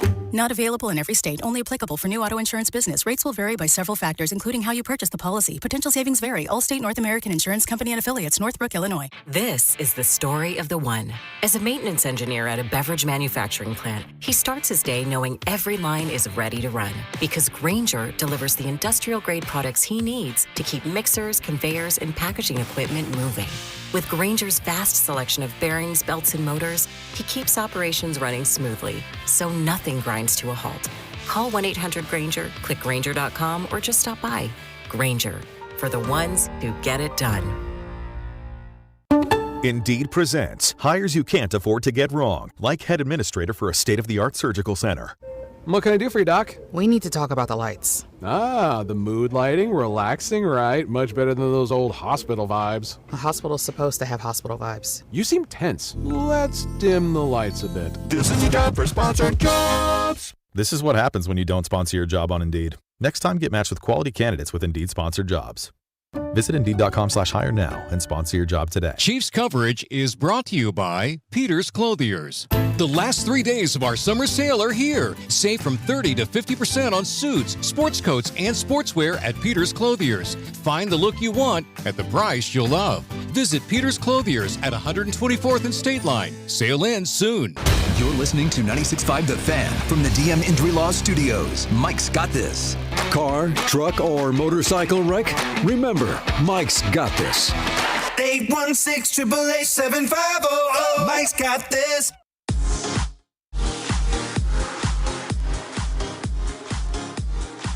Back here on a Fan Club Friday, we got Rob Bredden from The Drive hanging out with us. Of course, Fan Club Friday brought to you by Jay Rieger & Co. and our friends over at Circa Sports. I know you do have to talk a lot of Chiefs coming up, but I do want to get your thoughts on something that Andy said today about Patrick Mahomes. He was asked, of course, preseason. And before camp started, I think we were all kind of saying, well, there's no reason to really play Patrick Mahomes in preseason. But I'll admit, I did not expect Andy Reid maybe to have the same thought. Here's what he had to say. There's a pretty good chance I don't play him, and percentages are leading that way. And I don't know if I'll play him the second or third game. I mean, I don't know that. So, but percentages probably lean against doing that and letting the other guys. We've got new people in those other positions and behind him that need some work. And so, the more reps they get, the better. I was happy to hear that Andy pretty much already said he's not playing next preseason game, and then said the percentage is pretty low that he plays at all. It's just not worth it. And Drew brought up a point, which is fair, which is like, are you worried about then being rusty against Denver? I think that's just the risk you take versus the injury risk. Yes, there's always a risk of playing football, but I'll have Mahomes risk his health in a game that matters, not in a meaningless preseason game. So I don't know if I'm concerned, but something smells fishy here to me because Andy Reid has been coaching football since what, 1998, 1997? That's when he got hired by the Eagles. It was late 90s, yeah. And he has always had his main guys play in the preseason. I'm talking in 98, 08, 2018. He always had it. Even in Kansas City, Patrick Mahomes come off an MVP season. The whole world, the McVay tree, everyone on earth is saying, yeah, we're skipping the preseason. Andy still had his guys out there. Andy was always, my guys play the preseason. Why is he changing now, and why is he changing for this one player? There's something fishy about it to me because I don't think Andy Reid woke up one day and went, for 28 years of coaching football, I'm wrong about the preseason. I don't need my stars out there. That's a mistake by me. I think there's something else up, and I don't think it's getting more reps for Justin Fields and Garrett Nussmeier. Do you think there is something else that I think is at play here? And maybe it's just the fact that they don't want to risk Mahomes, and I'm open to that, but it's odd to me a guy who's done it one way for so long decided, I'm leaning toward none. That's weird. Yeah, I think... we do believe the other guys are still playing the preseason, right? So he's making an exception for one guy. But it makes sense, right? I mean, this is the first time. The same reason why he used to do QB sneaks with all his quarterbacks, and now he doesn't do it at all because an injury happened. True. Now his franchise quarterback had an ACL injury. He didn't have one before, so now he's revisiting it. Also, the part that I guess we had Aaron Borgman on a couple weeks ago from Rehab Solutions, and he, of course, was an NFL trainer for multiple years. You guys, for Reed, too, I believe, right? Yeah, in Philly as well, I think. And he mentioned something, and it's true. We all expected to happen, but Mahomes been cleared to practice. He has not been cleared to play in a game yet. Maybe that's also part of this. I don't know. That's why I said something smells fishy. Like maybe this is their way of telling us he's not cleared to play in a game yet, but they're not going to tell us that because then Rappaport, Schefter, and everyone put out the 5-alarm fire. And will he be ready for week one? The lead on Stephen A. is he's not ready to play football games. Can you believe it? But in fairness, they're not disclosing injuries already. Correct. We got no idea what. Well, they don't have to. No one even knows how Monster Delane got hurt or how long he'll be out. They don't even know either. Trey Smith, they're like, he saw a specialist. It's fine though. I'm like, is it? I don't believe you yet. He left St. Joe because his hip was sore and he saw a specialist. Nothing about that sentence doesn't raise an alarm in my brain. I went ahead and looked it up because I was curious. Donovan McNabb obviously tore his ACL under Andy Reid. He threw 20 passes in the preseason, the year coming off the injury. Played, by the way. He was hurt a full month before Mahomes. Okay. So that does matter. That timeline? Because I do think that if Mahomes got hurt in November, maybe he would be playing in a preseason Potentially. game. It's just so weird with Andy because he's not really supposed to be. There was always a chance. We talked like it could be week 5 or 6 when this injury first happened. So the idea that he wouldn't play in a preseason game, good? Yeah, I'm happy he's not. I'm happy he's not. I don't actually care about the preseason. I mean, I should. For this but job, you're saying but like I don't. maybe it's not week 1 and they just don't want to tell everybody. Correct, and that's why I'm like. So on the surface, I agree with you. I don't care if he doesn't play in the preseason. I'm actually happy he's not. There's no reason to risk it against the Rams second team, no less. Because McVay's not going to play his guys in a week. I'm actually cool with that. But I'm like, a guy who's done it one way forever is no longer doing it that way. That's odd to me.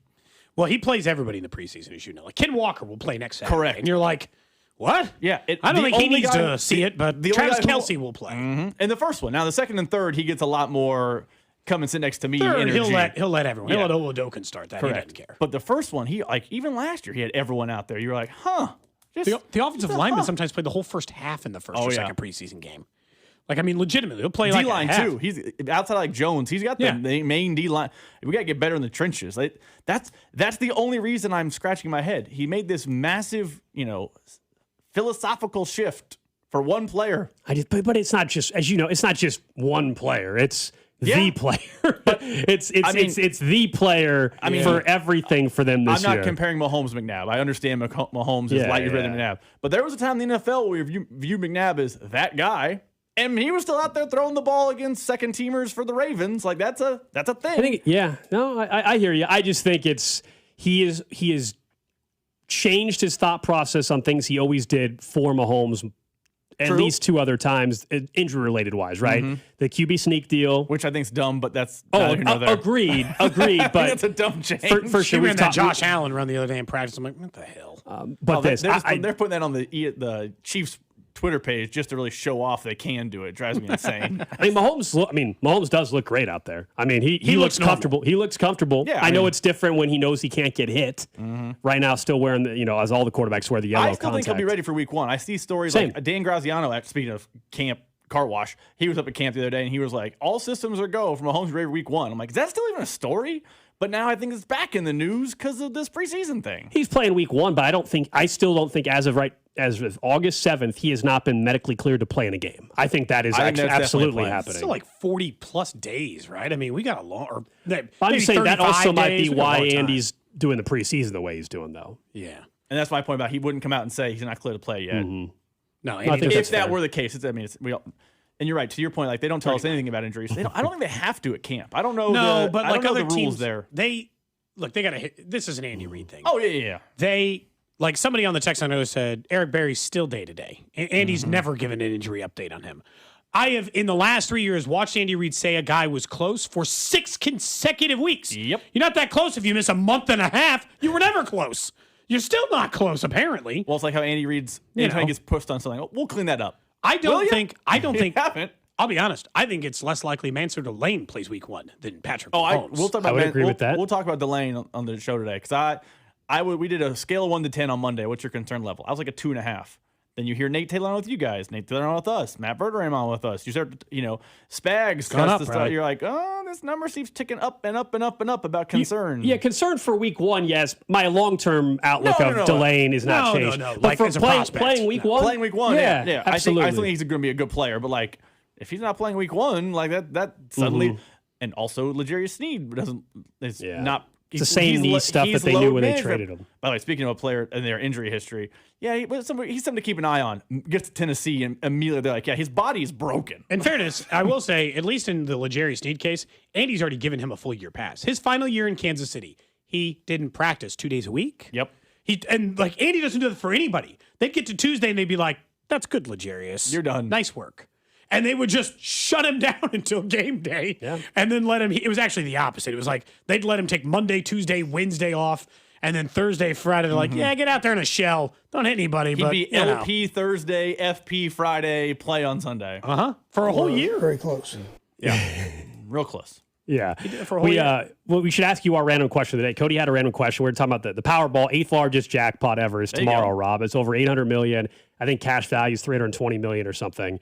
And so Cody was asking the question, not what you would make your first purchase or anything like that. What's the stupid thing you'd buy that a year later you wouldn't use? I said, imagine if I rebuilt the entire Legends of the Hidden Temple in my backyard, Rob. You had to come run try to escape the temple guards and complete the Shrine of the Silver Monkey.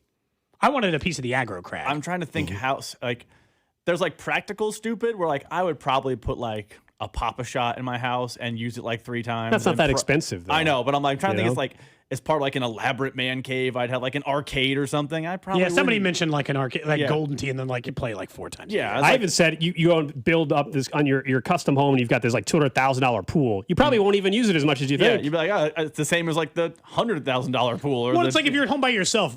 Alex just going to sit in the lazy river, just him in the afternoon. What am I doing? That just would, it doesn't make sense. It's something that you need people for. Well, pools require people. You know what? This is not an expensive purchase, but in my brain, I would probably get a house on a golf course, and I'd buy a golf cart. Why? Why would I need a golf cart? You live on a golf course. But that's such a small purchase, I know, though, in the grand scheme of things. That one, you wouldn't even care. The house is the big purchase. Yeah, the golf cart's nothing. Yeah. When you won $300 million. Mm-hmm. I would probably invest in something stupid. That's probably what I would do. I don't know. I'd have a dumb entity, but I'd get convinced to be like, you want to put some money in this? I'd be like, yes, because I got the money. Rob's just going to become an NIL booster at KU. He's just going to start throwing money at players. Rob's going to want some transfer. Rob's going to say, Cody Campbell. Rob's going to say, what do you need? You need another $500,000? Sure, done. It'd be Cody Campbell. I will invest in. I will say UMKC's basketball on the rise. You're not losing Christian Brown to Kansas ever again if you get that money. Well, we're going to try to pay. If NIL is the highest bidder, UMKC's going to get at least 1 4-star they had no business getting. Cody's going to offer up $5 million for one random player. And I'll tell you right now, if you're a 4-star in the Summit League, you might as well be Shaq in his heyday. You're a dude. In the Summit League, if you're just some guy who is supposed to be some 5-star, you're a dude. How many shares in Chelsea would you buy, Rob? Can you buy shares? I don't think Chelsea sells shares right now. At least according to Google, of course, or the AI overview. It's £140 plus postage for a framed certificate of ownership. That's a fake. That's like the Packers ownership. Yeah. Those people are just throwing away money. Real shares. I don't know. They sell them dole them out. No, Rob would just take his once-a-year trip to go sit in his suite at Chelsea. That's what I would do. I'd have a house in London. Yeah, you just stay there. And Rob would spend a month over there and go to a couple of soccer matches every year. I go see KU this year. I would have a great time. What is it? The Jack something Classic? Union Jack That's Classic. That's right. Union Jack Classic taking on Arizona State. You could be an owner of the pitch. You could be a partial pitch owner. The only thing I don't understand is the people who try to claim they'd keep working after that. I would keep working. No, I don't believe you. I would claim I'm going to keep working, but I also know that if it was again, there's a difference. If you quote only won $5 million, yeah, you'd have to keep working. You won $300 million. You can be popping into Odyssey. You work for a year to get your ducks in a row, and then you bounce. I also think it depends what your job is. We're not laying asphalt here. I would probably keep coming in here. It's an air conditioned job where I talk sports for 4 hours. You. But I don't believe you. I think you think that now, and the second you had that money in your account, you'd be like, that's it. Because the construction worker who's like, man, I'm done being the hot sun. The difference would be, I get it. I think the difference would be just how you approach it, right? Host a podcast if you want to talk. That's true. We obviously talk sports and for a living, or whatever. We obviously have a ridiculously fun job and everything. I still think the first BS thing that happens that you're like, I'm not. You're just like, you're just like, you know what? True. I don't have to deal with this bleep. I'm out. I go up to training camp and they say we got Jack Cochran. They're like, that's it. I'm out. Why would you use? That's a fair point.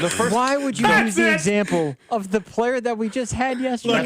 Look, Jack was super nice yesterday. We're just talking about level of player. That's a good point. The first said Jamarcus Russell or Glenn Dorsey, somebody who's. Glenn Dorsey was a first-round pick. Yeah, the first time that part-timer doesn't show up at 6 and I got to run pregame, that'd be the day where I'm like, some part-timer didn't show up at 6 and be like, hey, we need you to run. Vern. I'd be like, you know what? That's it for me. I'm done. I think I would do it too when Carrington said he was going to come in for Fan Club Friday and not show up. I'd say, you know what? I'm out. I'm out. I do think that even if you pretended or you tried to work for a little bit, it would also we'd have to make an arrangement. Be like, all right, Spec, I will keep working here. Just so you know, I'd like, 24 weeks of vacation. You don't have to pay me anymore. I'd like to come in and do the show, But it won't be on. I take my 15 days. No, you won't see me hardly ever. 15 days ain't enough. I need more days off. I got $1 billion to travel. I got to be out. You got more than 15 days off now anyway. What are you talking about? No, I just meant in general. You guys know this. The fun part's the 2 to 6, 10 to 2. I would be a rolling at 159 guy. That's what I would definitely do. I'm not prepping the show ever again. Honestly, I just have an assistant. No, I just hire somebody else to do we're like Fox just Sports hand me the now. rundown. Let's go. We're like Fox Sports now. The 7 of you figure out what the hell we're talking about for the next 4 hours. I'm not cutting audio. I'm not chasing Bill Barnwell. I will be here when it's time for the music to play. Which is why I wouldn't do it. If I'm doing all that, then the listeners deserve a better show anyway. They don't need me just firing off some hot take from some 22-year-old intern I paid because I don't want to do the job anymore. Does hosting a podcast count, or does that doesn't count? Or is that a hobby? That's a hobby. That's a different job too. That's a hobby. You're just a rich banker with a podcast hobby. host is not the same as sports talk radio host. It's just not. It's not a 9 to 5. Can you imagine, Drew? You'll understand this better. Can you imagine if we roll in at 159 and Carrington's like, "Hey, we have this for the lead." I'm like, "Cool, man. I didn't cut anything. We have no guests. Go get it, pal. Go get it." But it's also go get 'em. Given the way your job works now, that would be crazy. The flip on that would be crazy. Like they wouldn't keep me around long enough. They'd be like, "Hey, it'd just be like normal stuff." You know, like we usually have a football meeting. So they're like, "Hey, football meetings this Wednesday. We're all going to be here at 5 o'clock." I'd be like, "I won't be." No, maybe everyone will, but I won't. I got $400 million. That World Cup Zoom we had back in May. It was like, "Here's how the World Cup's going to work." Yeah, I'm good. You just wouldn't. No, You'd be going to all the want me World here Cup anyways. games. Pass. It would just be like none of that stuff, right? Also, company meeting? Well, and then every kid fundraiser would be like, "We're trying to raise money." Like, just tell me the check. I would also start. I'm not trying to sell major saver cards for my kid. Just tell me what's the number you need. I would start turning down endorsements. Be like, I don't really need the headache that is cutting these spots. I'm good. Rob, would you take it upon yourself to use, I don't know, $10 million, reset the quarterback NIL market, and get the best quarterback in the country to go to KU? Just for 1 year? Yeah, single-handedly. One time. You actually pay for his asking salary. if I want Sam Levitt. Is that the guy at LSU who makes 10? Yeah. Is Sam making that much? He's making a lot. Because Sorsby, you get a quarterback in the open market, you can get a lot of money. Yeah, so maybe.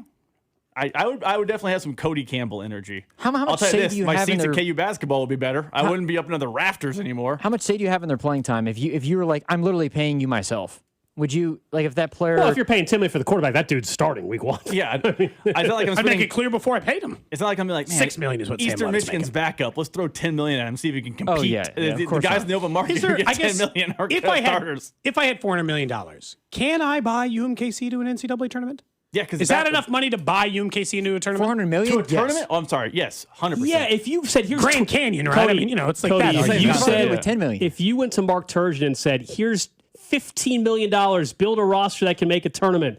Yes, they would win the conference the first year. I'll tell you, everyone's fired if they don't. Well, sure, they're not successful. But yes, they're all gone. Like the rule, Yes. what was the rule of thumb last year? Was most Power 5 tournament teams, like the teams that made the Sweet 16 and beyond, were spending $15 to $25 million. Yeah, $15 million. So, like, you're telling me how much would it take to just make the tournament? You could spend $5. You'd be like when Butler or VCU made it to the Final Four. Like, Cody, your team wouldn't just win the conference. If with $15 million, you could legitimately make a run. Oh, that's what I like if you were like, that's the thing I'd waste my money on. We said earlier, what's the thing you're going to spend your money on? I want to see a national title for UMKC basketball. You got to find the 5-star kid who's literally just interested in a check. There's always one every year who's come out of high school being recruited. Course. Like they're like, that kid went there. Like I don't think he got a check. I mean, he maybe got a check. I don't know. Who knows? Ben Simmons going to LSU always confused me. Find your Ben Simmons a power 4. But find your Ben Simmons, give him the check, and then his aura brings another 2 or 3 stars behind him, and now there's no way you're not making the tournament.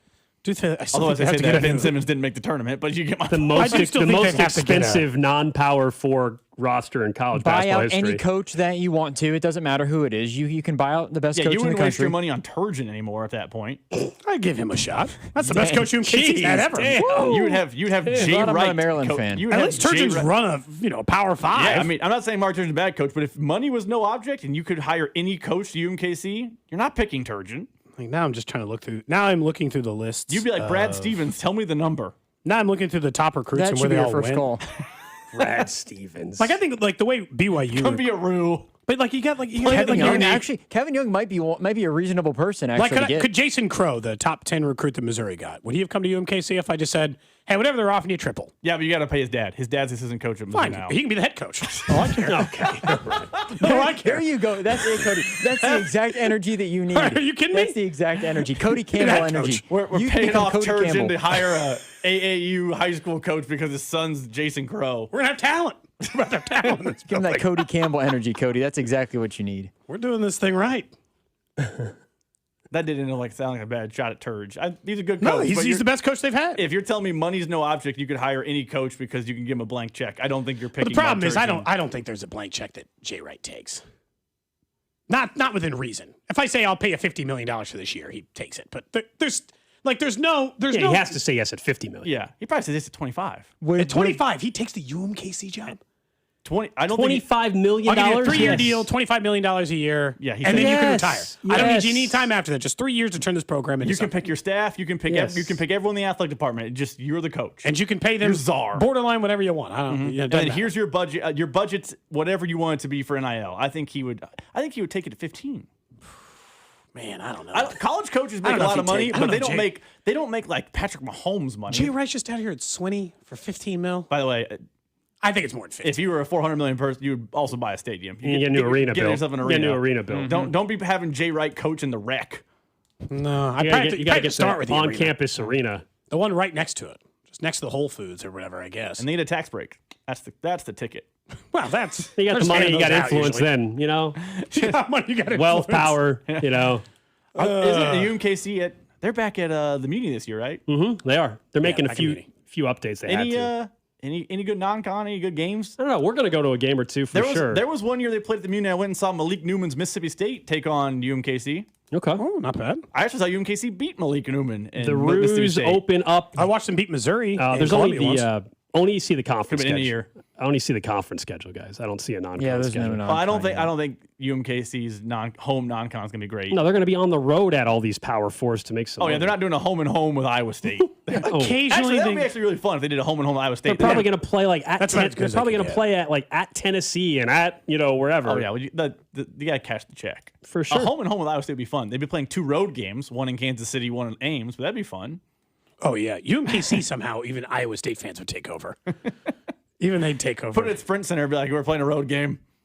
Yeah. I remember one year KU played UMKC at Kemper, and KU wore blue because they were the road team. I went to. Cody, are you going to join the Kansas City Basketball Dunkers Club?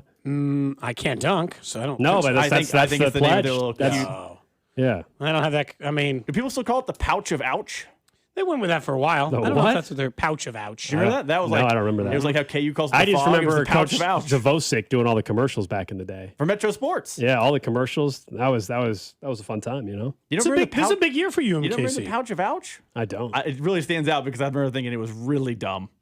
They went with that for a while. Pouch of ouch. Their best team's their soccer team. Went to the NCAA I got a tournament text from say first home game is against SIU. Thank you. Got a text from somebody at UMKC. Tell us who the biggest home game is. Non-con. We're gonna be there. Their soccer program is good. We're definitely going to. My brother actually has season tickets to the soccer program. They're really good. Really? He lives on the plaza, and if you buy like the second highest ticket package, which is like still nothing, you get an all-you-can-eat, all-you-can-drink pass. So he's like every Thursday. I thought you were about to say they could pick the starting 11 or something. Just go hang out at Durwood Stadium, and he's like, he has a work from home job on Friday. He can work on Zoom. He's like, the games are always on Thursdays. I bought a season ticket pass basically to have unlimited food and drink and watch some soccer for fun. And I'm like, that's and they were in the NCAA tournament. They lost to Stanford.